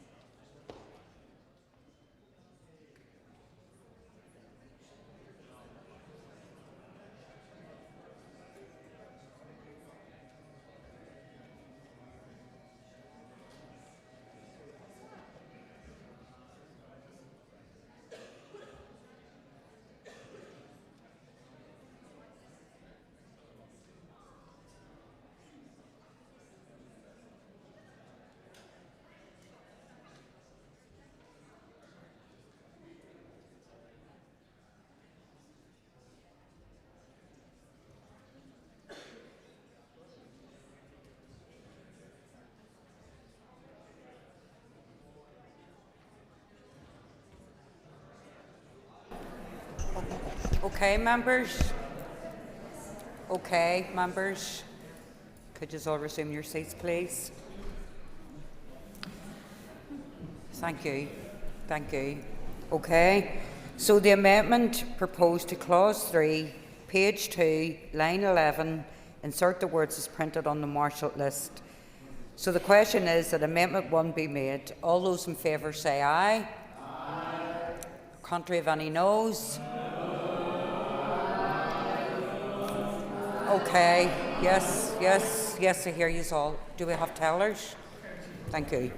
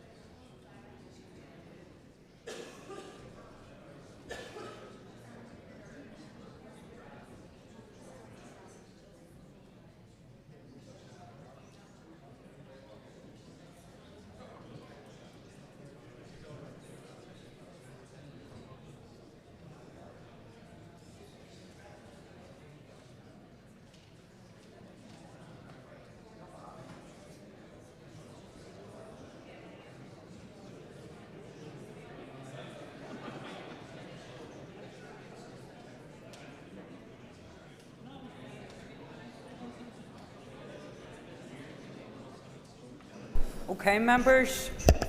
Tellers have been appointed as follows. Tellers for the ayes are Matthew. Thank you. Tellers for the ayes are Steve Aiken and Matthew O'Toole. Tellers for the noes are Gemma Dolan and Linda Dillon. Clear the lobbies. The Assembly will divide. Ayes to my right and noes to my left.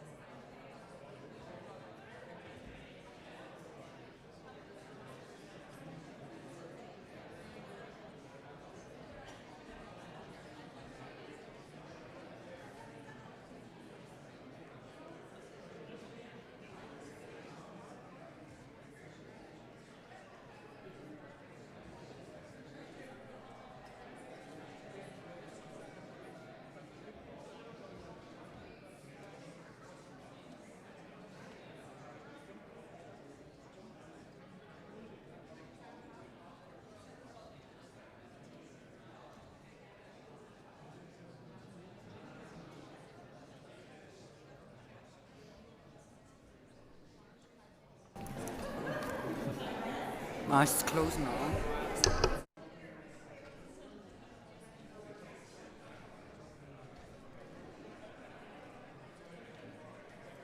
Secure the doors.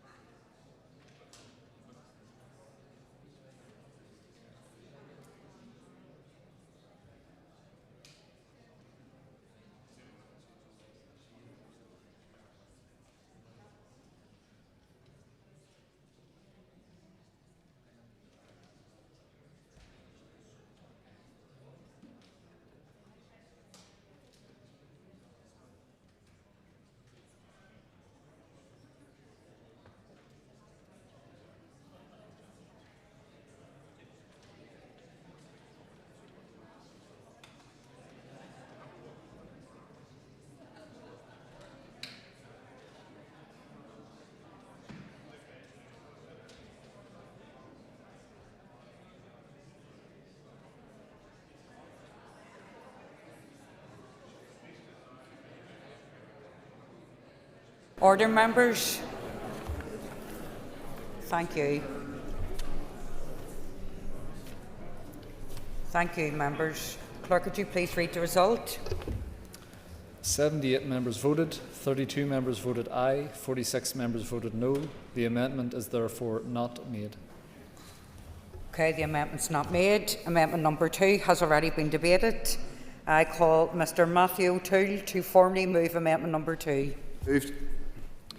Amendment number 2 is proposed to Clause 3, page 2, line 11, insert the words as printed on the Marshall list.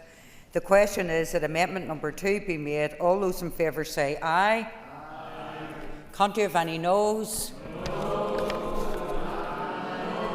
Okay. I've been advised by party whips that in accordance with Standing Order 27 1A and B that there is an agreement we can dispense with the 3 minutes and move straight to division. So I call for tellers. Do we have tellers?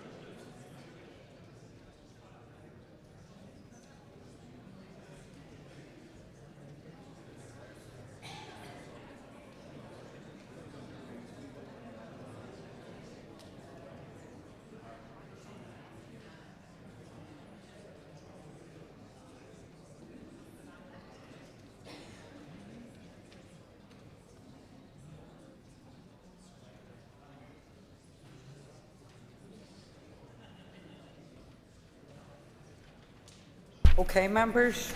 Tellers have been appointed as follows. Tellers for the ayes are Colin McGrath and Sinead McLaughlin. Tellers for the noes are Linda Dillon and Gemma Dolan. Clear the lobbies. The Assembly will divide. Ayes to my right and noes to my left.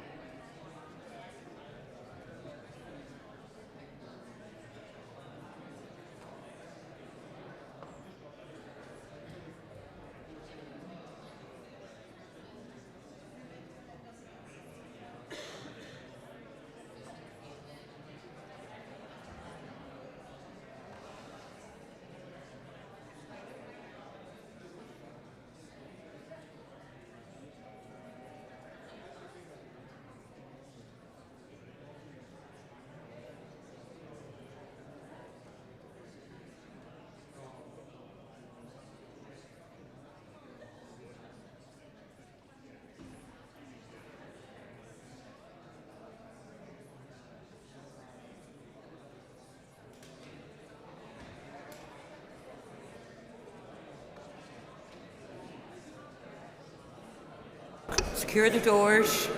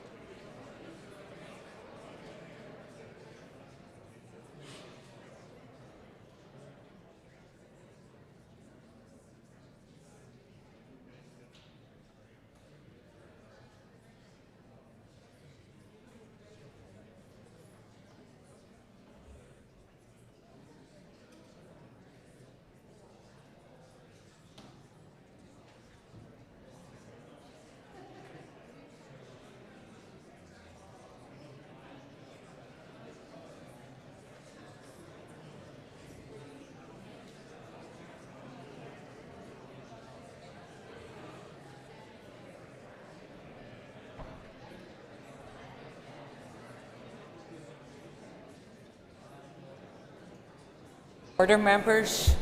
Order, members. Please resume your seats. Thank you. Thank you. Clerk, would you please read the result?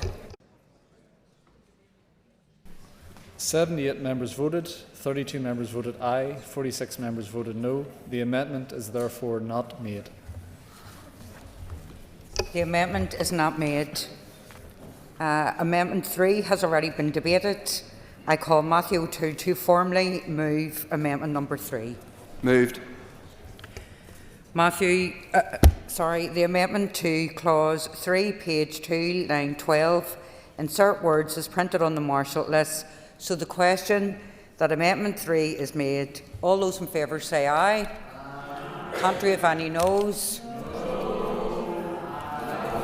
Okay, again, advised by party whips that in accordance with Standing Order 27(1)(a) and 1(b), that there is agreement to that we dispense with the 3 minutes and move straight to the division. So I now call for tellers. Do we have tellers?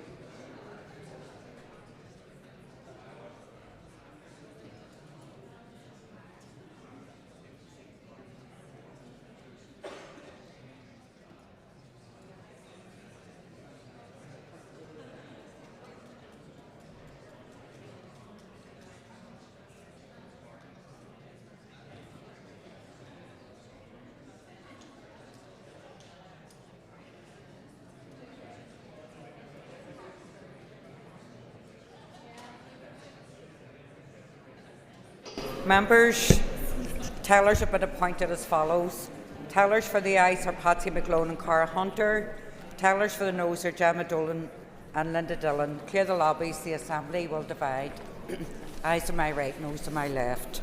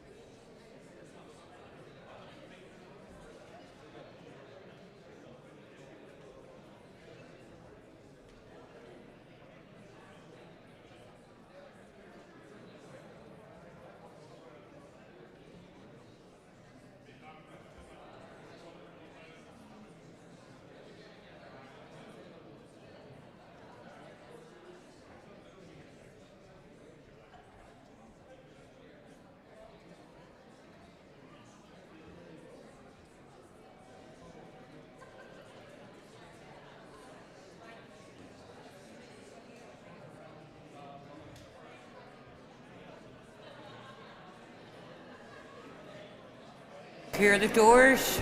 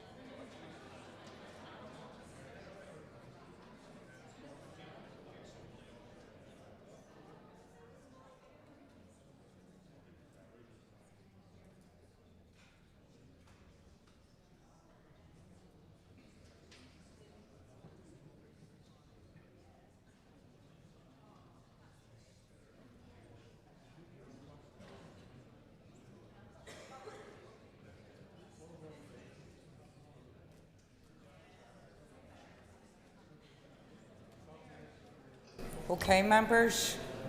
Order. Thank you. Clerk, could you please read the result? 79 members voted, 33 members voted aye, 46 members voted no. The amendment is therefore not made. The amendment is not made, so that means that the question is a clause 3, stamp part of the bill.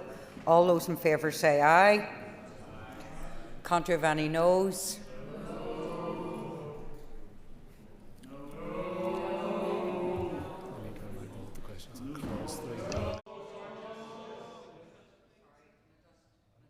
Remind you, this is clause 3, not amendment 3.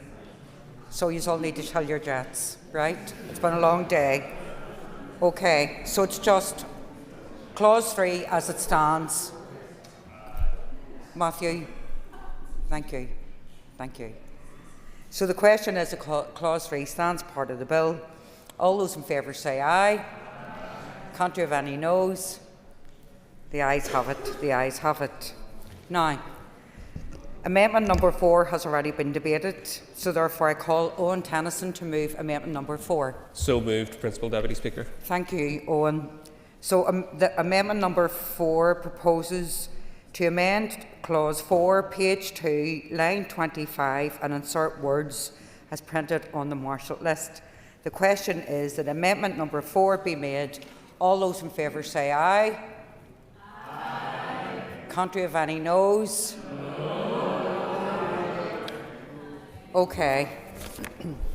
So I've been advised by the party whips that in accordance with Standing Order 27(1)(a) and 1(b), there is agreement that we dispense with 3 minutes and move straight to division. So call for tellers. Do we have tellers?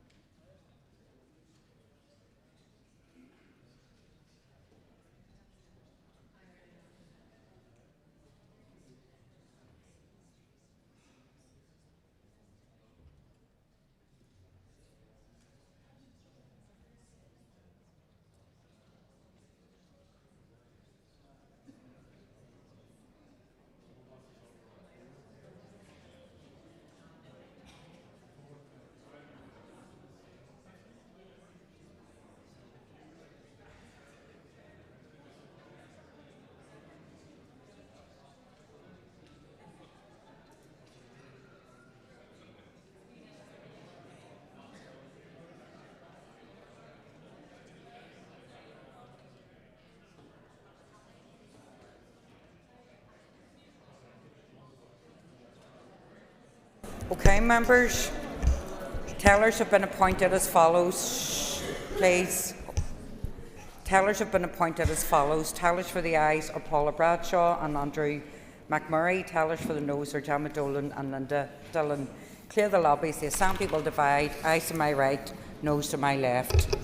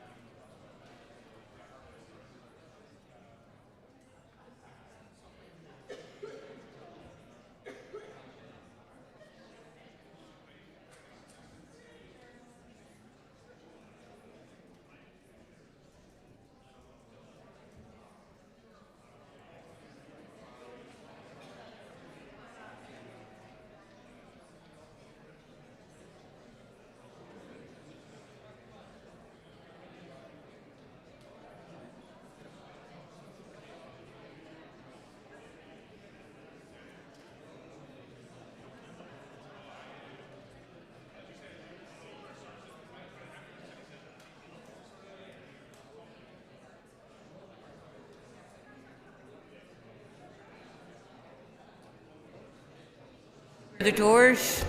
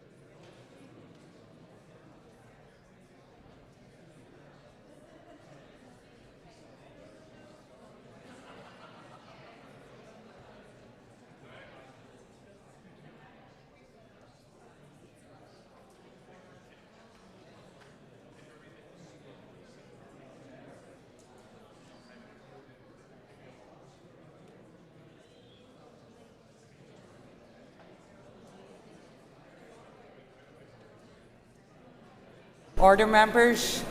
Order, members. Order, members. Thank you. Clerk, could you please read the result? 79 members voted, 32 members voted aye, 47 members voted no. The amendment is therefore not made. The amendment's not made. Amendment 5 has already been debated. I call Mr Matthew O'Toole to move formally amendment number 5. Moved. Thank you, Matthew. The amendment proposed to clause 4, page 2, line 34, insert words as printed on the marshal list. The question is that amendment 5 be made. All those in favour say aye. Aye. Contrary of any noes? No. OK. I've been advised by the party whips in accordance with Standing Order 27(1)(b) that there is agreement that we can't dispense for the that there is agreement that we can't dispense for the 3 minutes and move straight to the division. So I now call for tellers. Do we have tellers?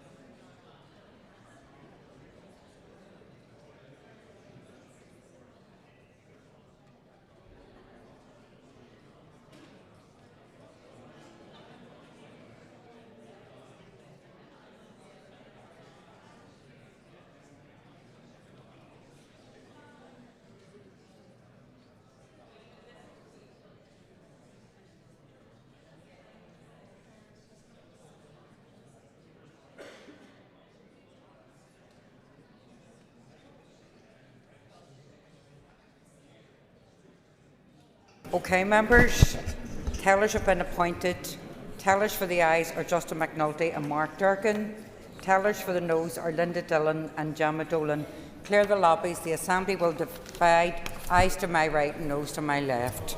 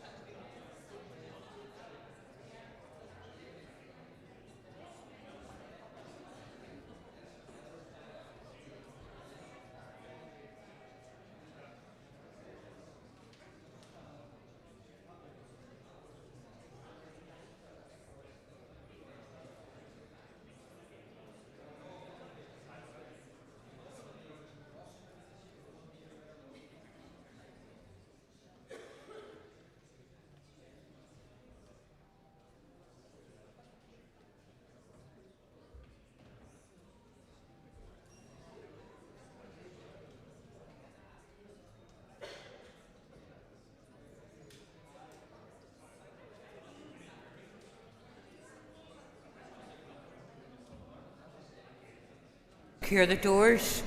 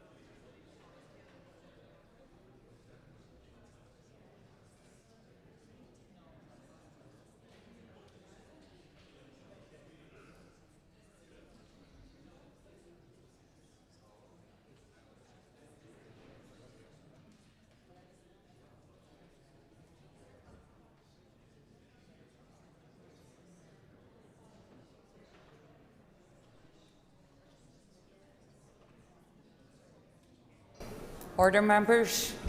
Order, members. Thank you. Clerk, could you please read the result?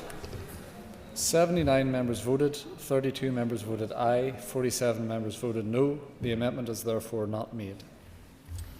So the amendment's not made, and just to aid members, there's no more amendments to be voted on, so it'll just be the clauses. So if you bear with me, I'll just go through them all. Okay, so the question is that clause 4, stand part of the bill.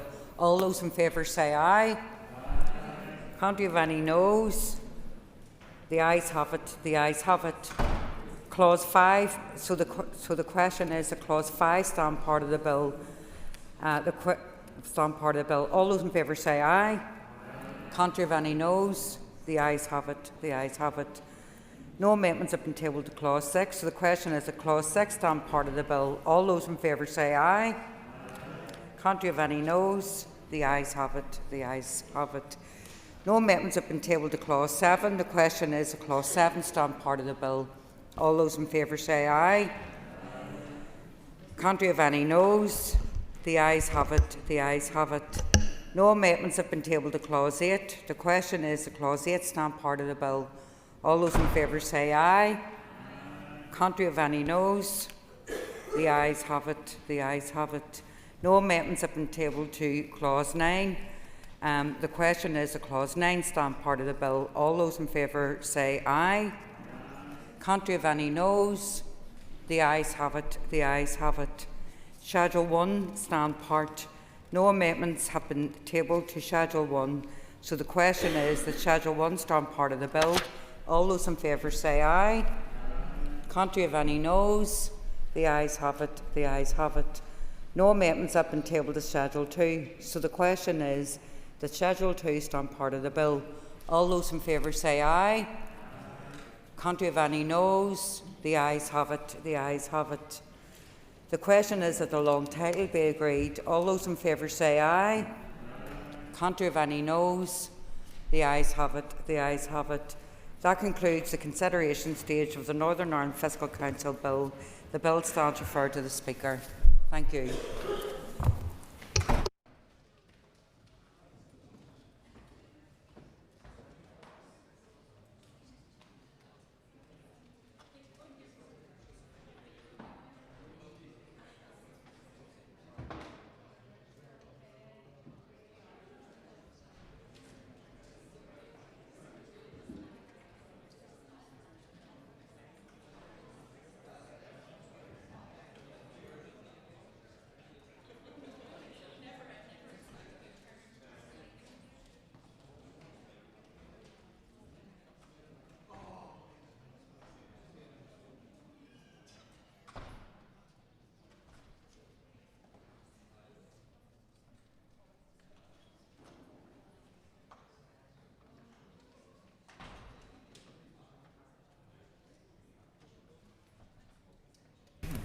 Members, the next item of business is a motion on the Coronavirus Act 2020, extension of provisions relating to the live links for courts and tribunals order NI 2026. Clerk, could you please read the motion?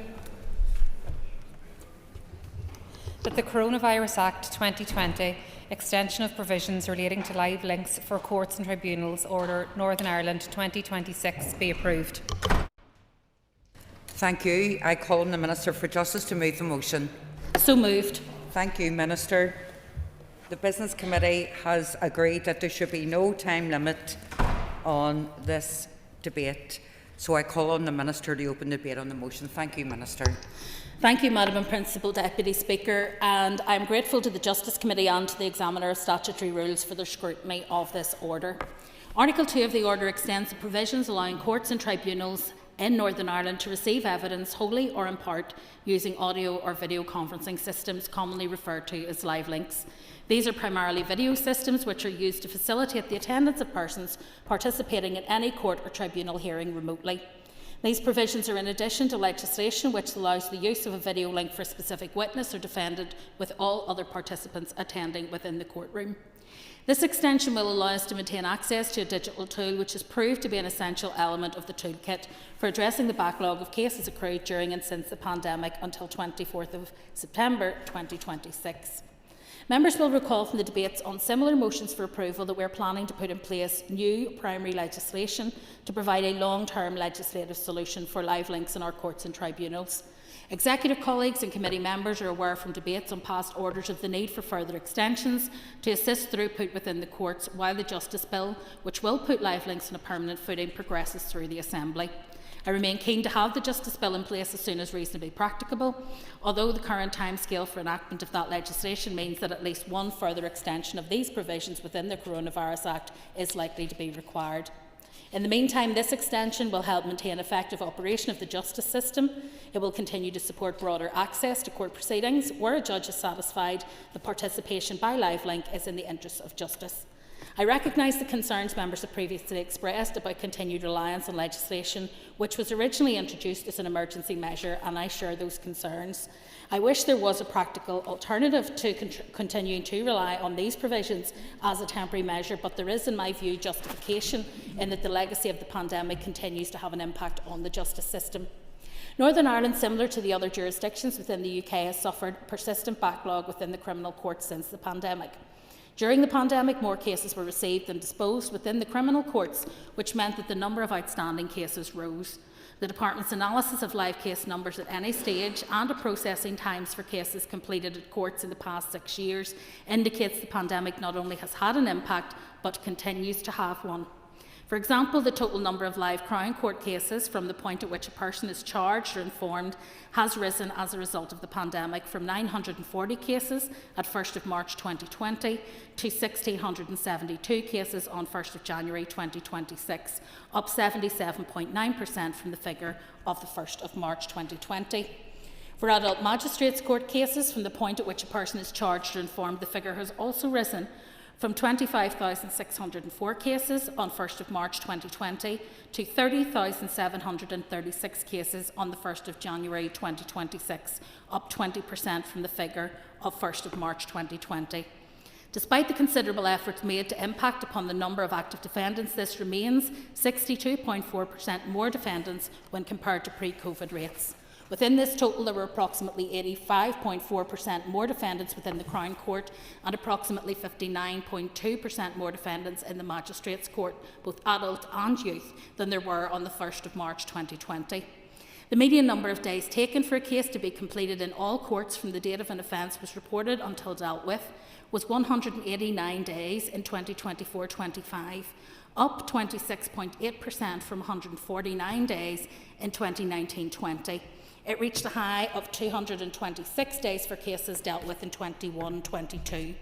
For cases at court stage, the most recent January 2026 management information indicates that there were 11,808 defendants' cases at that stage of the criminal justice system, compared to 7,269 in March 2020. Based on current disposal rates, it is anticipated the backlog will not be cleared until beyond 2026. Taking account of these statistics, I consider that while progress is being made, there remains a substantial percentage of cases that have been within the Crown Court and Magistrates' Court for more than 3 years. While the pandemic is a significant material factor, it is of course not the only issue creating a backlog in cases. Other factors playing a role in the level of the backlog include limited options for increasing case throughput by stakeholders, industrial action by other players within the criminal justice system, and the usual ongoing financial pressures.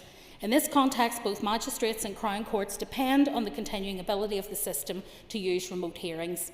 As part of this system, the role of the Bespoke Justice Video Platform, JVC, was completed in mid-November 2025, replacing SiteLink. And there is currently a consistent level of video conferencing connections of approximately 15,000 per month. Importantly, there remains support by court users, in particular those who advocate for victims of crime, for this avenue of participation to be available, subject to judicial approval, for those who would prefer not to attend a court in person. I also believe that the use of these provisions aligns with commitments made or reflected within the Victim Charter. I therefore commend approval of this order to the Assembly. Thank you. Thank you, Minister. I call Paul Frew, Chair of the Justice Committee. Thank you, Principal Deputy Speaker. I am pleased to speak briefly on this motion as Chairperson of the Committee for Justice. The Minister has already outlined the intention of the rule. It is one of a sequence to allow for the continued use of live links for courts and tribunals. This is the 9th such extension under Section 90 of the Coronavirus Act 2020. The Committee has recommended that the Assembly approve all previous extensions, and it maintains that position following consideration of this current rule to extend the provisions until the 24th September 2026. In its consideration of the earlier rules, the Committee had sought assurances from the Minister that the continuation of the use of powers in the Coronavirus Act 2020 remained appropriate and proportionate as an interim arrangement until a permanent provision could be established by means of primary legislation. As the House will be aware, the Minister plans to introduce an amendment to the Justice Bill at consideration stage to make permanent provisions in this regard. Therefore, whilst this may not be the last extension before the Justice Bill completes its passage through this House, the end is probably now in sight, and the powers to allow courts and tribunals to make use of live links will hopefully soon be enshrined in primary legislation. The Committee considered the rule before us today at its meeting on the 23rd of April 2026, which included consideration of the Examiner Statute Rules report, which raised no issues regarding the technical aspects of the rule. The Committee agreed then to recommend that it be approved by this Assembly.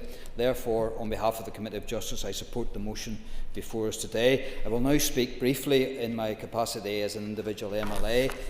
Principal Deputy Speaker, out of the Coronavirus Act 2020, this is one of the measures that had a positive outcome, and I support it 100%, along with the death certificate and birth certificate piece in the Finance Department. So I understand why we need the extensions going on, and I'm glad that the Minister has committed at her first earliest opportunity to put this in primary legislation, one which her destiny has not been her own, because of course the Committee took a long time to scrutinise the Justice Bill, and rightly so. So that's why we're into 9th extensions. But sooner or later this Assembly and the Executive will have to face up to what the Coronavirus Act 2020 actually brought, the harm that it brought to the people. In a crisis, we need more scrutiny, not less scrutiny. And this Assembly went into an abeyance, it went into a zombie form, and it allowed one person, no matter who that person is, to have power to change, to bring in, to think up new legislation in the morning, to have it passed in the afternoon, and to have it enacted in the evening. And that's somewhere we should never ever be in again, that position. So, Principal Deputy Speaker, I support this extension today. I hope that it will soon be in primary legislation, i.e. the Justice Bill, and I look forward to the consideration stage of that bill very, very soon. Thank you. Thank you, Paul. I call Emma Sheeran. Priya Concordia, and like my colleague on the Justice Bill or Justice Committee, I want to welcome this extension. Whilst not perfect in how it has been played out, we recognise the necessity of this and the fact that the Minister is bringing forward appropriate legislation to cover these arrangements, and in that regard we're happy to support that today. Thank you. Thank you, Emma. Much appreciated. Minister, it's over to yourself to conclude. Madam Principal Deputy Speaker, and I want to thank members for their contributions on today's debates. I'm not going to stray into the issues raised by the committee chair as an individual MLA. I'm going to leave that to Baroness Hallett, because I think the COVID inquiry will no doubt come up with some very robust recommendations in that regard. But I do think the importance of making live links available to those who find themselves, often through no fault on their part, engaged or compelled to engage in the justice system can't be underestimated. They can provide an avenue of communication which can reduce stress or other pressures that participation in a court hearing might bring. Furthermore, the system has a significantly positive impact on the efficiency of the justice system. And so I want to, in closing, record my thanks to members for their support on this motion, and look forward to a point where we no longer need to table these as a routine. Thank you, Minister. So the question is that the Coronavirus Act 2020 extension of provisions relating to live links for courts and tribunals order Northern Ireland 2026 be approved. All those in favour say aye. Contrary of any noes? The ayes have it. The ayes have it. Our next item of business is a motion from the Committee for Agriculture, Environment and Rural Affairs. Clerk, could you please read the motion?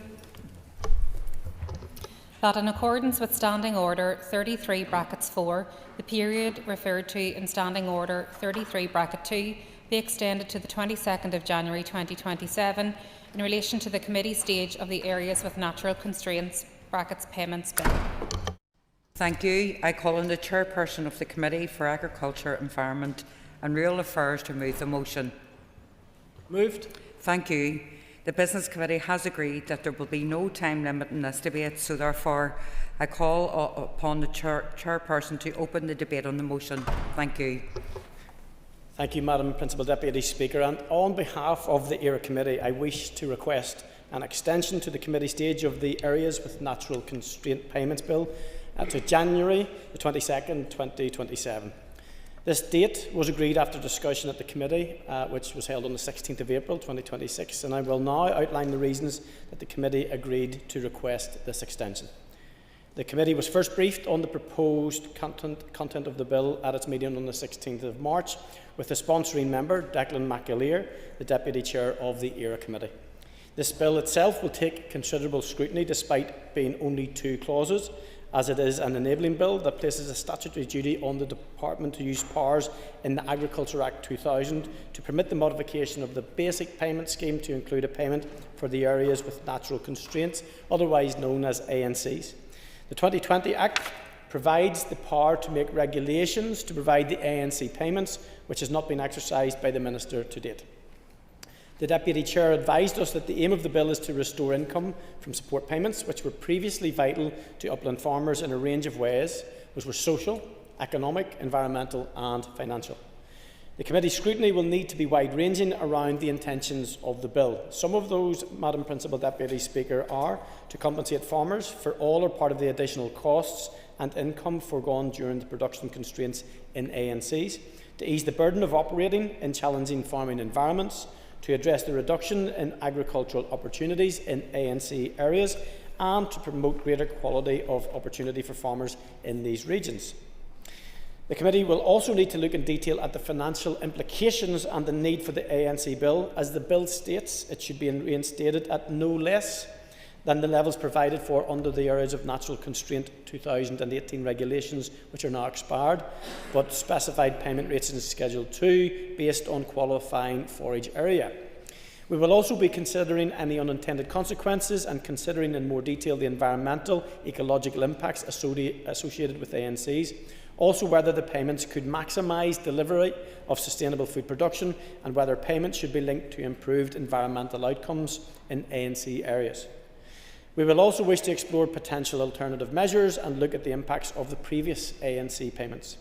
Madam Principal Deputy Speaker, the committee was supportive of the intention of the bill, but some members have initial concerns around its viability as enabling legislation, the budgetary implications and the potential impact of the bill on other support schemes. The committee is requesting a significant extension to this bill in order to ensure full scrutiny of the range of significant issues that were raised at a second stage debate by both committee members and indeed other members of this Assembly. In addition, at present the committee is completing the dilapidation bill committee stage. We need to also build in time for an imminent executive bill called the Fisheries and Water Environment Bill, and the potential for further members' bills, including the Hunting with Dogs bill that's already been introduced. The committee would rather have the scope to consider these bills in parallel rather than unnecessarily rush the scrutiny of one or any of them, just to get them over the line. We have learnt lessons from the Agriculture Bill and the Dilapidation Bill that significant evidence can come late to us in committee stage, and although that we set a long extension for the Dilapidation Bill, we are now running to the wire to take on new evidence from important groups and still to make our reporting deadline. Madam Principal Deputy Speaker, the committee are due to receive a bill briefing from RAISE on the ANC bill at its meeting on the 21st of May, and no doubt RAISE will highlight further pertinent queries and issues that the committee will want to pursue with external witnesses and the sponsoring member. The committee's public call for views will open in the next week or so, and I would encourage all interested individuals and stakeholders and groups to respond to that. The committee wishes to give the focused issues and wider impact of the bill due diligence and scrutiny, while keeping on top of our extensive scrutiny remit of statutory rules and new policies as they emerge. So, Madam Principal Deputy Speaker, in conclusion, having consulted with the Bill Office and having considered the evidence we wish to take and our ongoing work and commitments, the committee are seeking the support of the House today to extend the committee stage of the ANC Payments Bill to the 22nd of January 2027. However, the committee will of course work at pace to report in advance of that date if that is at all possible. Thank you, Madam Principal Deputy Speaker. Thank you, Robbie. I now call Declan McAleer. The motion before us proposes extending the committee stage of the ANC bill to allow for more thorough scrutiny. Given the bill's importance to farmers operating in challenging environments, it is essential that the committee has adequate time to examine its provisions in detail. The bill provides financial support to those farming in areas where natural constraints limit productivity. These payments are vital for sustaining rural livelihoods and supporting environmental management. Extending the committee stage would enable deeper engagement with stakeholders, including farmers and rural organisations, and ensuring their perspectives are properly considered. Additional time would also allow the committee to assess key elements such as eligibility, payment levels and long-term sustainability. Careful scrutiny reduces the risk of unintended consequences and helps ensure the legislation is both effective and practical. In summary, the extension supports a more robust and inclusive legislative process, ultimately strengthening the bill and its impact. Thank you, Declan. I call the Minister for ERA to respond. Or not to respond, just to speak. Okay. It's rare that a Minister speaks on an extension to committee stage, but there you go. No problem.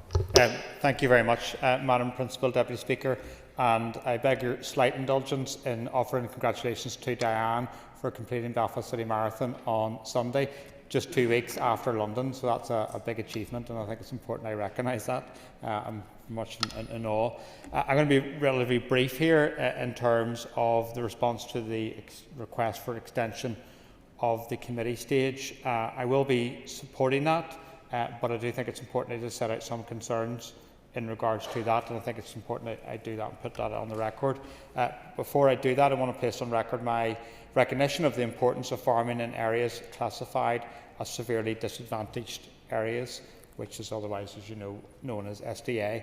These areas, which make up areas of natural constraint, otherwise known as ANC, lots of acronyms, form a significant and valued part of a rural landscape and remain central to livestock production, environmental stewardship and the social fabric of rural communities. Farmers operating in any ANC areas face inherent structural challenges linked to geography, soil quality and climate, and Declan's outlined that in the second stage of his bill. They continue to manage land of high environmental value, and it's important I recognise that and put that on the record, whilst producing livestock and contributes to the wider agri-food supply chain. And that contribution is acknowledged and it's fully understood. However, recognising challenge does not remove our responsibility to legislate carefully, to spend public money responsibly and ensure that any statutory scheme is effective, affordable and deliverable. During the second stage of the private member's bill, we heard about the arguments supporting the need for areas of natural constraints payment. We also heard from members about the proposed bill could be used to support environmental improvements. Crucially, members also stressed the importance of clarity regarding funding arrangements for any future ANC scheme. The motion before the Assembly here today seeks to extend the committee stage of this private member's bill to January 2027. As I've outlined, I'm content to agree, but I think it's important I place on record the importance of effective scrutiny of this private member's bill and also completing that as soon as possible, because once that is completed by the committee, then we'll move to consideration stage, further consideration stage and final stage. So the importance of scrutiny associated with this bill is critical. This bill is being tabled and being considered in the context of our Sustainable Agricultural Programme, which we are continuing to roll out. That was carefully drafted and has been involved stakeholders around that. We are aware of the concerns in relation to the bill as drafted in terms of the statutory requirement to introduce a new ANC payment scheme without conditions attached with regards to affordability. Minister, Minister, this isn't about your concerns. This is about an extension, which I appreciate you spoke about scrutiny, and the chair and the bill sponsor has mentioned that, but it's not to rehearse the debate on the bill. Appreciate that. Thank you. Thank you. Thank you, Principal Deputy Speaker. So I'm happy to support the extension of the committee stage around this, but I've just emphasised the importance of making sure that that scrutiny takes place and we get it back in here for consideration stage, ideally before January of next year. Much appreciated. I call on the Chair to conclude and wind on the committee's debate. Thank you. Thank you, Madam Principal Deputy Speaker. Not take up too much time, but everything that has been spoken, whether it was the Minister or the mover of the bill, points to the fact that we will take our responsibilities very seriously in regard to that. And the first thing that I'd like to touch on is scrutiny.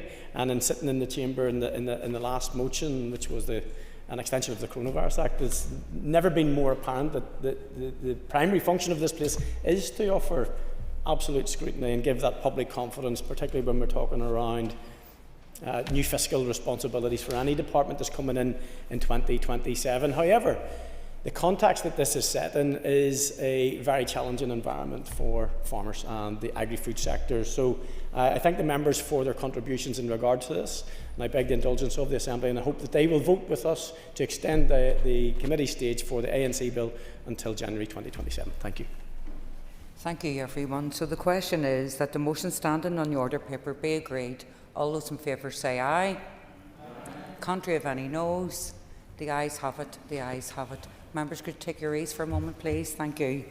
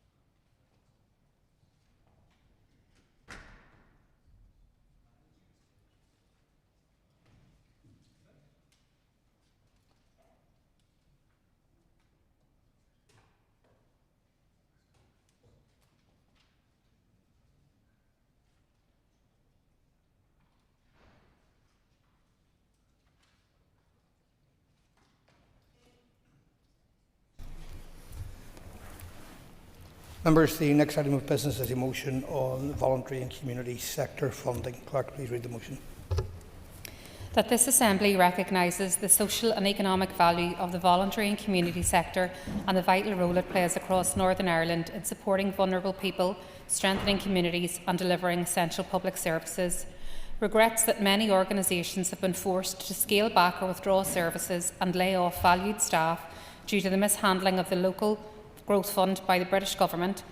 Notes that the Northern Ireland Executive has realised savings from the European Structural and Investment Fund succession without reinvestment in community and voluntary services. Laments the failure to put in place timely and adequate replacement funding arrangements when it became clear that the British Government would not change the funding profile on the Local Growth Fund, and calls on the Minister of Finance to ring-fence sufficient funding in the multi-year budget to fully address the shortfall and provide long-term stability for the voluntary and community sector. Thank you, and I call Mark Durkin to move the motion. Thank you. The Business Committee has agreed to allow up to 1 hour 30 minutes for this debate. The proposer of the motion will have 10 minutes to propose and 10 minutes to wind. 2 amendments have been selected and are published in the Marshall list, so the Business Committee has agreed that 30 minutes will be added to the total time for the debate. Mr Durkin, please open the debate on the motion. Thanks, Deputy Speaker. The crisis facing the voluntary community sector didn't arrive suddenly, nor was it inevitable. It's the product of decisions taken and decisions not taken over many years. But to understand how we reached this point, we need to be clear about what previously worked, why it worked, and what now has been lost. For decades, European structural funds, particularly the European Social Fund and the European Regional Development Fund, provided stable, strategic investment in Northern Ireland's communities. They worked because the Northern Ireland Executive treated them as core policy instruments, not as discretionary add-ons. Executive match funding wasn't a courtesy, it was a statement of intent, one that said tackling economic inactivity, supporting people into work, addressing inequality and strengthening communities were central priorities of devolved government. That match funding ensured 3 critical things. First, scale. European funding came in at a level that was meaningful because it was matched locally. Second, stability. Organisations could plan across programme cycles, retain skilled staff and build trusted relationships with participants. And third, integration. Programmes were embedded in local strategies for employability, skills, disability inclusion and regeneration. And that's why those programmes delivered results, particularly in places like Foyle, my own constituency, where economic inactivity is deeply entrenched and driven by disability, long-term ill health and caring responsibilities. What replaced that model is something very different. Brexit resulted in the loss of EU funding, especially for groups that are most marginalised in society. And the parties that championed Brexit must bear some responsibility for that and for where we are today. But since then, we've seen a succession of schemes. First, the Shared Prosperity Fund, and now the Local Growth Fund, that lack those three qualities: scale, stability and integration. Most critically, the executive match funding principle has disappeared. Savings arising from the end of European structural funds have not been reinvested in a way that protects the delivery capacity that those funds supported. Instead of being treated as foundational, voluntary and community sector programmes have been left exposed, dependent on short-term, externally designed schemes with very limited local flexibility. And that failure of continuity matters, because the Local Growth Fund, as currently structured, is not just smaller in revenue terms, it's fundamentally misdesigned for Northern Ireland. A 70-30 capital to resource split might suit regions where growth challenges are infrastructure-led, but our challenge is people-led. Capital funding doesn't support a person with a disability into sustained employment. It doesn't address trauma-related barriers. It doesn't keep skilled employability staff in place. And yet, that is the funding model now being imposed. And ministers have already acknowledged key elements of this problem. The Finance Minister has put it in record that the Executive cannot rebalance that capital resource split, and that the resource element will be delivered directly by Westminster in 2026-27. At the same time, we're told that delivery responsibilities will later revert to departments here, meaning the Executive will inherit the consequences of a model that it didn't design. But the Executive has also failed to take any responsibility for a problem that we knew was coming. Yes, what the UK government has done is indefensible, but ministers here have abandoned their responsibility to the thousands of people supported by these projects and organisations. That places an even greater responsibility on the Executive to assess and mitigate the impact now. But as usual, when a crisis points to a collective responsibility for the Executive, the response is a collective silence. Assurances to the sector have been paper thin. As far back as January 2025, the then Finance Minister agreed to set up a cross-departmental group to identify the risks coming forward from the transition. But we don't know if this group even got off the ground. If it did, it was in secret, with no collaboration or consultation with the community and voluntary sector.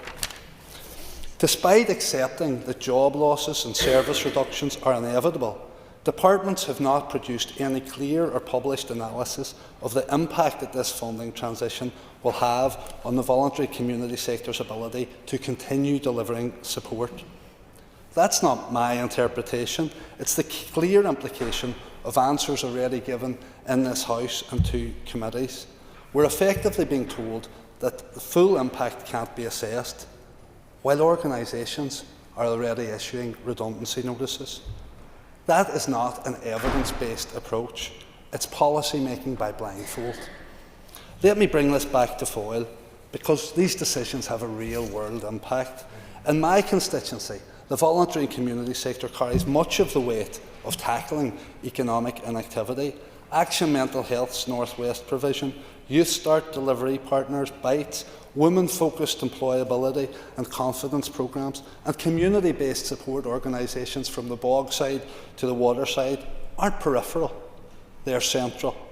These organisations work with people who don't transition neatly between mainstream programmes, people with learning disabilities, people managing long-term mental health conditions, women returning to the labour market after prolonged care responsibilities, and young people whose barriers can't be addressed by short-term interventions.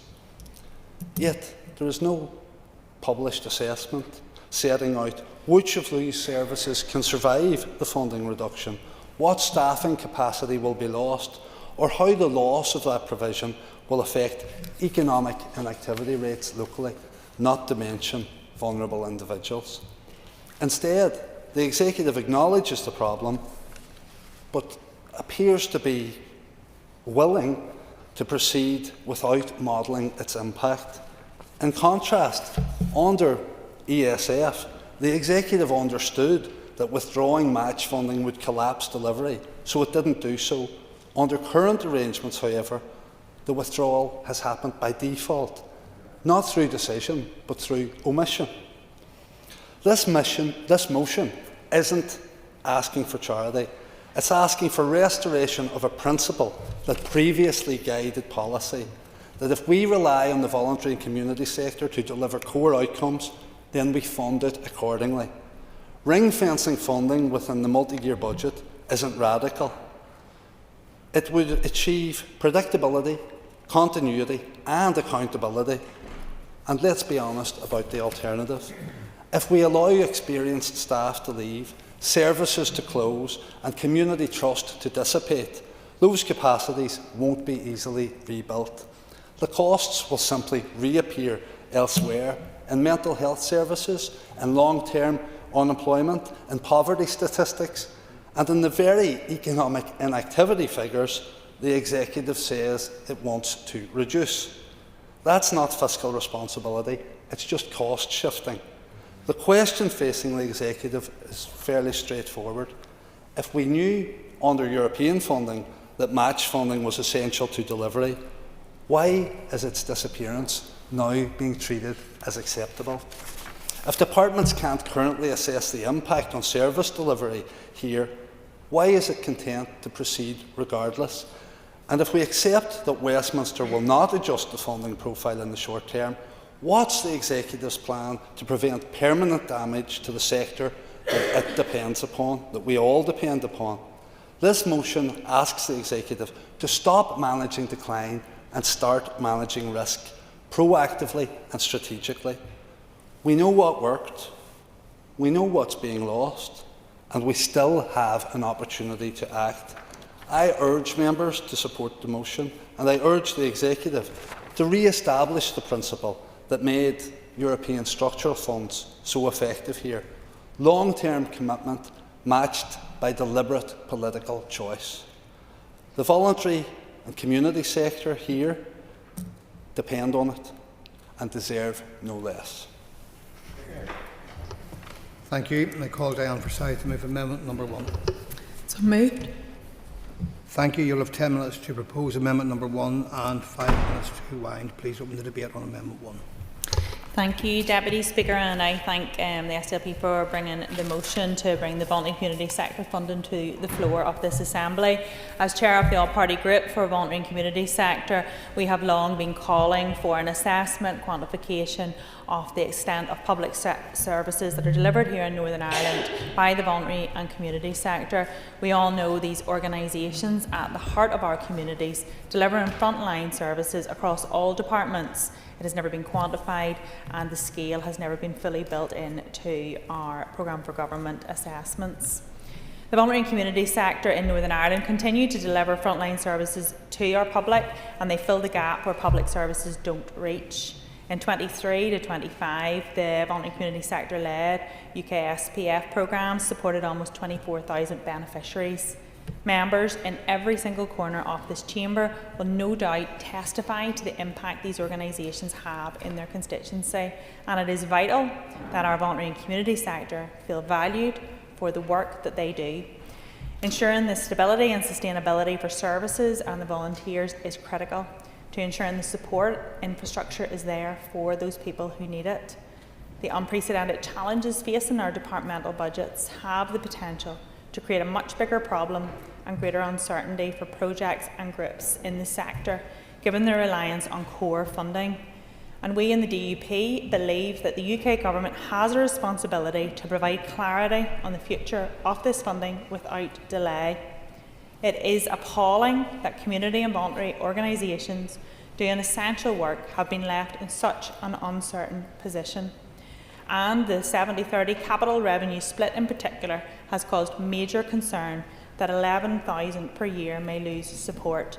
And our party at every level have raised this, with Gavin Robinson raising it through the Northern Ireland Affairs Committee. And I believe that right across this House we have been speaking with one united voice on this piece.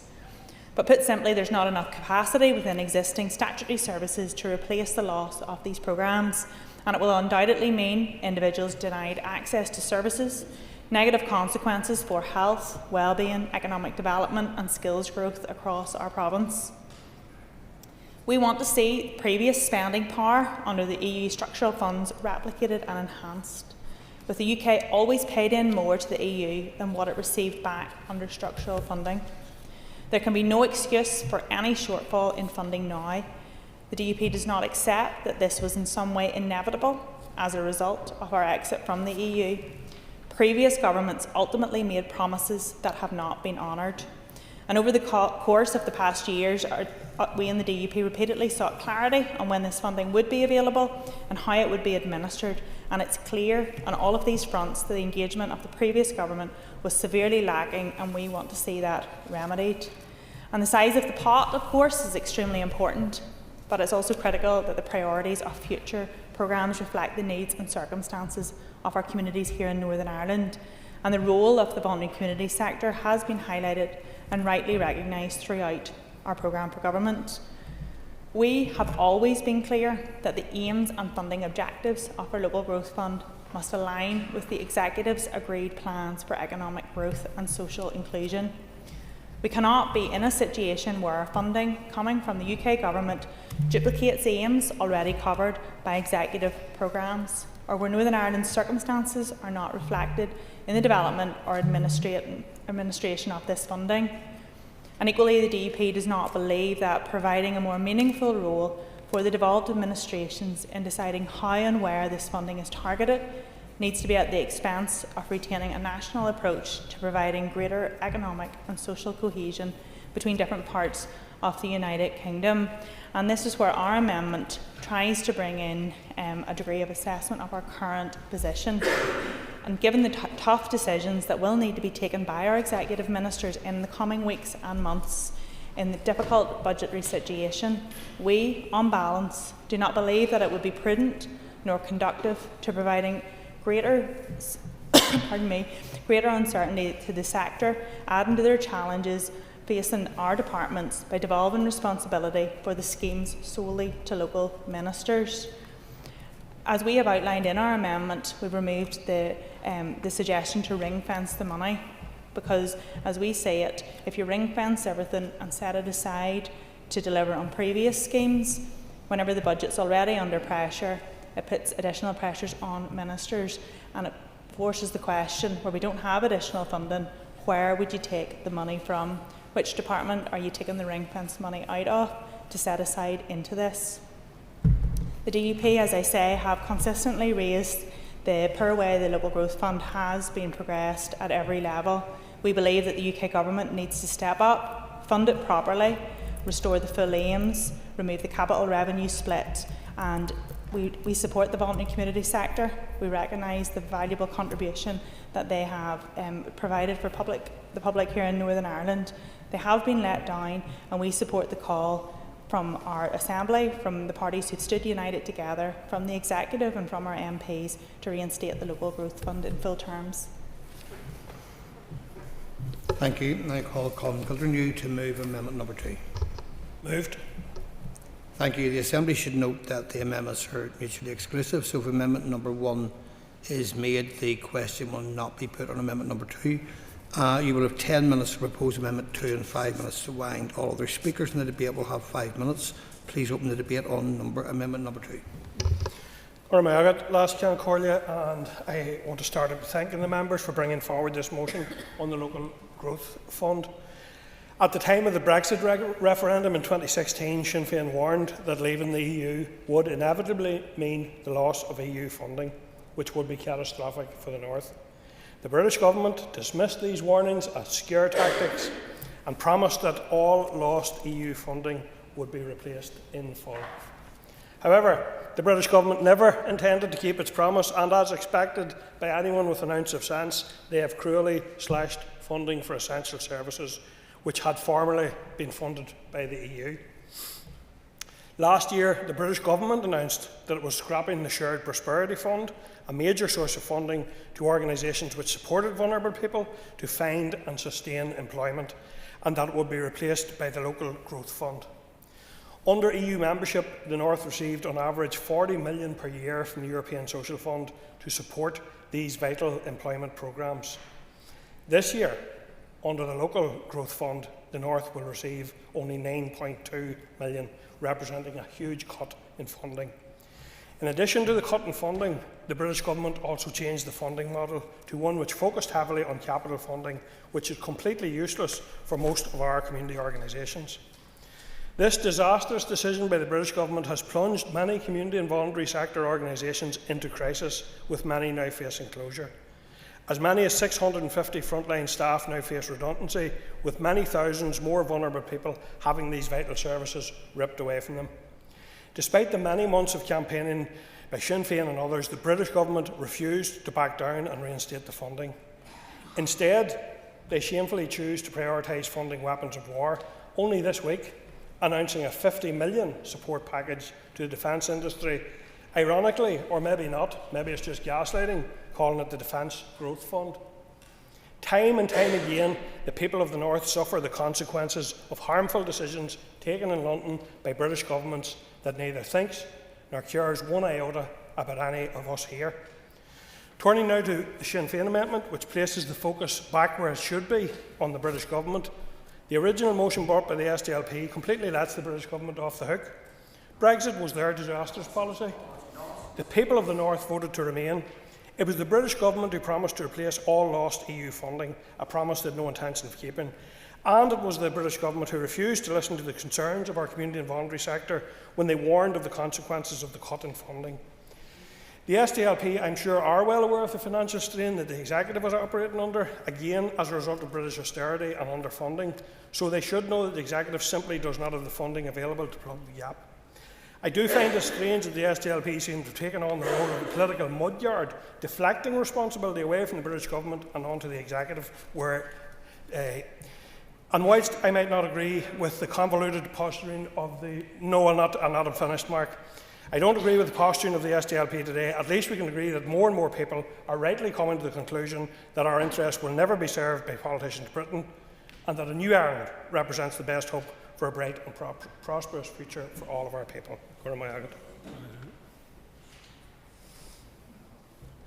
Shamil Holland. Mr Deputy Speaker, I rise to support the motion and the amendments, and to recognise the immense social and economic value of Northern Ireland's voluntary and community sector. I think we need to stop talking about the voluntary and community sector as if it is somehow separate from public service delivery, because it isn't. It is so intertwined. As Youth Action has described it, the sector is a critical cog, a backbone and a lifeblood in the lives of young people, vulnerable people and communities across Northern Ireland. And in many cases, these organisations are delivering essential public services, services that people rely on every single day, and services that should be properly provided for and sustainably and long-term funded by the Executive. Every day, voluntary and community organisations support people who are furthest from the labour market, people with disabilities, carers, women facing barriers to work, young people not in education, employment or training, people living with long-term health conditions, and those dealing with addiction, homelessness, family breakdown, isolation, domestic abuse, severe mental health challenges and death. The list goes on. That work is skilled, it is relational and it is built on trust. It cannot simply be paused and restarted whenever a funding stream changes its name, and that's why the UK Government's handling of the Local Growth Fund is so utterly damaging. Mr Deputy Speaker, this new model doesn't reflect Northern Ireland's needs. You cannot mentor a young person with a capital budget. You can't support someone who is going through suicidal ideation with bricks and mortar, and you cannot help a disabled person into employment if the specialist worker who truly understands their situation has been made redundant. Youth Start shows what this means in human terms. For the 7 Youth Start partners, funding is being reduced from 3 million to just 1.08 million. That's a programme that has supported over 1,500 young people a year. Young people. Youth Action has said plainly that young people's lives are changed and in some cases saved by that intervention. And as someone who came through the youth service, I can hand on heart attest to that work being life-changing and life-saving. Action Mental Health has warned that more than 80 of their staff may lose their jobs and that 900 people will no longer receive support next year. And their Chief Executive, David Babington, said there are going to be lives that are going to be lost here. That's the reality of this cut. Yes.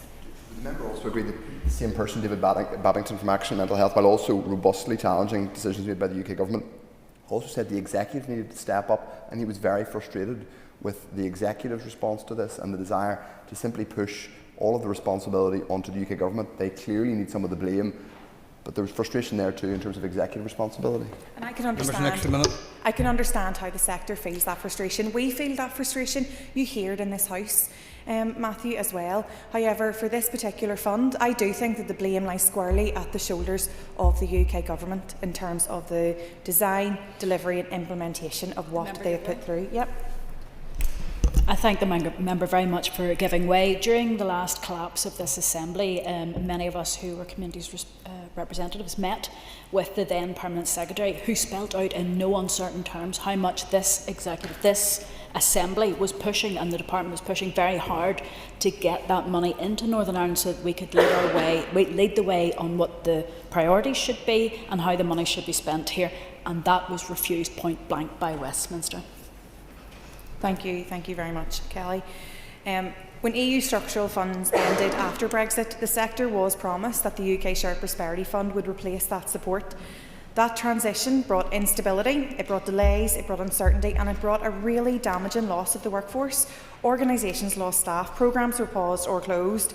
It was a loss of institutional memory, community knowledge and hard-won expertise. And now, with the transition from UK SPF to the Local Growth Fund, we are repeating the same mistake. When experienced youth workers, employment advisors, community mentors leave, they don't simply wait for the next funding round, they move on, so the sector loses knowledge, relationships and know-how. There has been no proper consultation with the community and voluntary sector, no published impact assessment, and organisations were notified late in the delivery year, days before Christmas. That is absolutely no way to treat a sector delivering essential public services which in reality should have been properly funded and sustainably funded on a statutory basis. And Northern Ireland is particularly exposed, particularly in terms of the work that has been delivered. We have the highest economic inactivity rate in the UK. We have a very specific set of circumstances here. The lowest employment rate for disabled people. We don't have access to the same alternative programmes available elsewhere, like the DWP's connector work. A capital-heavy model just simply is not fit for purpose. We cannot keep allowing funding cliff edges to hollow out our voluntary and community sector, and we cannot keep losing the very people who know what works and who know how to deliver it. And then we wonder why services collapse. This is about people, it's about dignity, it's about prevention, opportunity and hope. And I thank the SDLP for bringing it once again to the Chamber. I support the motion, and as I say, we support the amendments. Andy Allen. Thank you, Deputy Speaker, and can I too thank the SDLP for bringing forward this motion to the House today. At the outset, Deputy Speaker, I declare an interest as a charity trustee. Alongside my work as an MLA, that role has given me first-hand insight of both the pressures facing the community and voluntary sector and the very real, often life-changing difference it makes to people right across Northern Ireland. For many community and voluntary sector organisations, are the first place people turn to when they need help. These organisations are also at the fore in delivering support schemes and initiatives. They provide practical support, continuity, trust and understanding.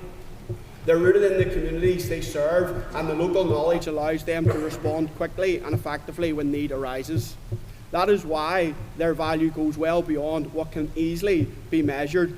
But when it is measured, as is often the requirement for funding, the impact is not only clear but compelling and provides a strong evidence base to inform and shape policy. They deliver strong value for money and contribute to economic outcomes by helping people move closer to work, easing pressures on public services.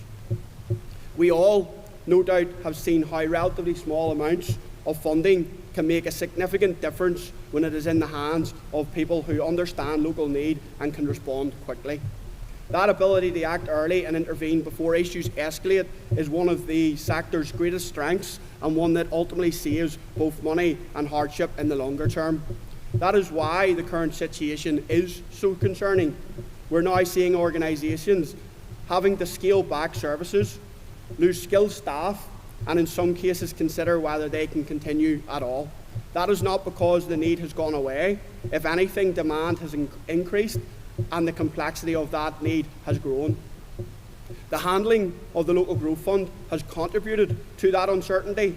Something like others have mentioned, we have raised at every level, including my colleague Robin Swan, MP, arranging direct engagement with relevant UK government ministers. The current funding model that does not reflect how these services are delivered on the ground has left many organisations struggling to maintain provision.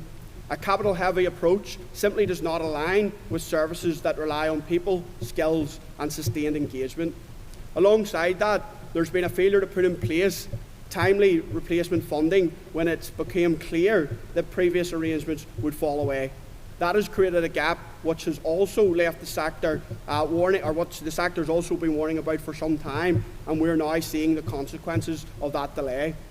If we're serious, Deputy Speaker, about recognising the value of the community and voluntary sector, then that recognition has to be reflected in decision making both at a local level and at Westminster. It means providing stability through multi-year funding.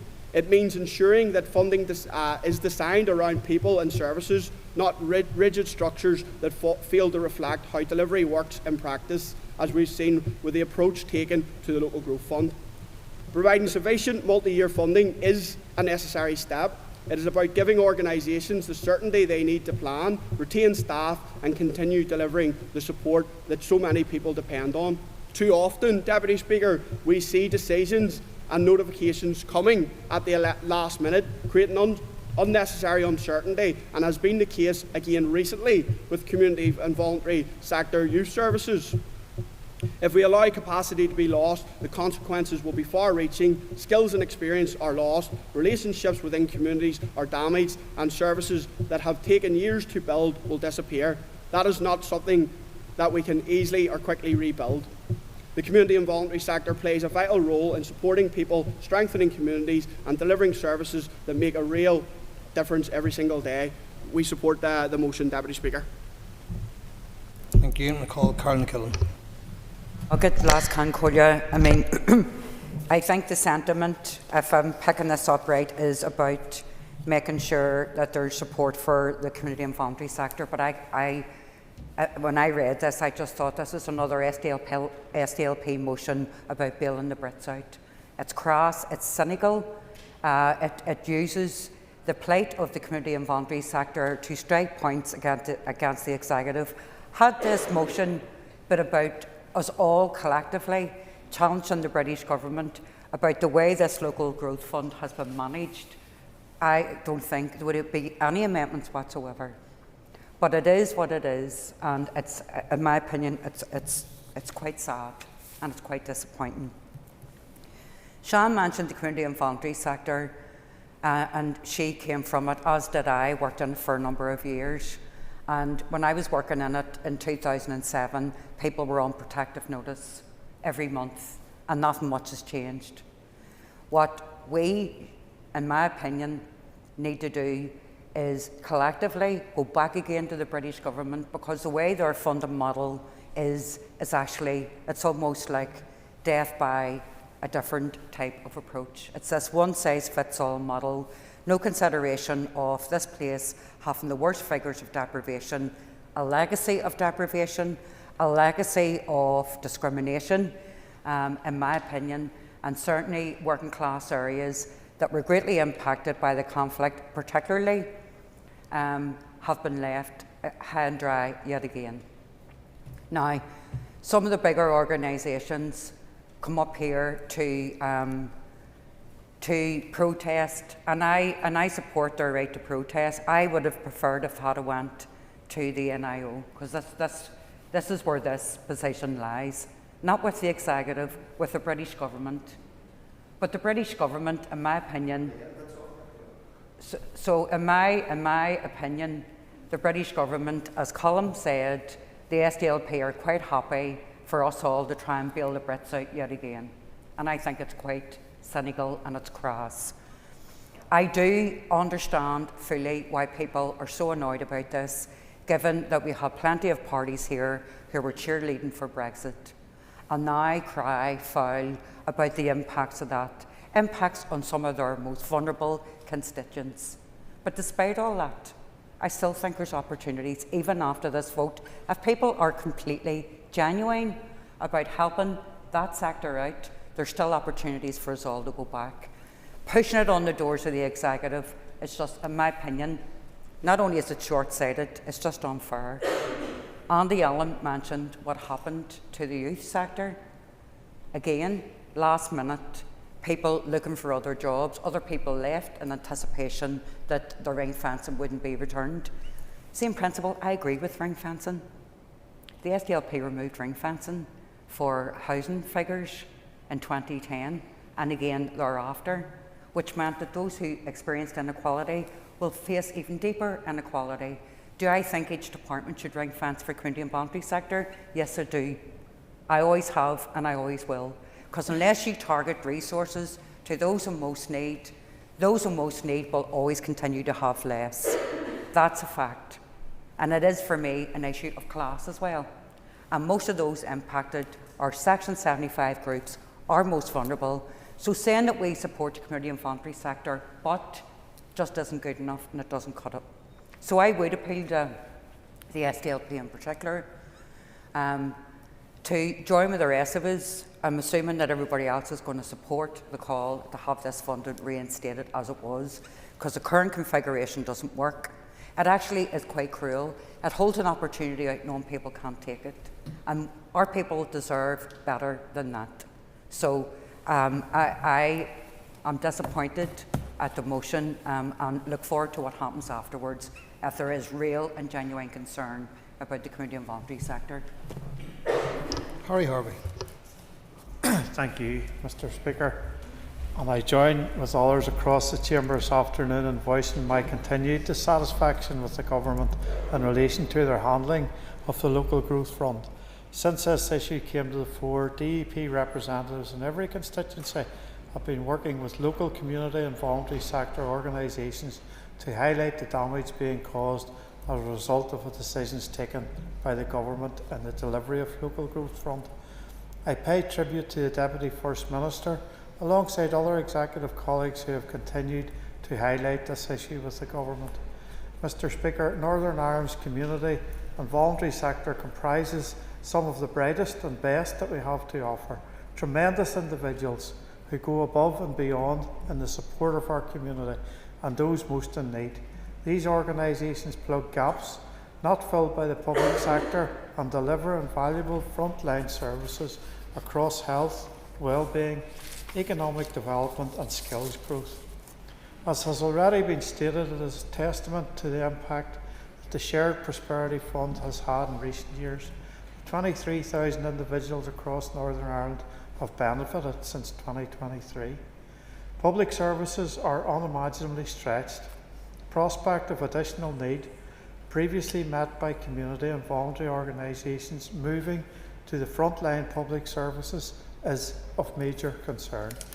There is insufficient capacity within our existing statutory services to replace the loss of these programmes.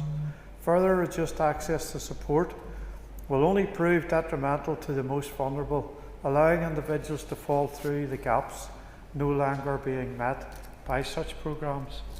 So many providers still remain in the dark as to the practical outworkings of the impact that these changes will have on their body. If the Government fails to listen to this House and the sector more widely, at the very least, organisations deserve clarity on when funding will be forthcoming and how the fund will be administered. The engagement of the previous Government was severely lacking. The present Government have continued in that vein, and we want to see that remedied as part of urgency. The needs and priorities of future projects under the Growth Fund must align with the Executive's agreed plans and priorities. It is vital that interventions are joined up and evidence-led with a clear link to the specific needs of communities across Northern Ireland if we are to see demonstrable benefit flowing from it. The provision of a more meaningful role for the devolved nations in the shaping of future programmes will reduce duplication and ensure the fund continues to achieve what the UK SPF did in past and plugging those service delivery gaps across healthcare and other relevant sectors. This can, of course, be achieved whilst retaining a national focus and approach of the provision of greater economic and social cohesion across all 4 regions, with awareness of regional need incorporated within the delivery of the fund. Mr. Speaker, in concluding my remarks, can I thank all those organisations who, despite the current funding and programme ambiguity surrounding their future, continue to support communities and individuals across Northern Ireland. Can I personally thank those groups in my own constituency who, like so many others, are desperately seeking clarity for the future. The focus must remain on the UK Government to follow through on their previous promises and to properly fund the Local Growth Fund. That will be my party's focus and priority, continuing to use all possible avenues to advocate for our exceptional community and voluntary sector. Thank you, Mr. Speaker. Thank you. Call Timothy Gostin. Much, Deputy Speaker. This motion that's before us this evening, as predictable as day turns to night, seeks to blame Westminster because that's the default position of parties inside this Assembly. If in doubt, blame Westminster to deflect any and all criticisms away from this floundering executive. Yet when one probes a little deeper, the truth soon emerges. Take, for example, the answer to my North Antrim colleague, Mr. Burrows, who in response to a question about funding to the Local Growth Fund was told, it is unrealistic in the context of an extremely challenging budgetary position for Westminster to expect a devolved government to step in and make up their shortfalls. Why? No one in the executive party said it was unrealistic in the context of an extremely challenging budgetary position to hand MLAs a mammoth pay rise costing the taxpayer an additional $1.3 million each year. No one on the Assembly Commission said it was unrealistic to expect the public to fit the bill running into hundreds of thousands of pounds to refurbish the staff canteen. The Assembly can find money whenever it wants to. Furthermore, when people in this Assembly made those choices, they did so in the full knowledge of the issues we are debating here tonight. The pack that was supplied with the library by the library ahead of the debate reminds us that the executive had been raising concerns with the UK government for many months, with formal engagement stretching back to last December 2025, followed by further escalation in January and, note this date, March 2026. What was this Assembly doing with its money in March 2026? Was it squeezing every penny to ensure value for money? Was it cutting every unnecessary cost so we could have money for the voluntary and community sector? Absolutely not. March 2026 was the very month when this Assembly, the Remuneration Board, delivered what MLAs had designed it to do, to give MLAs in this House a 27% pay rise. Colm, he chides the UK government about creating jobs and boosting our defences. But Mr Gilder knew he had nothing to say about the MLA pay increase or the refurbishment of the staff canteen. Politics is all about priorities. And if you want to find what people in politics see as their priorities, it's often more revealing to see what they spend the money on rather than what they fill the order paper with in non-binding motions. So what will these cuts mean for service users who rely on the services provided by the community and voluntary sector? Vulnerable people depend on these services to maintain stability. They depend on these services to maintain dignity. They depend on these services to keep some sort of a normality in their daily lives.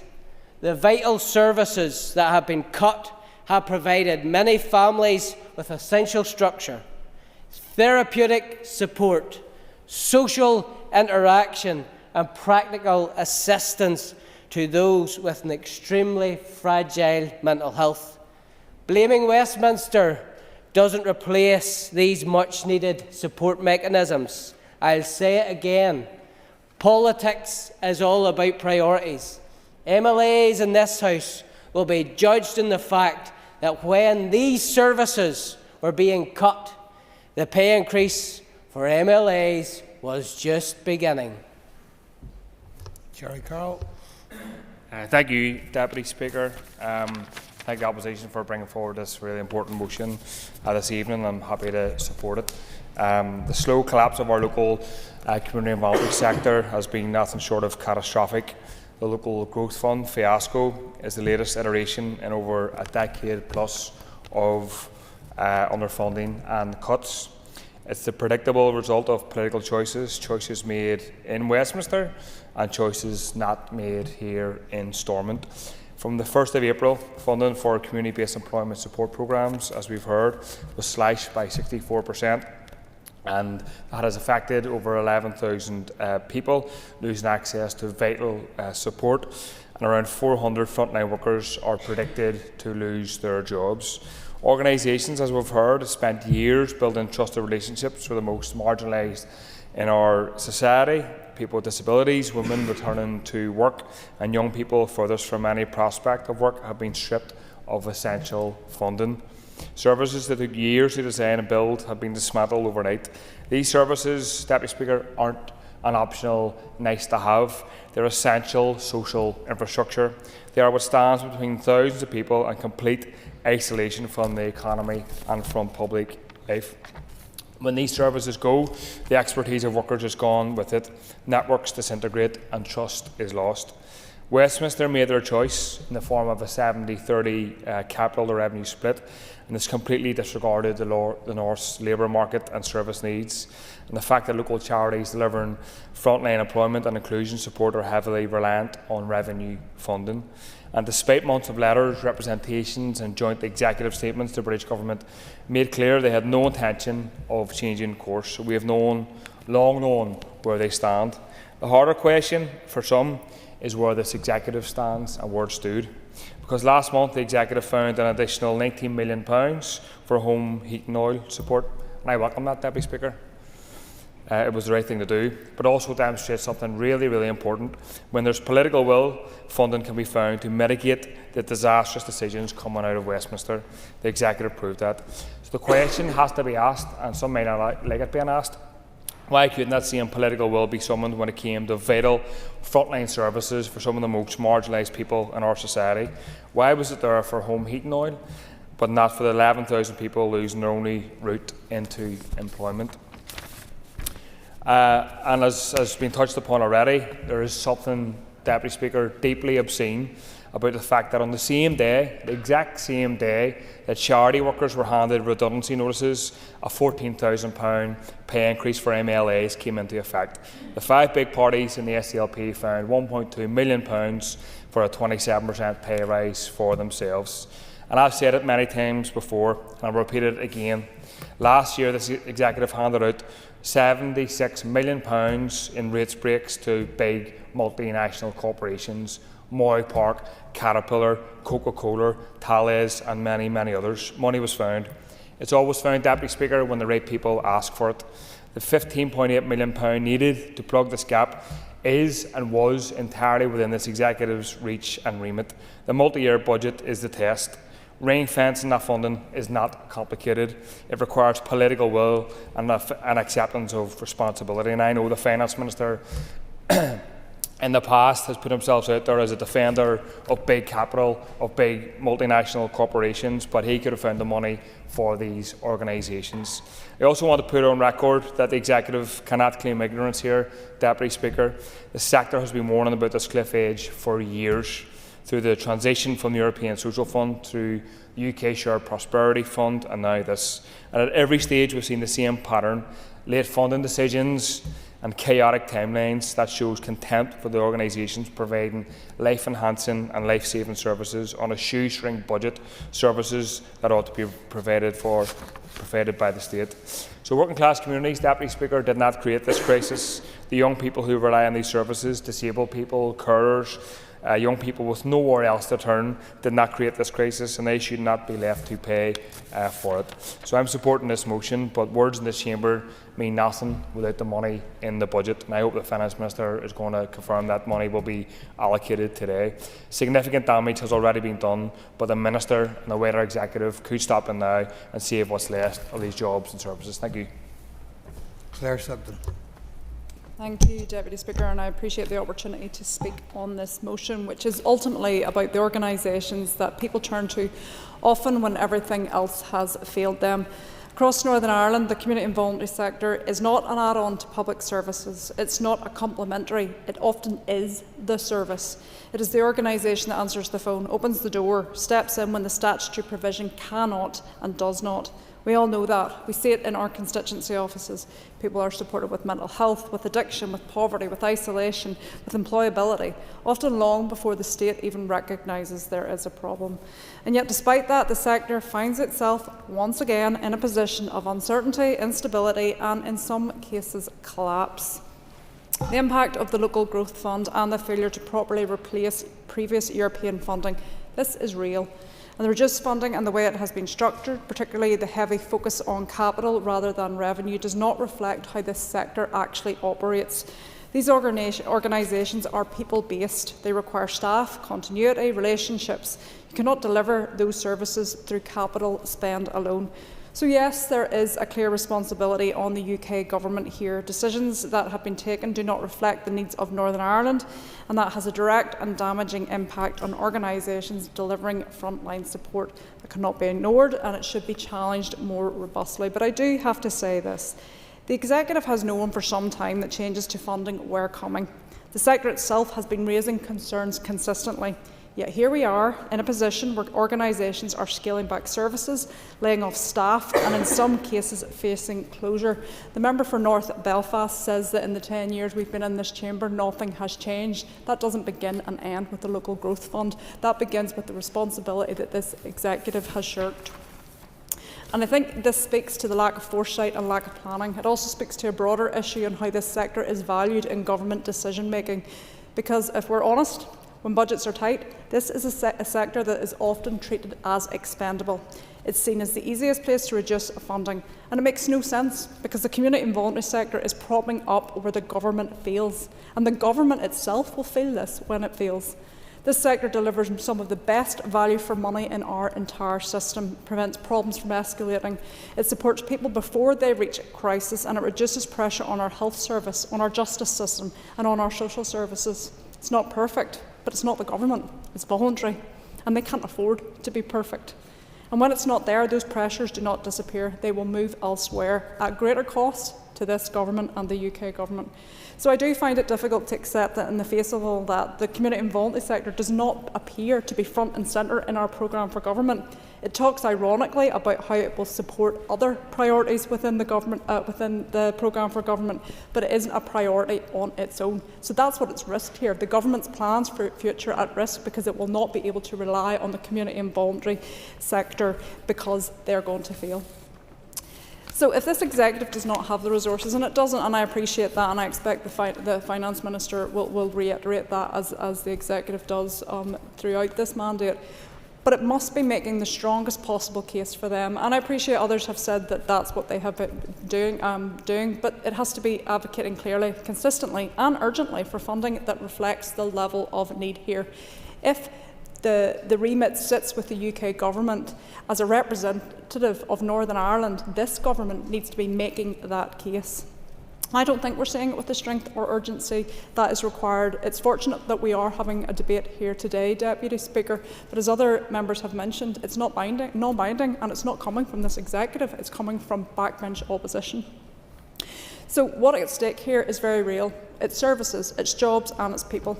And we know from evidence that without that continued funding, organisations will close, staff will be lost, and people most affected will be those already facing the greatest challenges in our society. And it is those Section 75 groups that will feel it most. And that's the consequence of getting this wrong. And for me, this is about recognising that there are failures at multiple levels. Yes, the UK government has something to answer, but let's not forget this executive has something to answer. They've been responsible for this issue for many years, not just in the recent years when this funding was cut. So I think the UK government must revisit its approach to funding, but this executive needs to show greater leadership, foresight and prioritisation. Because if we continue on this current path, we'll not just see a funding gap, we will see a support gap. And that's something that many of our constituents cannot afford. It's something this executive can't afford, as we hear regularly. Thank you. Thank you. I now call on the Minister of Finance to respond to the debate. Minister, you have up to 15 minutes. And I welcome the opportunity to respond to this debate. I fully recognise the social and economic value of the community and voluntary sector and the vital role it plays right across our society in supporting and strengthening communities and delivering essential public services. As Finance Minister and as MLA, it is clear to see the sector's contribution to the provision of services, particularly for the most vulnerable in our communities.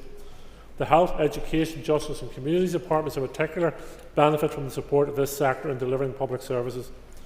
While I welcome the motion's recognition of the value of the community and voluntary sector and the impact it has across our communities, I strongly disagree with the proposed solution. It simply cannot fall to the executive to fill the gaps that have been created by the British government, especially when the proposers of the motion are aware that it's the British government policy that has reduced the executive spending power. The amendments standing in the name of my colleagues Colin Gildernew, Declan Kearney and Sinead Ennis reflect the real reason for the issues being experienced by the sector, and for this reason I fully support that amendment. Before Brexit, the European Structural and Investment Funds, in particular the European Social Fund, played an important role in the delivery of services to our communities. EU funds were delivered through local departments, working with stakeholders, and had an agreed match funding obligation in place. Those funds were replaced with the Shared Prosperity Fund, which were controlled and directly delivered by Whitehall. These funds were subsequently smaller than the EU funds they were supposed to replace. As has been said, we went from an average of £65 million per year from a multi-year European funding programme to an average of £35 million per year in the Shared Prosperity Fund. The Local Growth Fund, in turn, replaced the Shared Prosperity Fund and was designed by the British government, despite commitments in the Labour Party manifesto that they would devolve these funds and their programmes to devolved institutions. In March 2025, the Executive were proactive and agreed a position for the new Local Growth Fund in anticipation of partnership and local control. This set out 6 clear and reasonable principles for the fund. 1. Funding must be long-term and sufficient in value. There must be co-design with partners. Structures must be efficient and accessible.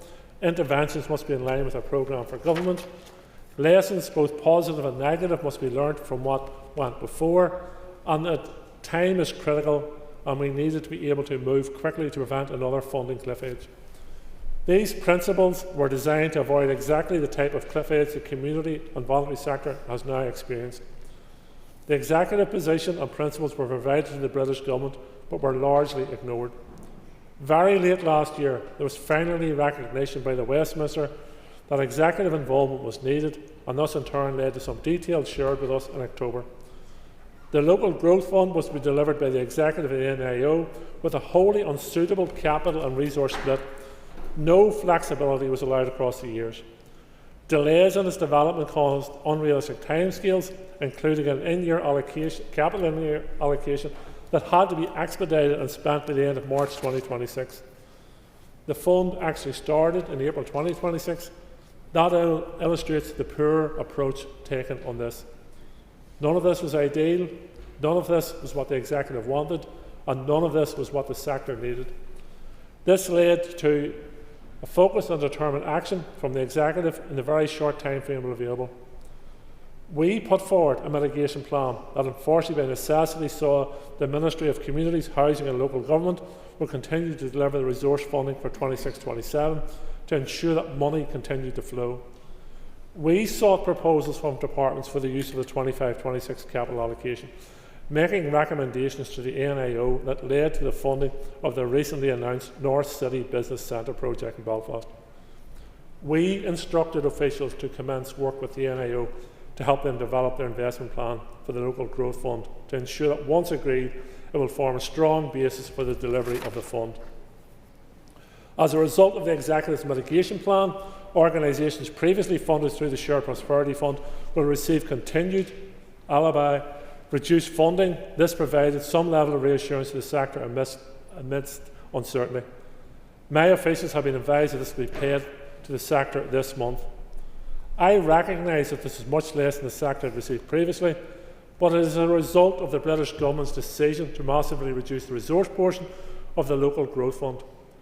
I and the Executive have made 19 separate representations in just 12 months to various British Government ministers, up to and including the Prime Minister, about the local growth fund, calling for a more sensible split.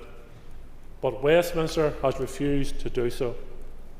The motion calls for ring-fence funding in the budget to address the British Government shortfall and provide stability. My proposals for the draft budget in 26 to 2030 have been developed against the backdrop of an exceptionally constrained financial position. In this context, it has not been possible to provide any department with the funding that is requested. It is the responsibility of each minister to determine how to best incorporate funding for community and voluntary sector into their departmental decision-making process. I have written to my executive colleagues asking them to consider what opportunities there are within their departments to support the sectors. Continued underinvestment in public services by the Westminster Government means that both resource and capital funding available is very constrained over the budget period. And it is worth noting that despite me publishing my draft budget on the 6th of January, no other party has published a budget or a draft budget or proposals in regard to budget, including the opposition. The opposition has had ample opportunity to publish an alternative budget within which they could have shown the community and voluntary sector what other areas of public funding they would have cut to bring forward the ring fencing they called for in today's motion.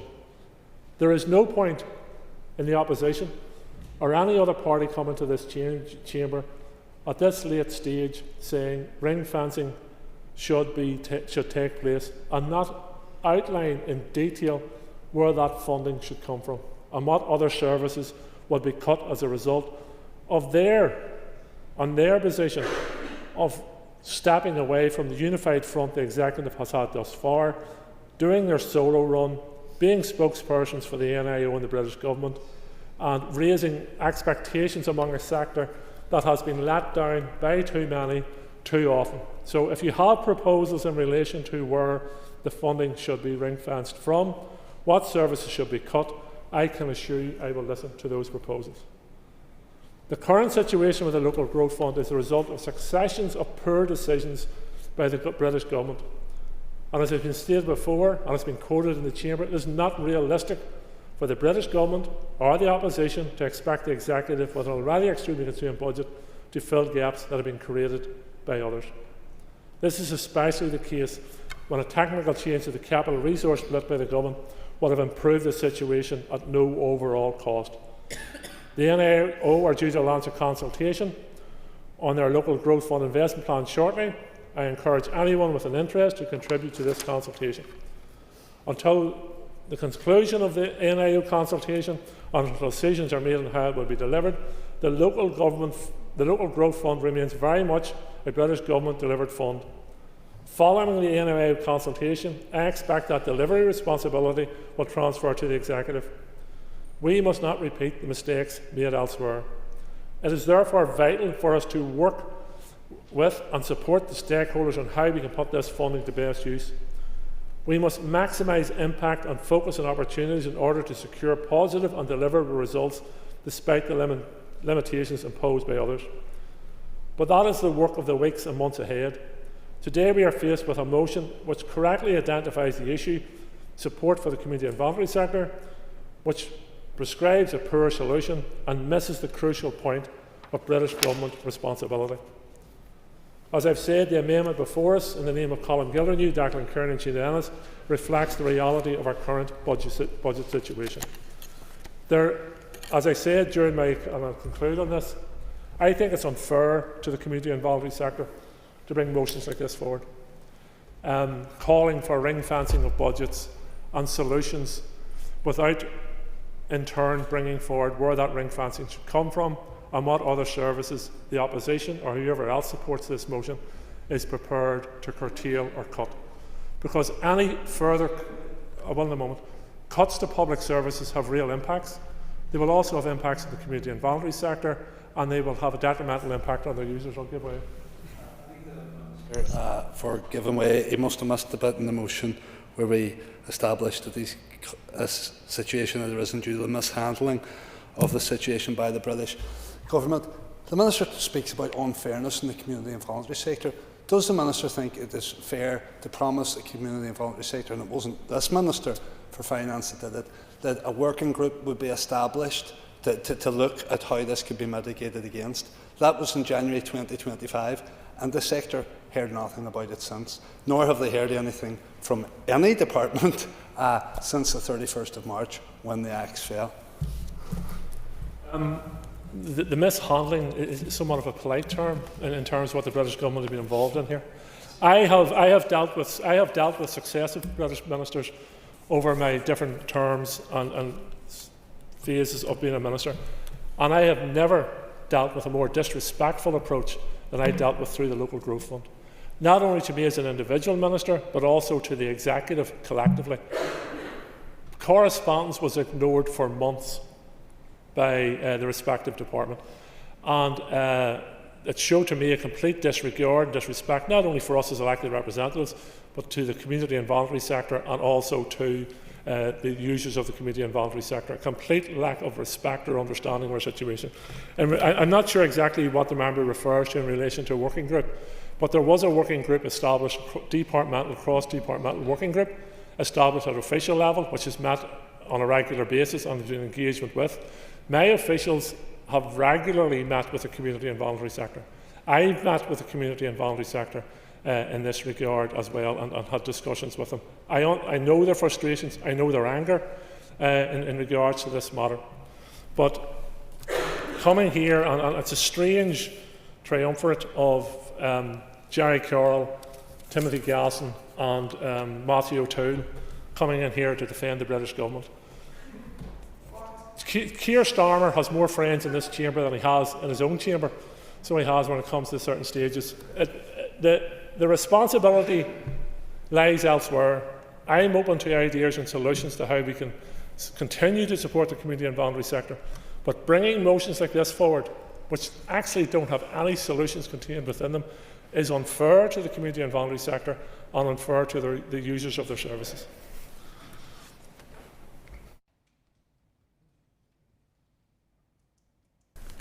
Minister, thank you. I now call Declan Kearney to wind on amendment number 2, and you've up to 5 minutes. Repeated warnings about what Brexit would mean to us here in the north were scoffed at by the DUP and their fellow Brexiteers. And it's not for the first or the last time that we are again debating one of the consequences of that disastrous decision. And predictably, the British Government has now reneged on its promise to replace this lost EU funding. As a result, as other speakers have said, the community and voluntary sectors, which so many rely upon in our society for services and employment, including some of our most disadvantaged areas, have been left to carry the brunt. As other colleagues have said this evening, the Local Growth Fund reduces day-to-day funding from 25 million to 9.2 million per annum from April this year. And this British Government has designed a scheme which is based upon a capital resource split of 70-30. And I agree with those who pointed out this is an ill-conceived model which again demonstrates that the British Government neither understands or cares about the uniqueness of this place. As he's outlined, the Minister has addressed the need for a bespoke arrangement in the north. But this has been simply dismissed. Decisions, you see, taken in Westminster will rarely be taken in the interests of our own region. And that's underlined by the institutionalised resistance to developing the sustainable public funding model that we require for this region. The current Labour government has instead continued with the same negative economic and political policy approach which it inherited from the Tories. There is no getting away from the reality that the British Government chooses to increase military spending by an additional £13.4 billion between now and 2028 on weapons of mass destruction and a war economy, but then it claims that it is nothing more to invest in community resilience and locally led services here. Meanwhile, at the same time, this British Government policy allows big oil conglomerates to continue generating absolutely unprecedented profits as fuel and energy prices soar for ordinary consumers. The loss of funding which we are debating will impact worst and most in the most vulnerable of our communities. And it's going to impact on those youth employment services which provide vital supports for people seeking employment, education and training. It's going to disenfranchise disabled people who rely upon specialist employment supports. And this at a time when we actually have a skills shortage within our economy. And it will also impact on community-based mental health and well-being services, which actually do provide some mitigation for an already stretched and underfunded health services, as others have commented. Our third sector has now become integral to the delivery of actual public services. When the public services here break down, Action Mental Health estimates that there will be 900 people who have accessed its services and which it will no longer be able to help. The proposed cut in funding will also result in well over 400 frontline job losses across various services and groups. While it is essential that we highlight these disastrous consequences, this SDLP motion plumbs the depths of political cynicism by trying to implicate the executive with responsibility for the crisis within our community and voluntary sectors. Now, perhaps deflection away from British government's neglect and contempt for this place and local people is the SDLP's big new idea. Or maybe it's just another disguise for its own failure to actually influence these decisions while sitting on the British Labour Party benches in Westminster where these decisions are actually made. Whatever the truth, the SDLP has characteristically and once again got the wrong end of the stick, which is unfortunate, because if it hadn't, then we could have avoided the amendments to this debate and maybe removed some of the edge of the discussion. Instead, our collective focus in the immediate term must be to press for a change in British government policy regarding this priority funding. In conclusion, Yas Concordia, once again, this challenge presented to us brings centre stage the failure of existing constitutional arrangements, and it underlines why Irish unity and rejoining the European Union provides the only realistic prospect for meeting the needs of all of our citizens and on a sustainable basis. Thank you. Now I call Brian Kingston to wind up Amendment number 1. You also have up to 5 minutes. Thank you, Mr Deputy Speaker, and I rise on behalf of the DUP to wind on our amendment to the SDLP motion. There has been a great deal of agreement across this chamber in opposition to the conditions imposed from Westminster on the Local Growth Fund, particularly the 70-30 capital revenue split, which has substantially reduced the revenue element provided through the Shared Prosperity Fund and the European Social Fund previously. We are all aware of the difficulties this restriction has caused, in particular to voluntary and community sector groups who are delivering employability support for people deemed to be economically inactive. Given the relatively low number of people who are officially unemployed and seeking work in Northern Ireland, it is vital that government seeks to address a relatively high level of people who are categorised as economically inactive and are not seeking work, whether due to early retirement, disability, health issues, caring responsibilities and so on. Voluntary sector groups across Northern Ireland, including the Belfast Works Consortium, have a strong track record in reaching and engaging with such people, assisting them into employment, training and assisting them into work. Between 2023 and 2025, these projects supported almost 24,000 people across Northern Ireland. This is money very well spent for the benefit of those individuals and their families, for employers and for the Northern Ireland economy as a whole. The restriction on the Local Growth Fund has greatly reduced the number of beneficiaries and has caused projects to withdraw totally from some of their centres of operation. It has been suggested that the 70-30 funding split is being imposed because this is the overall split required of the sponsoring Westminster Department, the Ministry for Housing, Communities and Local Government.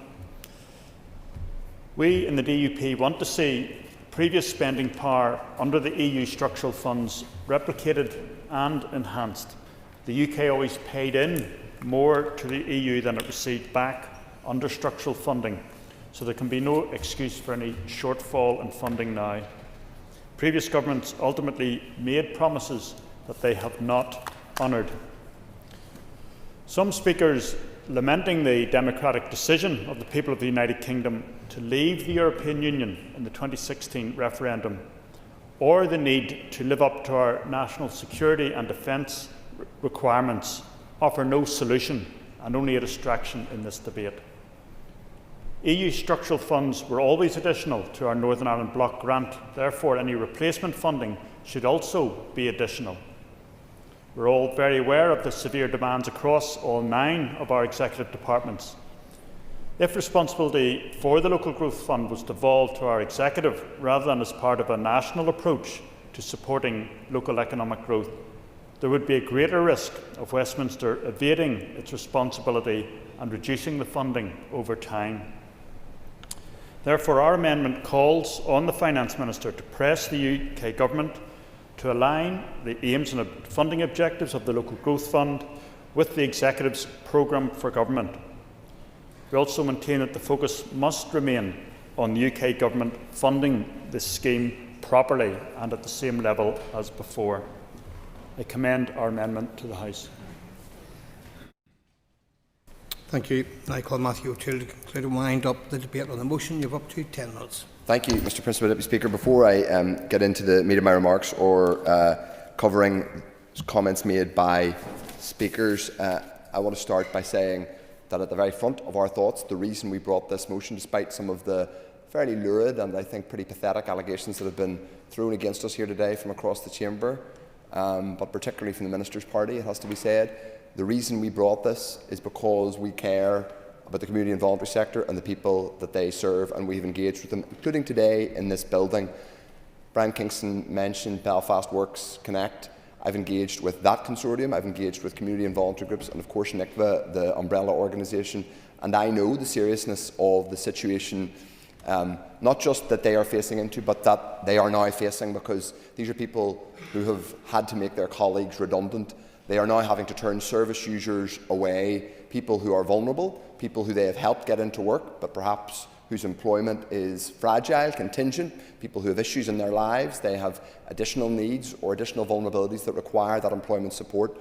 They are literally being turned away now. So that's why we brought this motion. And for clarity, members, including of executive parties, we make no apology for doing our job as an opposition. Carol McCullen had a rant at me earlier on, with the greatest respect. She's now left the chamber, at the idea of the official opposition bringing forward a matter of vital public importance before this executive. And indeed, there was an aspersion cast that the community and voluntary sector were somehow wrong to bring a protest to Stormont, and they should have, if not spoken to the hand, they should have brought it to the NIO instead. Let me be clear, our motion, despite what was said, is clear in calling out and challenging the British government's unacceptable and indefensible distortion of the way of the funding split. They have acted heedlessly, recklessly, and I don't know how many times I have to say that for Sinn Féin members to stop with this pathetic, desperate attempt to reject any form of legitimate scrutiny from the official opposition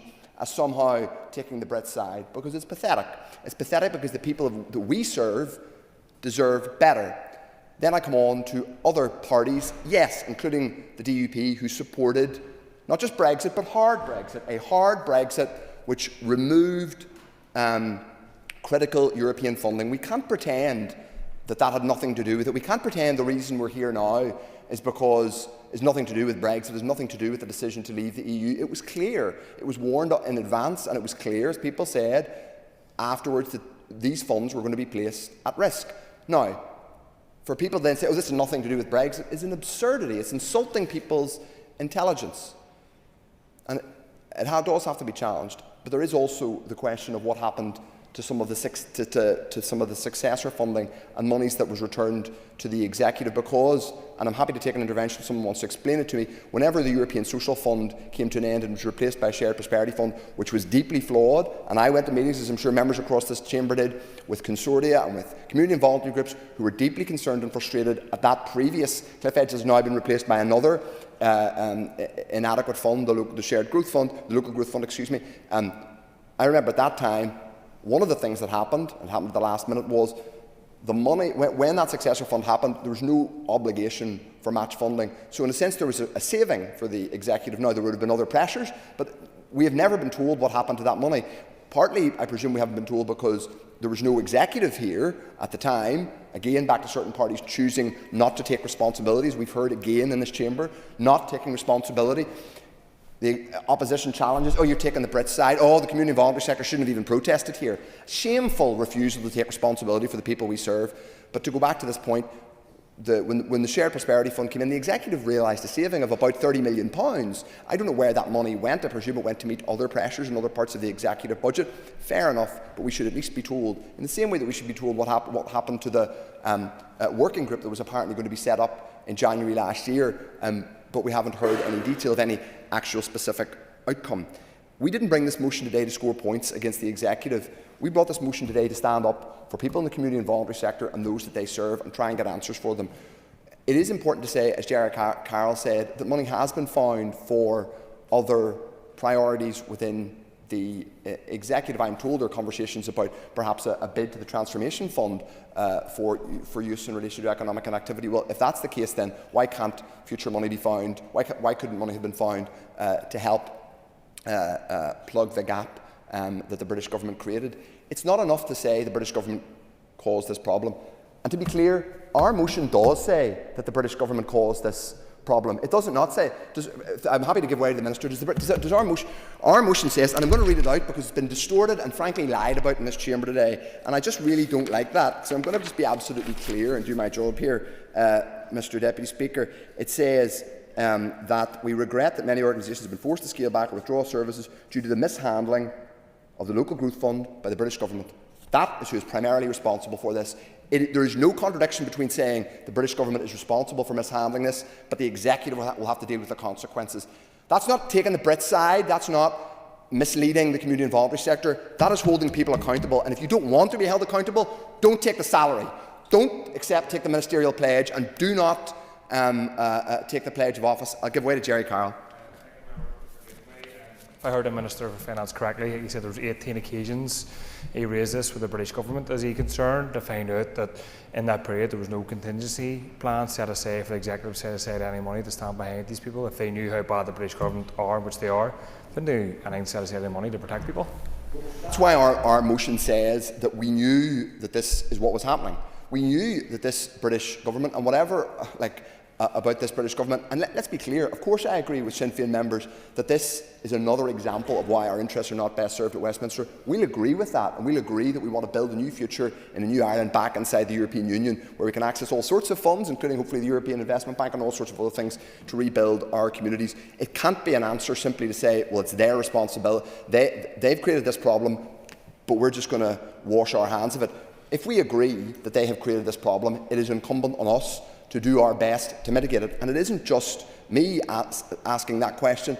I've noticed there's a question from the member for Ciara Ferguson, who's asked the Minister for Communities what plans he has to mitigate the loss of local growth funding. I don't know if it's illegitimate for Ciara to have asked that question to a minister, or if it's simply because it's a DUP minister is that taking the Brits' side, if her asking that question? I'm genuinely confused. Happy to give way.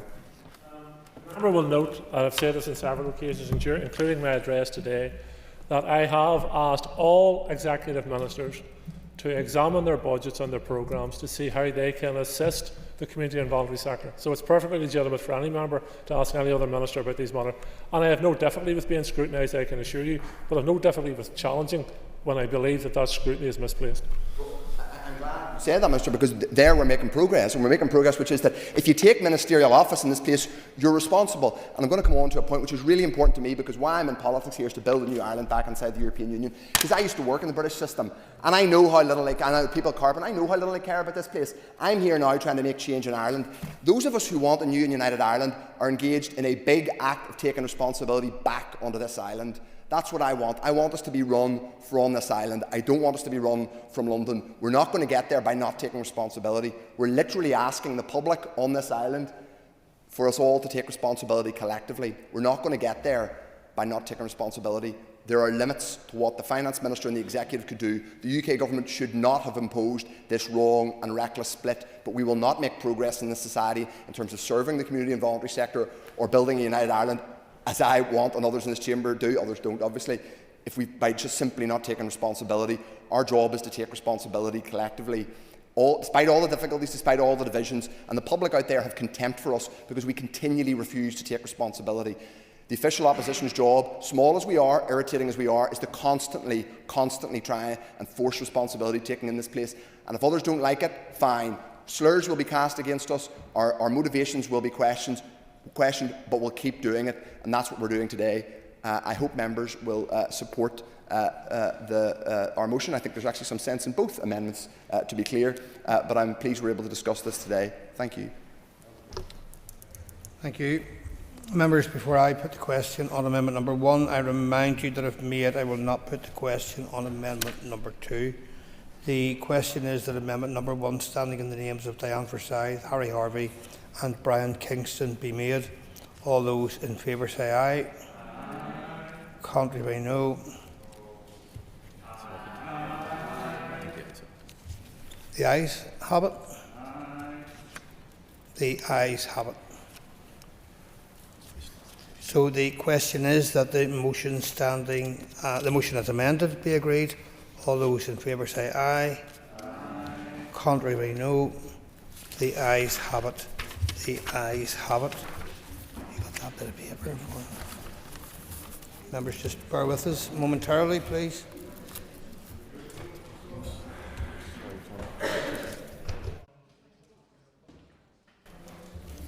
Steve's coming on. Just take recess for a moment before we move on to the next item in the order paper. Thank you.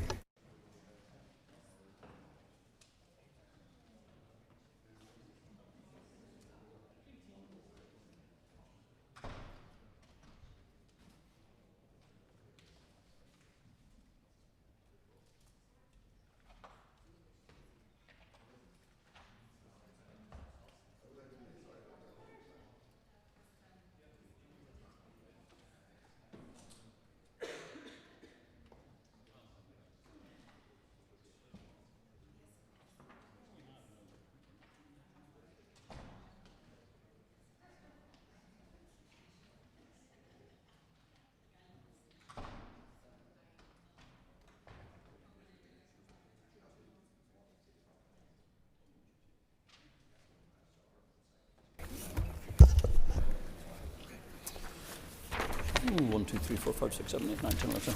Ladies and gentlemen, before we move on to the next motion, I wish to advise you that the Speaker has been notified that Shan Mulholland will not be speaking to our adjournment topic on access to early intervention and family support services in North Antrim this evening, and will seek to have it rescheduled at a later date. That will be a matter for the Business Committee. Good to go. Aoife, ready to go? Okay, ready? Okay. Ladies and gentlemen, the next item of business is a motion on protecting victims of coercive control. Clerk, could you please read the motion? Thank you.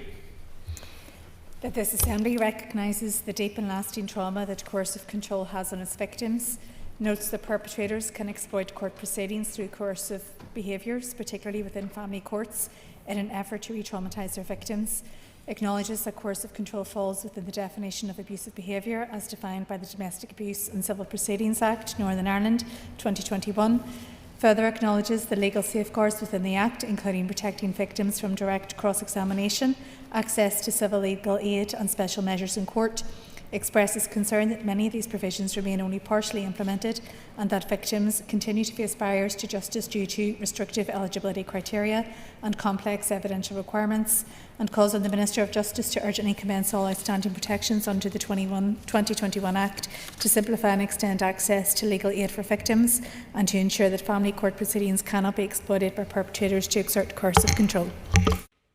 Thank you very much indeed. I call on Aoife Finnegan to move the motion. Aoife. Thank you. The Business Committee has agreed to allow up to 1 hour 30 minutes for this debate. The proposer of the motion will have 10 minutes to propose and 10 minutes to wind. As an amendment has been selected and is published on the Marshall list, the Business Committee has agreed that 15 minutes will be added to the total time for the debate. Aoife, can you please open the debate on the motion? Thank you. There's a growing body of evidence, including the 2025 RAISE briefing, that lays bare the reality of how victims of domestic abuse are experiencing our family courts. And it makes for deeply uncomfortable reading, because while our courts are there to protect, or so we believe, the lived experience of many women and children are very different.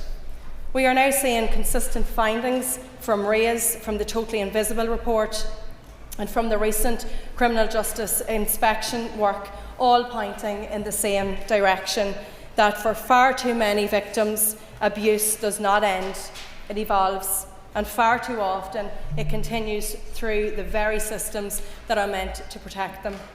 We have a system where social services are often working to a threshold of what is considered as good enough. A child is fed, a child is clothed, there is a roof over their head. But when it comes to the courts, particularly in the private family court proceedings, anything less than perfect can be scrutinised, challenged and used against a protective parent. And at the very same time, a perpetrator can continue to bring forward allegation after allegation, even when those allegations have found to be unfounded. Repeated allegations, repeated challenges and relentless pressure. That imbalance cannot be ignored.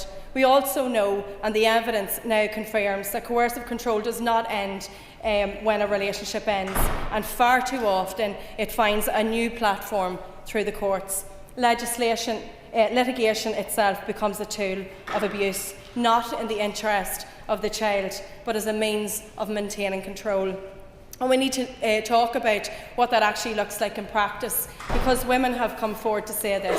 On a Monday, they are granted a 12-month non-molestation order, protecting them from direct and indirect contact from their abuser. And by the Wednesday, they are sitting just feet away from the same abuser in a courtroom, expected to engage, expected to respond, and expected to remain composed, and then ordered to communicate through a court-mandated parenting app, creating yet another channel of communication and control. That contradiction is stark, and it is happening. And I want to bring it back to what it actually feels like for a parent, because we can talk about legislation, we can talk about systems and processes, but this is about people. It's about a mother sitting in a courtroom in a state of absolute stress, her heart's racing, her mind trying to keep up, and her body reacting to trauma. Because she's just sitting feet away from the person she is deeply afraid of. And then she's expected to answer questions, to stay composed, to present perfectly. And when she struggles and her voice quivers, when she becomes so overwhelmed, that's not recognised as trauma. It is judged, it's questioned, and sometimes it's even used against her, as if it is simply a way of her behaving, when in reality it is deep, deep fear. And all the while, her child is everything to her, her most important thing in this world. But from the moment that child was born, she knew there was a risk that through abuse, manipulation, lies and fear, that child could be used against her, because litigation can be misused. And even when the misuse is so clear and the pattern of behaviour is so obvious, it is not treated as a crime, because in the eyes of the law, the correct avenue is taken, the court process. She is left in a position where she is technically protected, but only by a court order that can be broken, that relies on the behaviour of someone who already has demonstrated that they do not recognise boundaries and they do not respect authority. They never have and they never will. And she sits there completely alone, because the patterns of behaviour are not recognised, because systems do not join up, because there are still gaps in training, gaps in understanding, and gaps in how coercive control is recognised across the system. And what is happening?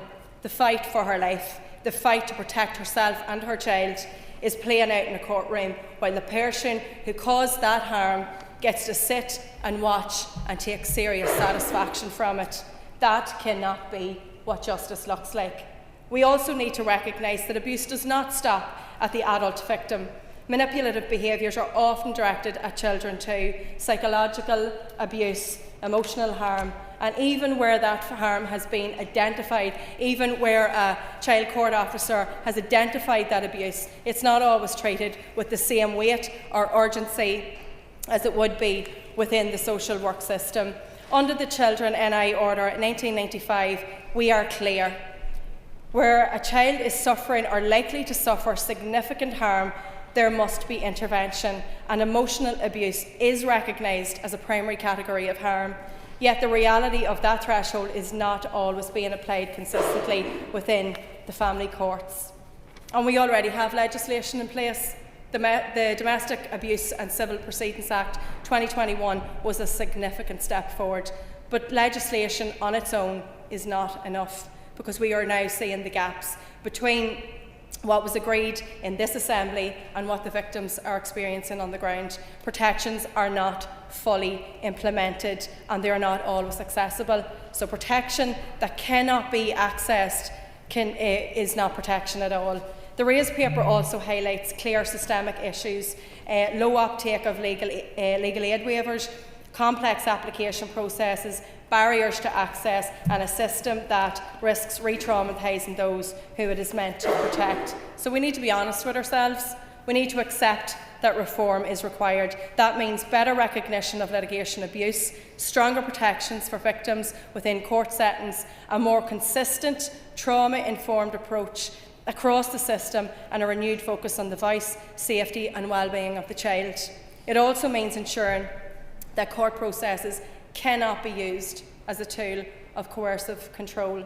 And finally, we need to ask ourselves the question: if victims are leaving our courts feeling re-traumatised and children are not being adequately heard, if perpetrators are able to continue patterns of control through legal processes, then we have to question: are we truly delivering justice, or are we allowing harm to continue in a different form? Thank you, Aoife. I call on Timothy Gaskin to move the amendment. Timothy. Moved. Thank you. You will have 10 minutes to propose and 5 minutes to wind. All of the speakers will have 5 minutes. Please open the debate on the amendment, Timothy. Thank you very much, Deputy Speaker. This motion asks the House to recognise the deep and lasting trauma caused by coercive control and to ensure that victims are protected within our justice system. Those are aims that every member should be able to support in any normal society. But when I look at the names attached to this motion, 3 members of Sinn Féin, it exposes and lays bare their hypocrisy and underscores the need for the amendment to be tabled and supported. Because there is no more of a sobering example of that reality in Northern Ireland than the case of Maria Cahill. In that case, a young girl was subject to serious sexual abuse, including rape. Instead of being directed immediately to the police, she was drawn into an IRA kangaroo court. Shamefully, she was required to confront her alleged abuser. We heard Miss Finnegan take an aim that a victim confronting or being in the same court as their abuser.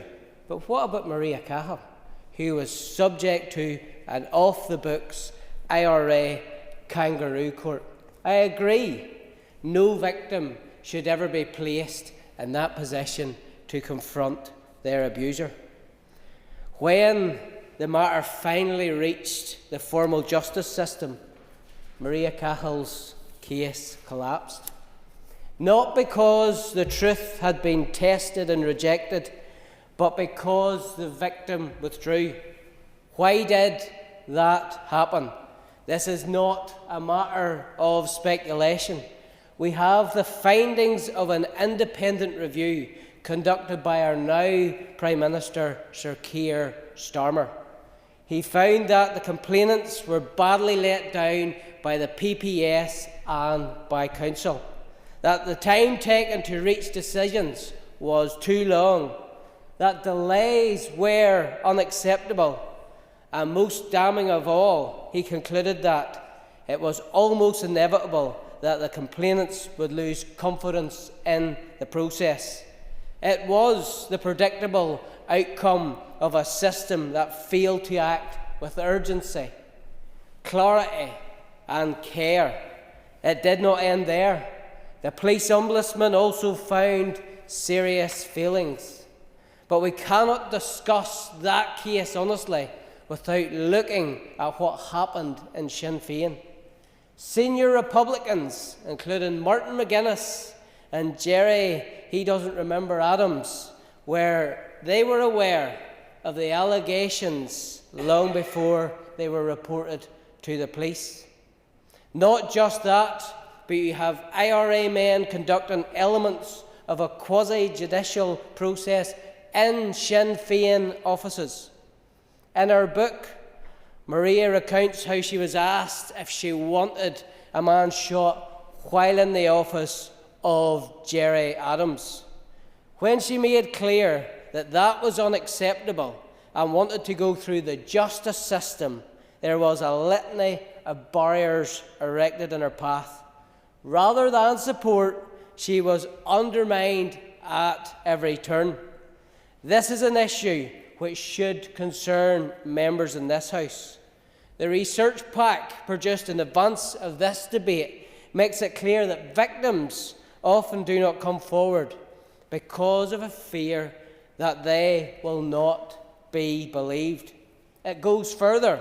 It tells us that cases involving sexual offences take the longest to conclude, with a median completion time of 630 days. And it states plainly that delays of that nature can lead to a high attrition rate of victims withdrawing from their case. Let us be clear about what that means. It means that victims come forward and then they are worn down. They wait, they relive, they endure, and eventually they walk away because the delay in delivering justice has become unbearable. The motion before us rightly recognises that coercive control can be exercised through the courts and that perpetrators may exploit proceedings to re-traumatise victims. That is true, but it's not the whole truth. Because the Cahill case shows us something more troubling still. It shows us that the problem does not begin in the courtroom. It can begin long before that. It can begin in the processes a victim is drawn into. It can begin in the structures that surround them. It can begin in the failures of institutions and the responses of those in positions of authority. The amendment matters because, as it stands, the motion focuses heavily on family court proceedings. The Maria Cahill case, her lived experience, if you like, tells us that the problem is wider than that.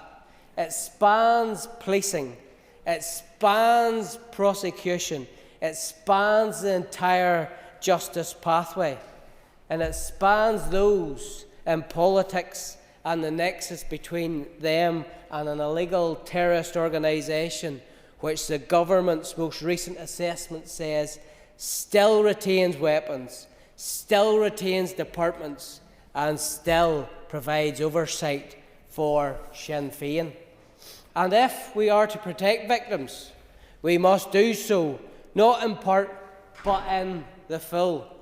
Victims do not deserve to have people in high political office, like the First Minister, questioning their truthfulness.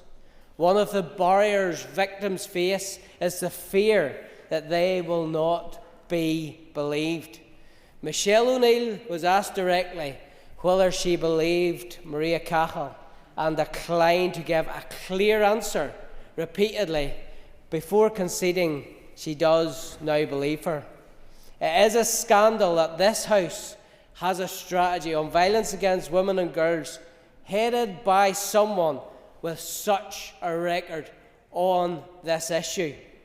The amendment before the House today gives Sinn Féin a chance to right a wrong and state clearly and unequivocally that they believe Maria. I commend my amendment to the House and trust that everyone in this House will support it here tonight. I call on Paul Frew. Paul, you have up to 5 minutes. Deputy Speaker, and I rise to speak to the motion and to support the motion, but also to support the amendment. There is absolutely no doubt there will be many victims of coercive control and sexual and domestic violence. Maria Cahill is only one of them, but it is a very clear case of what she went through and how she was coerced after the effect and after the offence took place. So this motion presents a real opportunity for Sinn Féin, if they are serious about protecting victims of coercive control. And I know many of you are. I've worked with many of you in committees, not only in justice, but on finance, and we've worked through some of the other pieces of legislation, including the Domestic Abuse and Civil Proceedings Act, Northern Ireland 2021, and Sinn Féin members were just as committed as I was in bringing in legislation around coercive control. So this is a real opportunity for Sinn Féin here to acknowledge that past, to demonstrate a genuine commitment in doing things differently, and to ensure that all victims out there are protected. All victims are protected. Because it could happen to any one of us, even some of us in this chamber. And so it's really important that we get to grips with this amendment. I and my party will support the amendment as it's written and the motion, because this is a really, really serious issue. I was all over the Domestic Abuse and Civil Proceedings Act, Northern Ireland 2021. I helped shape it. I helped amend it, which I'm always proud to do, to try and get a piece of legislation that was cutting edge. We hadn't, at that point, legislated for coercive control. So there was a real challenge in the department to actually bring in law that actually could do that. Did we get it right? Probably not. But that bill represented the best chance possible for all those victims that were caught up in coercive control and domestic and sexual violence. And so I commend the department for the work they did at that time. And we have this realisation now, I suppose, where we didn't put commencement clauses in. But I think there was a real angst at that time from all of the other parties involved in this, including the judiciary, as to how they would actually handle this. But I have absolutely no doubt about it. If you're a perpetrator of coercive control, you will use every weapon at your disposal. And that does include court. That does include family court. And that does include criminal court. Because these people have a brass neck for anything and everything. And they will use all at their disposal to hurt, to intimidate, to humiliate, to degrade, and to punish and intimidate, and just to frighten their victims. And so it's really important that we get this right. And so I would call upon the Minister then to put down clear timelines of when we can commence all aspects of that bill, and to make sure that everyone involved, including the judiciary, are fully informed and fully educated on what that law actually means. Now, that should be a no-brainer. I shouldn't even have to say that in this chamber as a legislator. But we do see this disconnect. And I suppose we all feared that this would happen. So I do think there has to be a piece of work done, a real concentrated effort to make sure that all the cogs in the justice system works appropriately to safeguard victims. Because what will happen is no victim will want to come forward if they know that their perpetrator is going to use the very vehicle that they are meant to see justice in being used against them as a vehicle, as a weapon against them as a victim. And that's why it's really important that we get this law right. It is also very important that we progress law around coercive control. And that is why, Deputy Speaker, I am bringing 2 amendments to the Justice Bill to bring in elements with regards to animals. We've just talked about perpetrator using any weapon they can use. And I was able to bring forward the child aggravator in that bill, whereby if a child was threatened or intimidated, or even the use of a threat to a child, to a victim, would make them do whatever the perpetrator wanted. It would be the same with an animal. And so I propose to bring forward amendments, and I hope this House will be able to support those amendments in the Justice Bill. Thank you. Thank you, Paul. I call on Connie Egan. Connie. Thank you, Deputy Speaker. Coercive control in personal relationships, whether they are romantic or not, is an incredibly serious matter, and I welcome this opportunity to speak about this in the Chamber this evening. This is an element of domestic violence that our society simply still does not have enough education and attention focused on. There's still so much to do to raise the profile of what coercive control actually is, as often victims can still be unaware of what they've experienced. They just know that something is wrong. For that reason, it was very welcome that Minister Long made coercive control a legally recognised term in primary legislation during the last mandate. This is something that was very much overdue. Noting it as a pattern or course of behaviour with the intention of creating psychological and/or physical harm, it gaslights and intimidates, creating long-lasting, traumatising impacts that are deeply felt by all victims involved, including any vulnerable children that we hear are disgustingly used as leverage in custody disputes.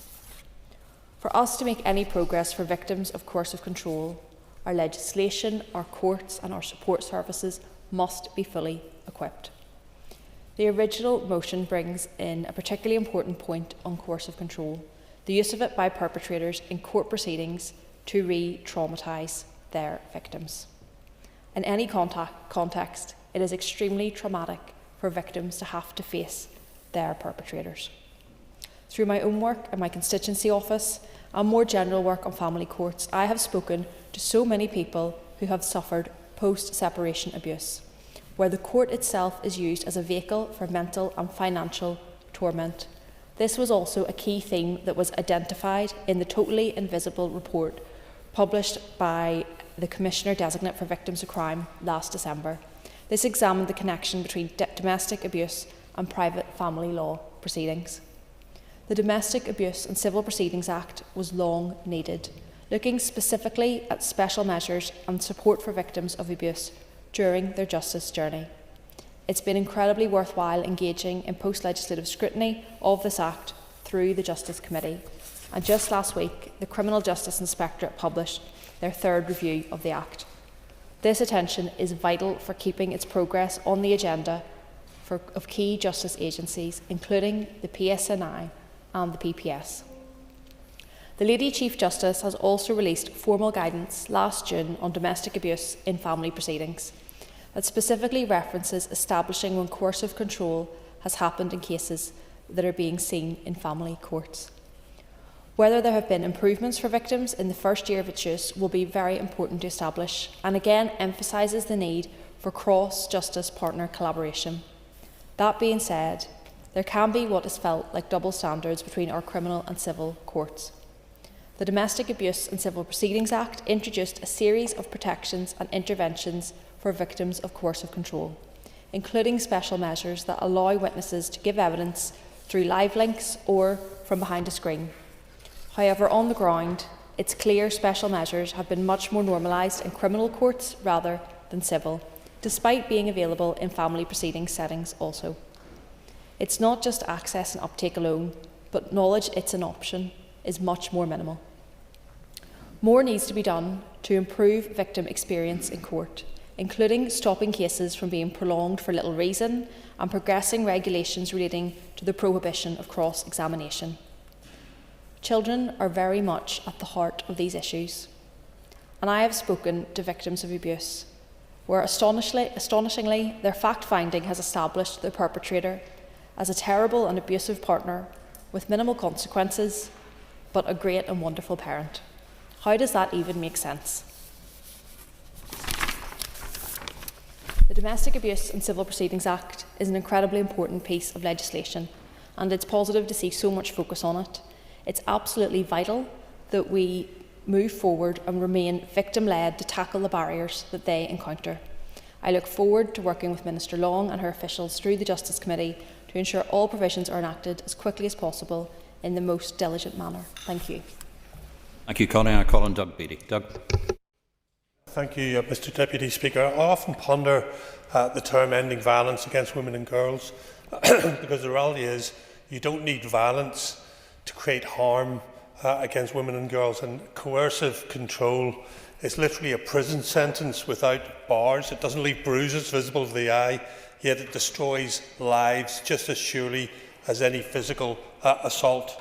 While Northern Ireland took the historic step of criminalising this behaviour in the Domestic Abuse and Civil Proceedings Act 2021, the legislative framework of Stormont still contains critical failings that leave victims dangerously exposed. I'm conscious today the statement given by the Justice Minister on the Katie Simpson affair, and in many ways that goes to the heart of coercive control, because coercive control is far more insidious and far more widespread than many people fully realise. It can take the form of economic abuse. This isn't just about withholding money, it is a systematic destruction of a victim's financial independence, taking every penny spent, running up debt in their name, or preventing them from holding a job. Victims are left financially marooned, unable to afford to live, to travel, to have any form of independence. And that coercive control at family members, and we think about loved ones, but you also get older people who suffer this as well, as their younger grandson or granddaughter or family member are always continuously trying to get money from them or taking control of their pensions. It is really widespread. We also have technological surveillance. In the 21st century, abusers have powerful new weapons. They are installing spyware on telephones, GPS trackers on cars. Sounds a bit James Bond, but we are talking about everyday items purchased online, such as AirTags. They cost virtually nothing, and you can literally follow somebody's movement by attaching to the car, hacking into social media accounts or emails to monitor every conversation. The abuser doesn't need to be in the room anymore to control every movement. And reproduction coercion as well, which we don't really talk about that much, a hidden offence where a partner sabotages contraception, forces pregnancy or coerces an abortion. This is a complete hijacking of a woman's autonomy over her own body. Isolation, cutting victims off from family, friends and support networks until the abuser becomes their entire world and they don't even realise it. And this can also involve moving that individual, the victim, away from where they live. And humiliation is part of that as well, and Paul Frew mentioned that. And an important thing to remember is that we have young abusers, young men, 14, 13, 12, who have girlfriends, who are actually involved in this type of activity and probably don't even realise it. And of course I have to say that men can be coerced as well, but it's predominantly women, and that's important to say. Domestic Abuse and Civil Proceedings Act 2021 was a landmark piece of legislation, but as I said earlier, it remains flawed in some early areas. An implementation gap. A recent criminal justice inspection found that while the law exists, there is limited awareness of the statutory guidance. For example, the use of child aggravators is being underused, failing to protect the youngest and most vulnerable witnesses of crime. This certainly hasn't been embedded in our police service, in the public prosecution service, or in our courts. There's a training gap. That is the quality and the consistency of training within our criminal justice system. Yes? It's really, really important in this setting, in this legislation, because when the perpetrator runs out of tools to control that person, the obvious place is they're going to look up at the bedroom with the child playing a computer game. And so the child doesn't even need to know they're being threatened, so that the victim will do what that perpetrator wants them to do, because they know they will take it out on the child. And the member has an extra minute. And the member is absolutely right. And it's important that our criminal justice system identifies this and knows this, and those people who are involved, who are front-facing in this, are trained fully in regards to that. So our police service needs to be trained fully to understand what they're seeing when it comes across it. Likewise with the public prosecution service. And I've said this time and time again, our courts need training. There's a support gap. Stormont promised safe leave, paid time off for victims up to 10 days per year to deal with domestic abuse. That was 2 years ago, and it's still not been delivered. We're asking victims to navigate the family courts and flee abusive homes while potentially losing their jobs. This is a legislative failure. And then the family courts crisis, and it's been mentioned before, and we have a crisis in the family courts, and there's no point going over that. There's a huge backlog, but what that backlog means is that the victim is facing the abuser far more often than they should do, even just entering the same court at the same time or coming across each other. So there's lots of issues there, but we're on the right track, Mr. Speaker, and it's important to say we're on the right track. But what we need to do now is close those gaps. Thank you very much. Thank you, Doug. I call on Sinead McLaughlin. Sinead. Thank you, Deputy Speaker. I rise to support this motion and speak to an issue that is all too often hidden from view but never absent from our society. Coercive control does not always leave bruises that can be seen. It does not always present in ways that are easily recognised or even understood. It happens quietly. It happens behind closed doors and shut windows. It happens in private spaces where fear can take hold and where control is exercised in ways that are deliberate, sustained and deeply, deeply damaging. This is not just about physical violence, it's about the pattern of behaviour and it's about intimidation, isolation, monitoring, threats and manipulation. It's about one person exerting power over another day after day until that person begins to feel that they have no control over their own life, and very often it's women who are living through this.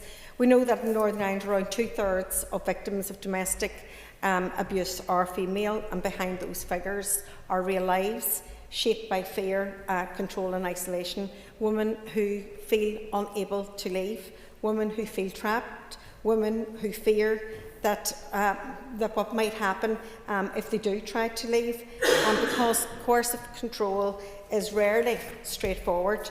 It is often bound up in relationships where there are children, where there is a shared home, where finances are intertwined, and where lives are deeply connected, and that makes it really harder to walk away.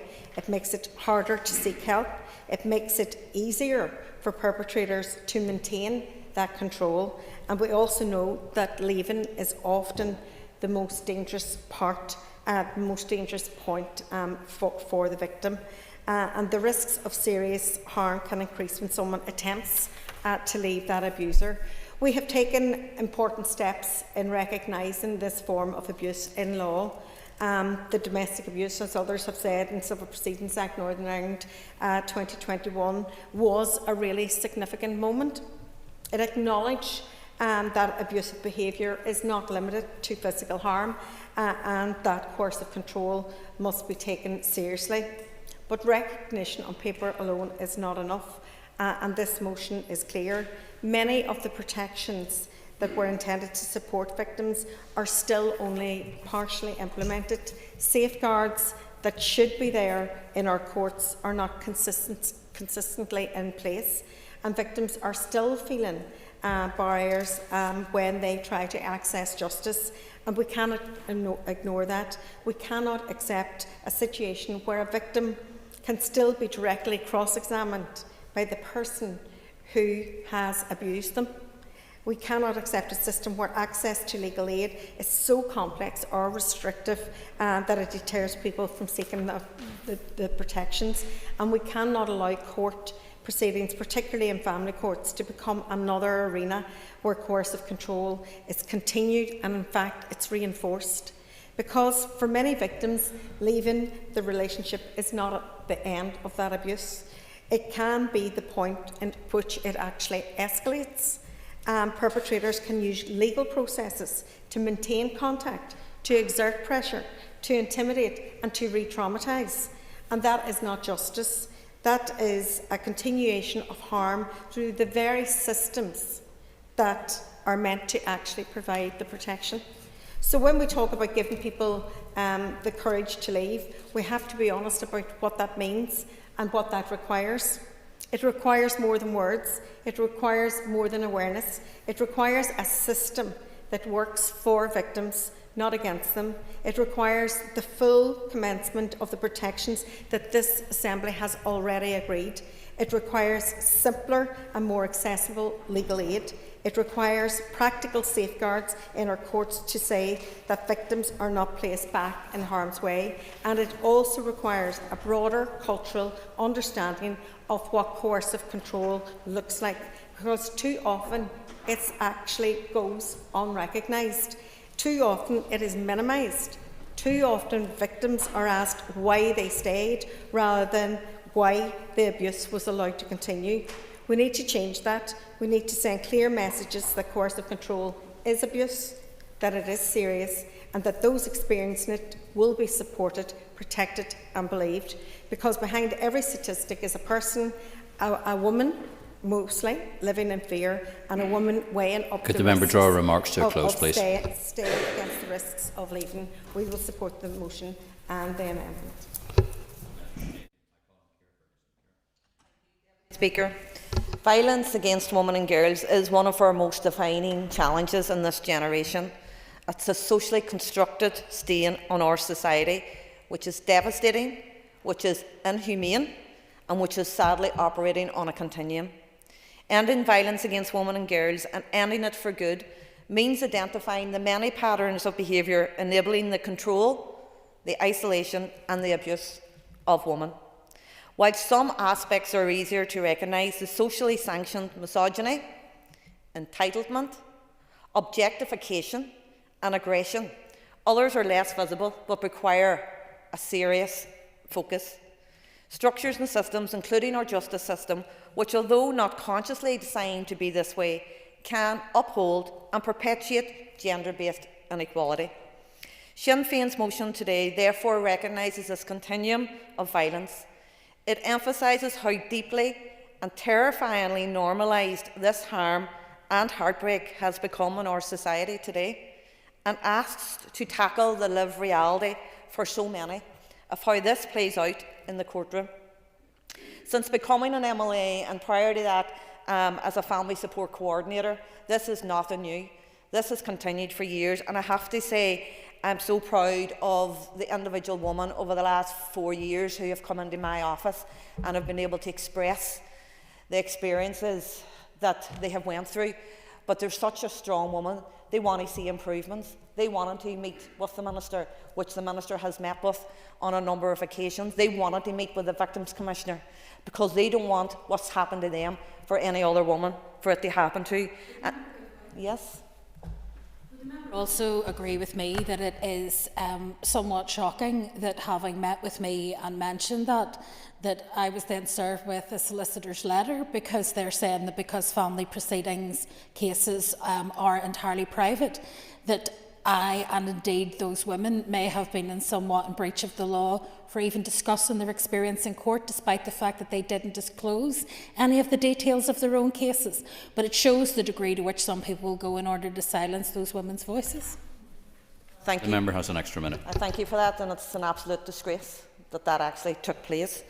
These ladies that I have spoken to personally have raised a range of issues, including the impact of prolonged and repeated litigation, the traumatic effect of direct cross-examination, and a sense of minimisation around the impacts of coercive control and financial dependency.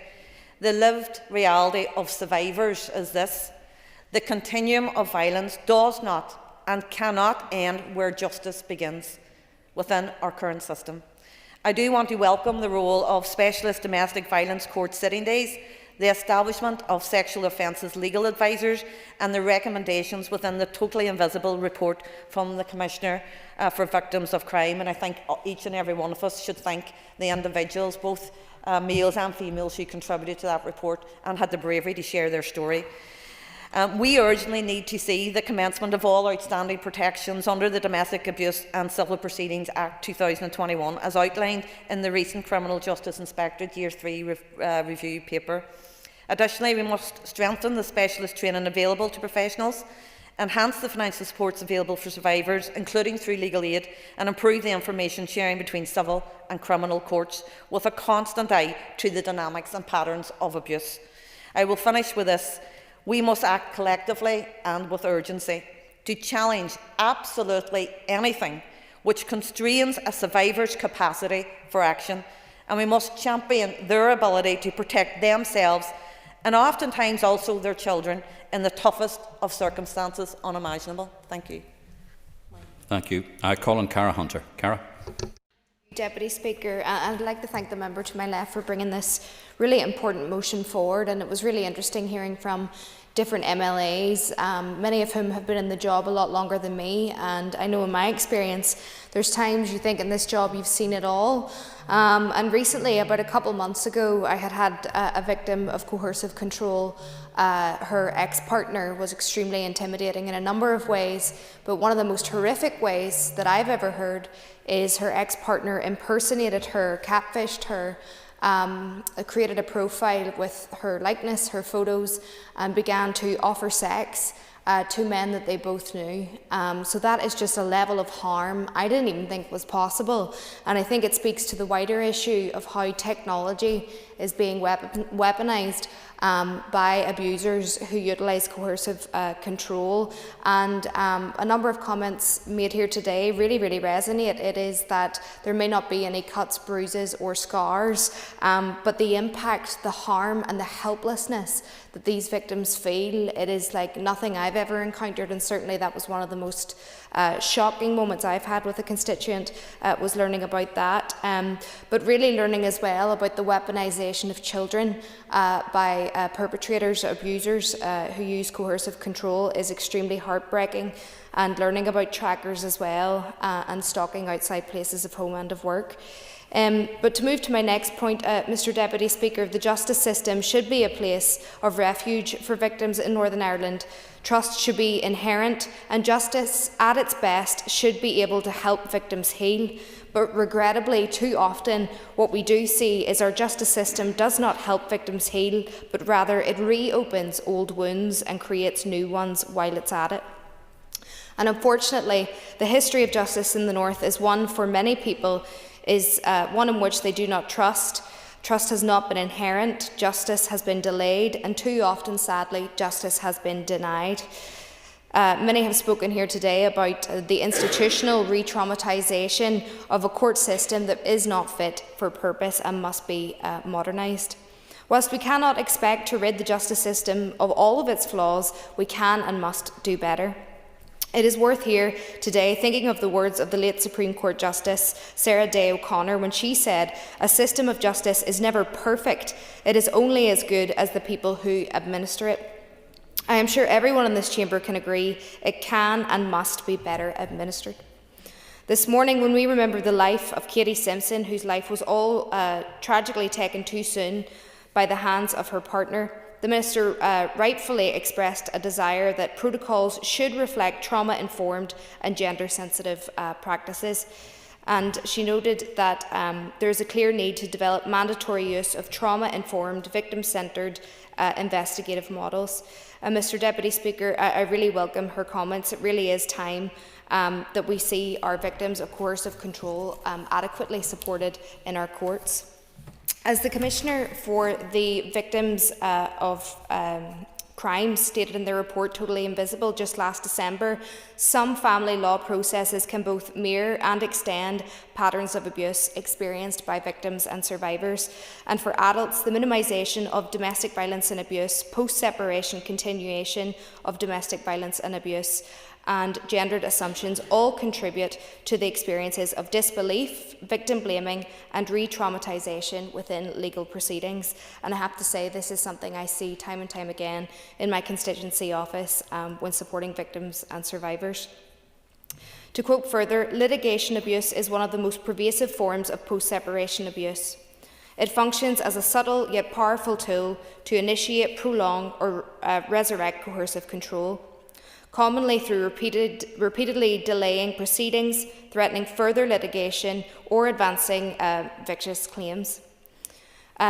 When quoting many victims who've been through this experience, many had noticed the level of distress that they experience. One of them had said, "I lay on my friend's floor and cried desperate tears. Since then, I have spent a lot of time in therapy sessions, trying to make sense of what happened and to process my re-traumatisation as a survivor of domestic abuse." To finish, it is abuse within a relationship, and then it is abusive within the legal system. As we as society are becoming more trauma-informed, it is time to listen to victims in all of their experiences and do all we can as elected representatives to improve the court systems. Thank you. Thank you. I call on Jerry Carroll. Jerry. Deputy Speaker, thank the members for bringing this motion.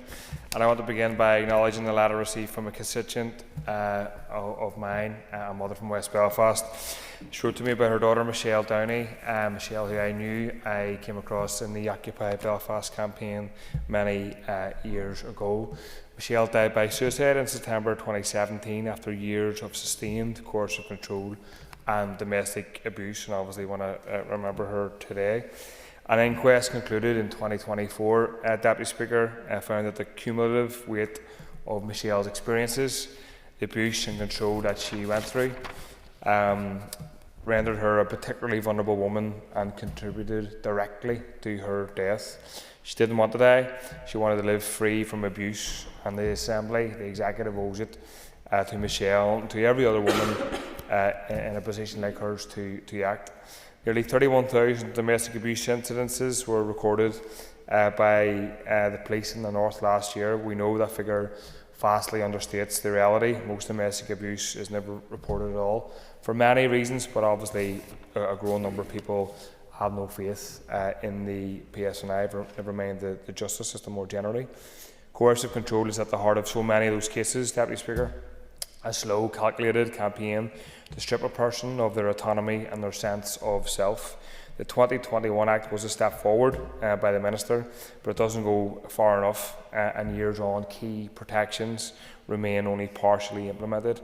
Victims are still facing complex evidential requirements and restrictive legal aid eligibility that effectively prices them out of justice. I think just 14 legal aid eligibility waivers were issued under this legislation in the first year. The courtroom itself can become another arena of abuse, Deputy Speaker, as people have said. Campaigners against gender-based violence rightly say that the shame must change sides. Victims should never face cross-examination from their abuser. They should never be interrogated about their sexual history, and I'm quite shocked that still happens, to be honest with you, Mr. Deputy Speaker. Defence teams should not have access to private counsel and notes. Perpetrators should not be allowed to submit character references while their victims are dragged through re-traumatisation. This amounts to continuation of abuse, and this time in the courtroom instead of the home. We also need to urgently implement the Domestic Abuse Safe Leave Act so that women experiencing abuse can take time away from work without fear of losing their livelihoods or be financially penalised.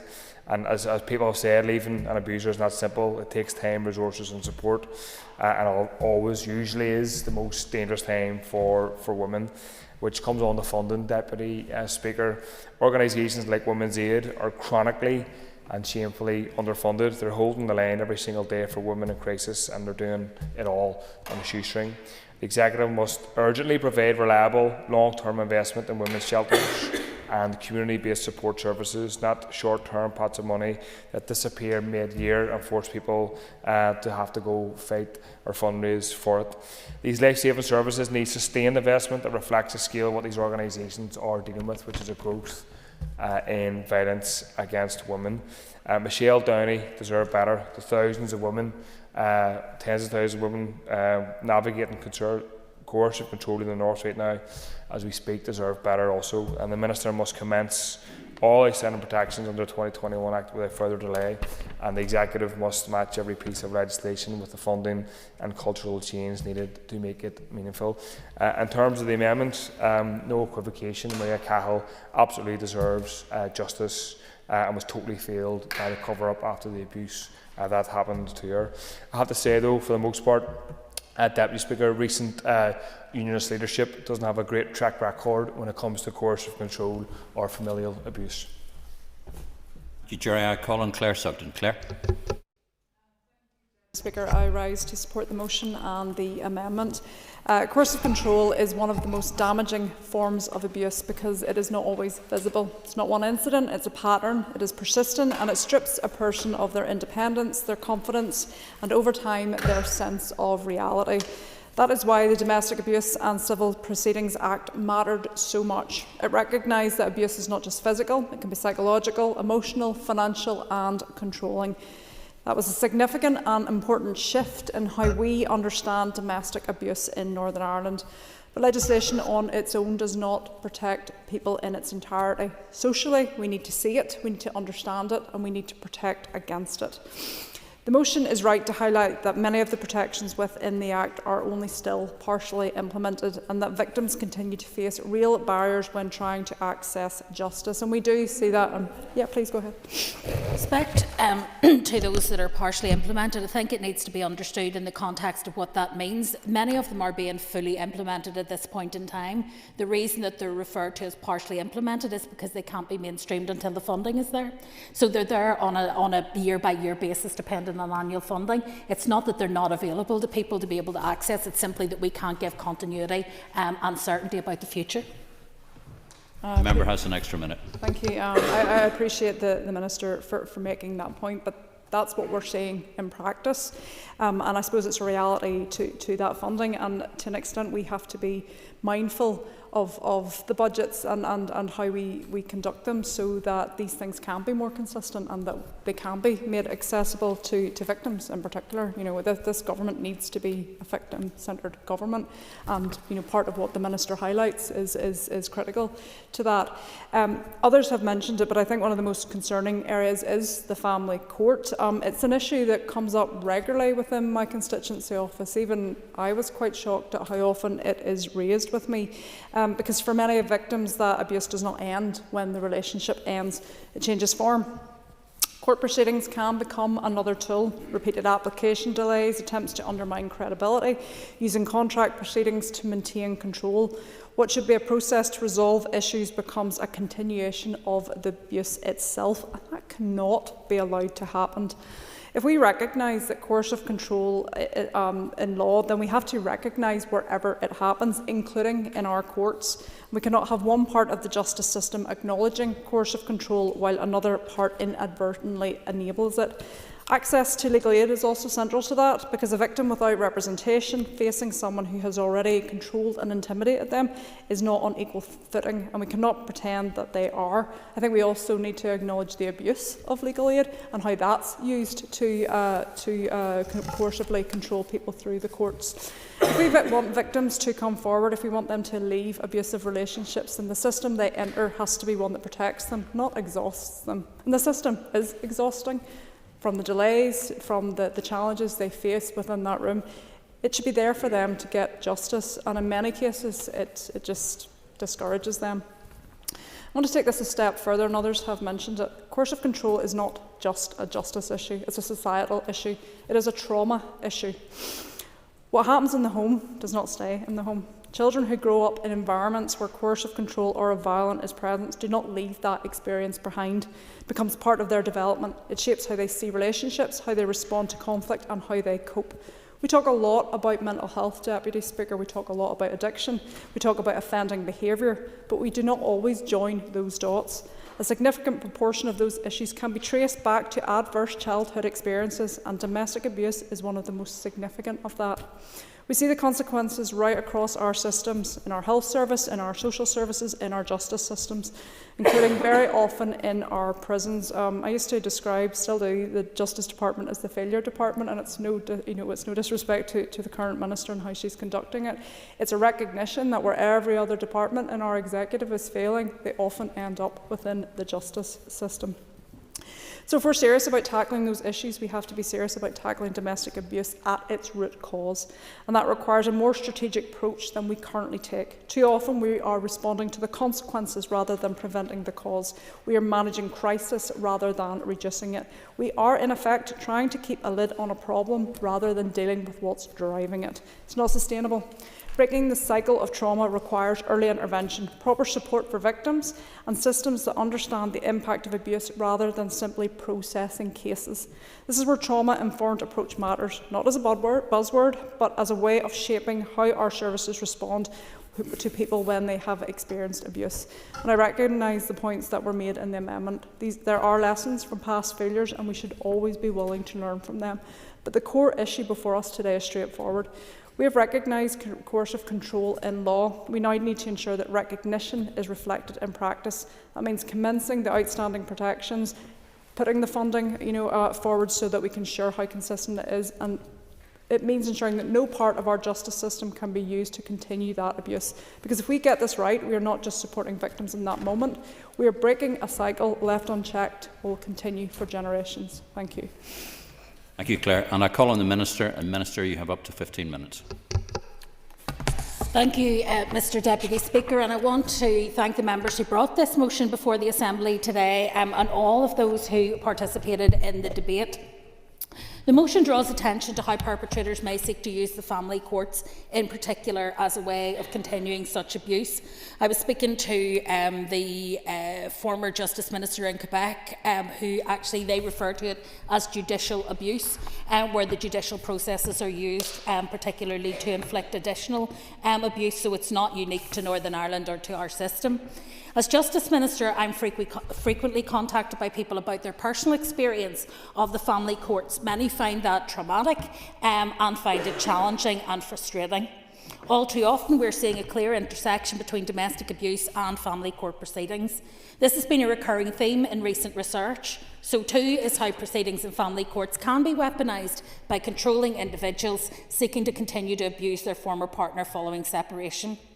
I should note, though, that responsibility for family justice is shared across several departments. My department is responsible for matters relating to court procedure, provision of administrative support to the courts and legal aid. Policy responsibility for substantive private and public family law sits elsewhere, mainly within the Department of Health and the Department of Finance. While in reality my own department has few levers to effect substantive changes to family law, I am committed to bringing forward improvements to the family justice system in relation to those matters which do come within my department's responsibilities. I also stand ready to work collaboratively with my ministerial counterparts in finance and health, and with others where opportunities arise to improve the family justice system on a cross-cutting basis. That's why I've welcomed the establishment by the Commissioner-designate for Victims of Crime of a multi-agency family court pilot task and finish working group. This group is bringing together a range of organisations, including some of our partners in the voluntary and community sector, to scope the feasibility of piloting an alternative private family law model for Northern Ireland. The motion highlights that coercive control falls within the definition of abusive behaviour contained in the Domestic Abuse and Civil Proceedings Act Northern Ireland 2021. The Act, which came into operation in February 2022, gave effect to a major reform of how domestic abuse is understood and responded to within the justice system. The 2021 Act made provision for a new domestic abuse offence, which has allowed the law to move beyond viewing domestic abuse as isolated incidents to recognising patterns of coercive and controlling behaviour, and importantly, placing much clearer emphasis on the impact of domestic abuse on children in the wider family context. There is evidence that the domestic abuse offence is being used more frequently, and that the domestic abuse aggravator is now more routinely applied in prosecutions. That is important because it shows the legislation is beginning to achieve its core purpose of ensuring that domestic abuse is properly recognised, reflected in and addressed by the justice response. In addition to introducing a domestic abuse as an offence and including provisions for psychological abuse and coercive control within that offence, the Act also brought about further improvements across the system that are making a tangible difference to victims. The Act established a statutory basis for the sharing of information between PSNI and schools through Operation Encompass in circumstances where a child has been impacted by domestic abuse the evening before. This assists school personnel to respond quickly and appropriately to that child's needs. My department is also progressing the introduction of domestic abuse protection notices and orders, which will provide, hopefully, additional protections for victims of domestic abuse. This work has taken some time to ensure that the model is fit for purpose and tailored to meet the needs of Northern Ireland. However, work is well progressed with justice partners towards the development of a police-led pilot model informed by learning from other jurisdictions. These measures will provide a range of protections. Crucially, they'll remove the onus on the victim to make an application, and they will also provide powers to direct positive interventions in suitable cases that are aimed at addressing abusive behaviours. As is the case with existing civil protection orders, it is intended that a breach of a DAPO will be a criminal offence. The Department is also continuing to develop the detailed policy and operational model for this in partnership with the PSNI and other justice partners, and to develop the necessary regulations to enable the introduction of these measures within this jurisdiction. The Department is also working towards commencement of a 2-year pilot in the latter half of 26-27 financial year. In relation to procedural safeguards for parties in family cases, the Domestic Abuse and Civil Proceedings Act also enhanced the protections available for victims of abuse, giving evidence in family proceedings by making provision for the prohibition of cross-examination in person and the use of special measures.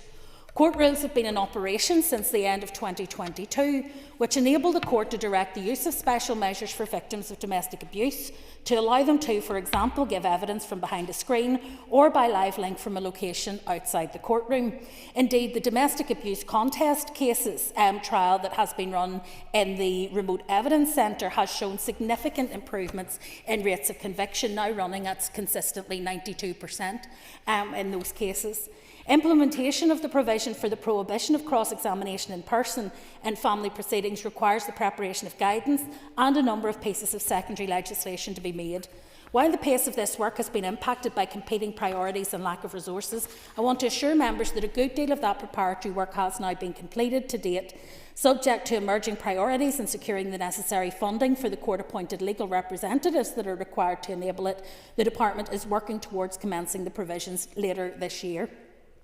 The implementation of the 2021 Act, together with other developments under the Domestic and Sexual Abuse Strategy, reflect that domestic abuse is now rightly prioritised across the criminal justice system as a significant issue that has a huge impact in terms of the harm encountered by victims, and that accounts for around a fifth of PSNI recorded crime, about 19.2% of all crimes recorded by the police in 2024-25. With respect to the amendment, I support calls for a trauma-informed response within the justice system. I've said on many occasions that legislation alone is not enough to tackle the scourge of domestic abuse in our society, nor is it something that can be achieved by one department alone. It must be done in collaboration across government, in conjunction with delivery partners and with the support of wider society. Forcing any victim of domestic or sexual violence or abuse into contact with the perpetrator is unacceptable and not trauma-informed. We have taken lessons from best practice in multiple reviews, such as the Gillen Review, to develop a better, more trauma-informed response. Under the Gillen programme, the Department has introduced 2 new remote evidence centres, which allow vulnerable victims and witnesses to provide evidence to the court from a remote location, where they will not encounter the defendant or their supporters. We're also working towards replacing existing MARAC structures with the new Domestic Violence and Abuse Risk Response, or DVAR structure, which will strengthen the response in high-risk cases of domestic abuse and hopefully keep people safer. The lessons learned from domestic homicide reviews and indeed other independent reports, such as the one that I launched today, are being embedded across agencies, not just within justice, to improve safeguarding and prevent future harm. The Department has contracted Assist NI to deliver specialist advocacy services for high-risk and high-harm victims of domestic and sexual abuse in Northern Ireland, and alongside the Department of Health and the Department for Communities jointly funds Nexus to provide and manage the 24-hour domestic and sexual abuse helpline. My department also funds the Sexual Offences Legal Advisor Scheme, including the Child Sexual Offences Legal Advisor Scheme, to provide legal advice and support to adult and child victims of serious sexual offences, and a registered intermediary scheme which provides support for those with communication difficulties. There has been discussion already in the Chamber today about support for voluntary organisations, and my department will continue to work collaboratively with the Department of Health in delivering outcomes under the Domestic and Sexual Abuse Strategy via the Strategic Oversight Board, including responding to priority issues. However, the provision of core grant funding to, for example, Women's Aid is ultimately a matter for the Minister of Health to address. And when it comes to refuges and provision of refuges, that falls to the Department for Communities. I have, however, taken action to date to ensure that the money that I do invest in the community and voluntary sector to provide services has been ring-fenced and protected despite the pressures that my budget faces.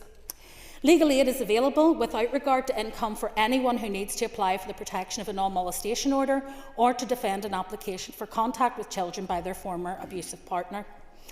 Despite this, many people continue to pay privately for representation in these sorts of cases, and very few make use of the waiver to apply for the support to which they are entitled. I'm determined to fix that issue, and so as part of the current engagement exercise on legal aid means testing, I'm asking for views on a potential new form of legal aid certificate for victims of domestic abuse that would provide access to a comprehensive package of legal support accessible through a fast and simple application process. I will, yes. So I understand that you are taking measures to make that the access to legal aid less complicated. Would you agree with me that solicitors have come back, or certainly I have heard that solicitors have come back and said that the application process as it stands is there's little uptake on it because it's not been offered, because the application process is so complex. The paperwork is the same paperwork that they would reckon an accountant would need?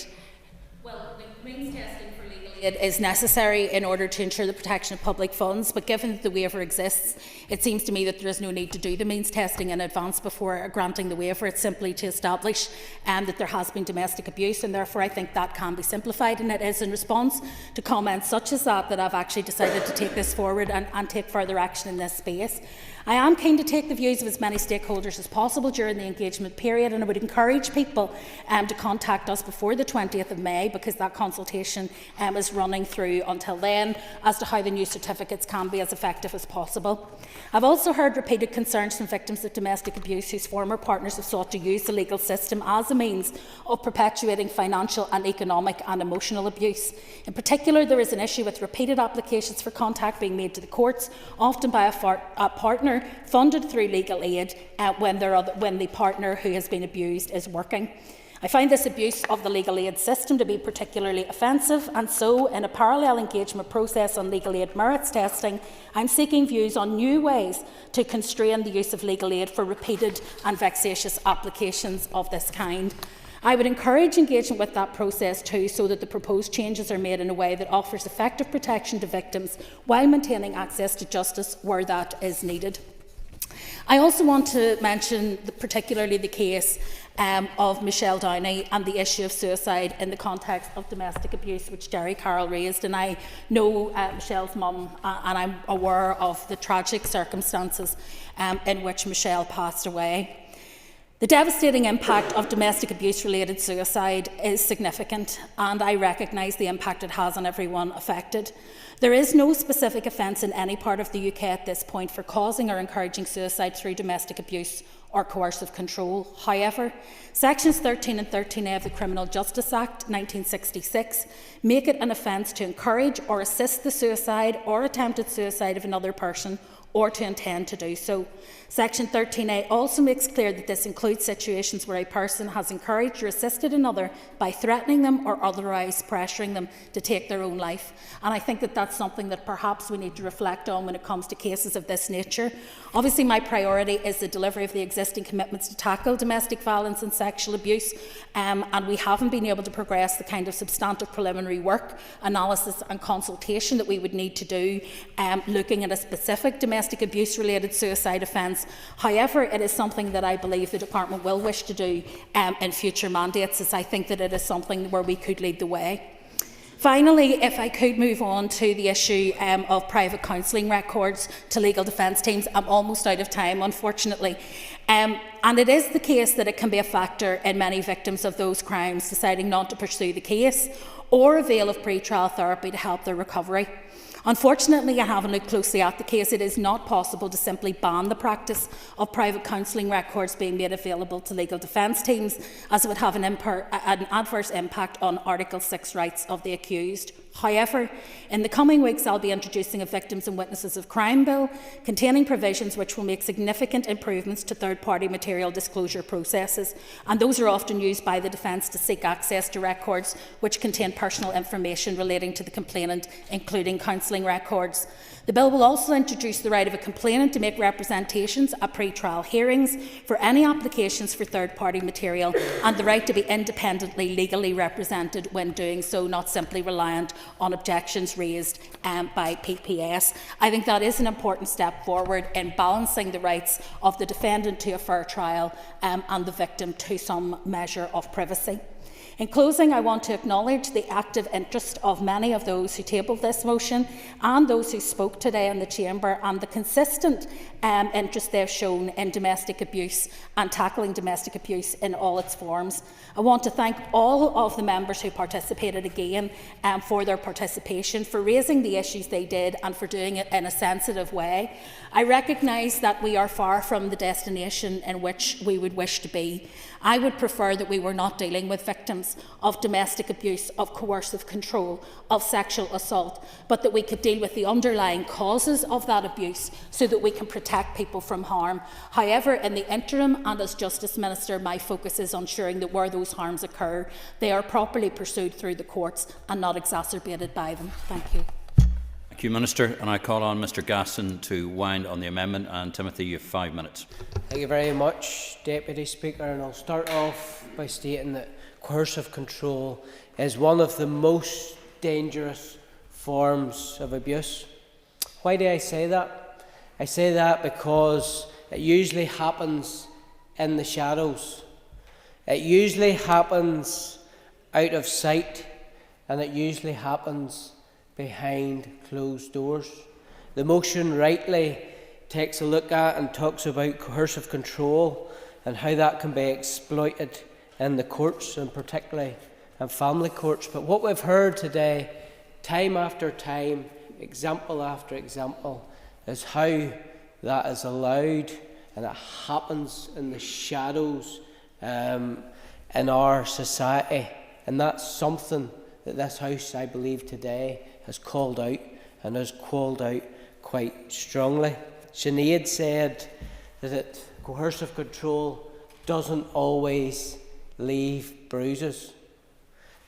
Claire said coercive control doesn't end when the relationship ends, and they are striking examples of a scourge that has taken place in our society. Doug Beattie, in a very, very powerful contribution, he said that coercive control is a prison sentence without bars, and he referred to people as young as 12, 13 and 14 being involved in such practices. So I believe the amendment that was bringing today shifts the dial, shifts the focus slightly, still keeps it on coercive control, but shows that it's not just an issue that's happening in our courts. It's an issue that's happening in our constituencies. We've heard a number of examples. Cara Hunter talked about a case where the victim was catfished. The most striking one of all was Jerry Carroll, when he referred to the letter from the mum of Michelle Downey, who died by suicide in 2017 due to the ill effects and the problems associated with coercive control. So time after time after time, MLA after MLA got to their feet today to show and expose the feelings that exist out there. Mr. Frew said it was essential that all cogs work together and that victims come forward, and that is so important, that we have shown in the Maria Cahill case of what happens.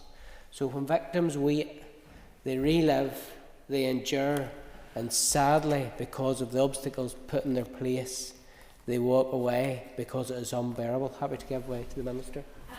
For giving way and also for raising this particular issue. I'm sure he is aware of the report done by Dr. Aisling Swain that actually looked at the intersection between paramilitary coercive control in our communities and domestic violence and abuse, and the significant overlap that exists with community surveillance and pressure being applied to victims and witnesses not to come forward and make complaints. And I'm sure he would agree with me that that is completely unacceptable. Absolutely. In the report, I believe, if it's not the same one, there was one done by Foyle Women's Aid, which was harrowing reading and what takes place. And on that point, I'll just refer to Maria Cahill's book, Rough Beast, My Story and the Reality of Sinn Féin, where in one of the paragraphs, chapter 17, I read, "We were in Jerry Adams's office. Breach and I, Siobhan O'Hanlon, had let us in while Jerry was out. She pushed a yellow post-it note across the circular meeting table to me. It read, 'What do you want to happen to him?' I knew she was asking me whether I wanted Morris killed."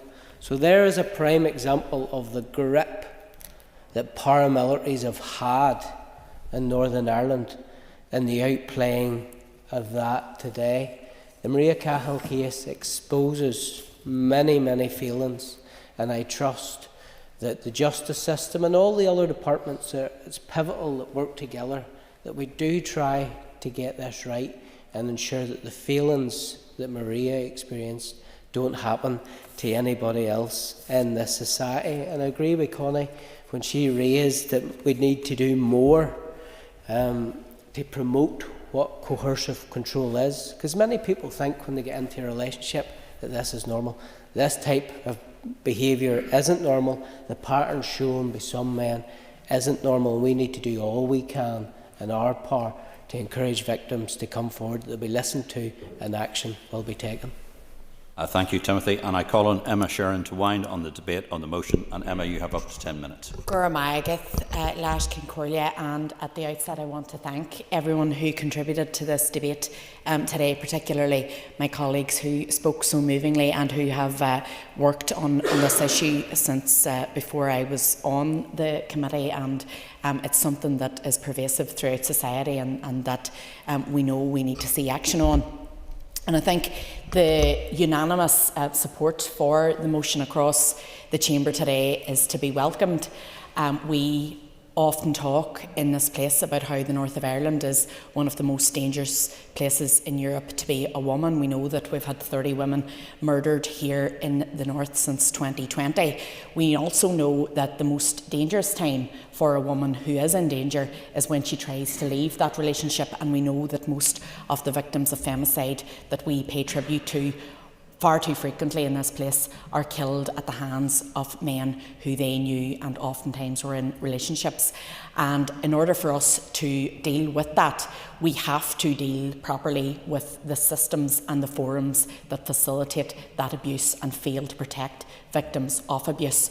And I welcome the commitments given by the Minister and how she has received this motion today. And I think, as outlined in our motion, we know that a lot of this has been legislated for already, but the research is telling us that there are gaps, and that's what we want to see addressed. And I think we all have to work collaboratively together to see that achieved, because the testimony of victims of abuse is telling us that the court procedures, and particularly their experiences within family courts, are driving women in particular away from reporting their abuse, because instead of the perpetrator being on trial, we have victims on trial, we have victims being judged. And all too often in this country and across the world, we have had victims of domestic abuse and sustained domestic abuse judged for staying in relationships, for bringing harm upon themselves,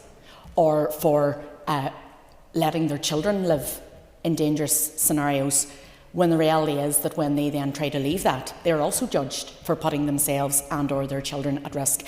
And I think that the contribution from my colleagues to my left, particularly Aoife, when she talked about the experience of victims in courtrooms, not able to think clearly, having to face their perpetrators, should give us all cause for concern, and the reality of what that is like, and that lack of awareness of the systems that should be there in place to protect victims, and how we ensure that everybody that has the right to access those systems, whether they be the barriers, the screens, the waiver on legal aid, that is being properly accessed by all victims, and that is key.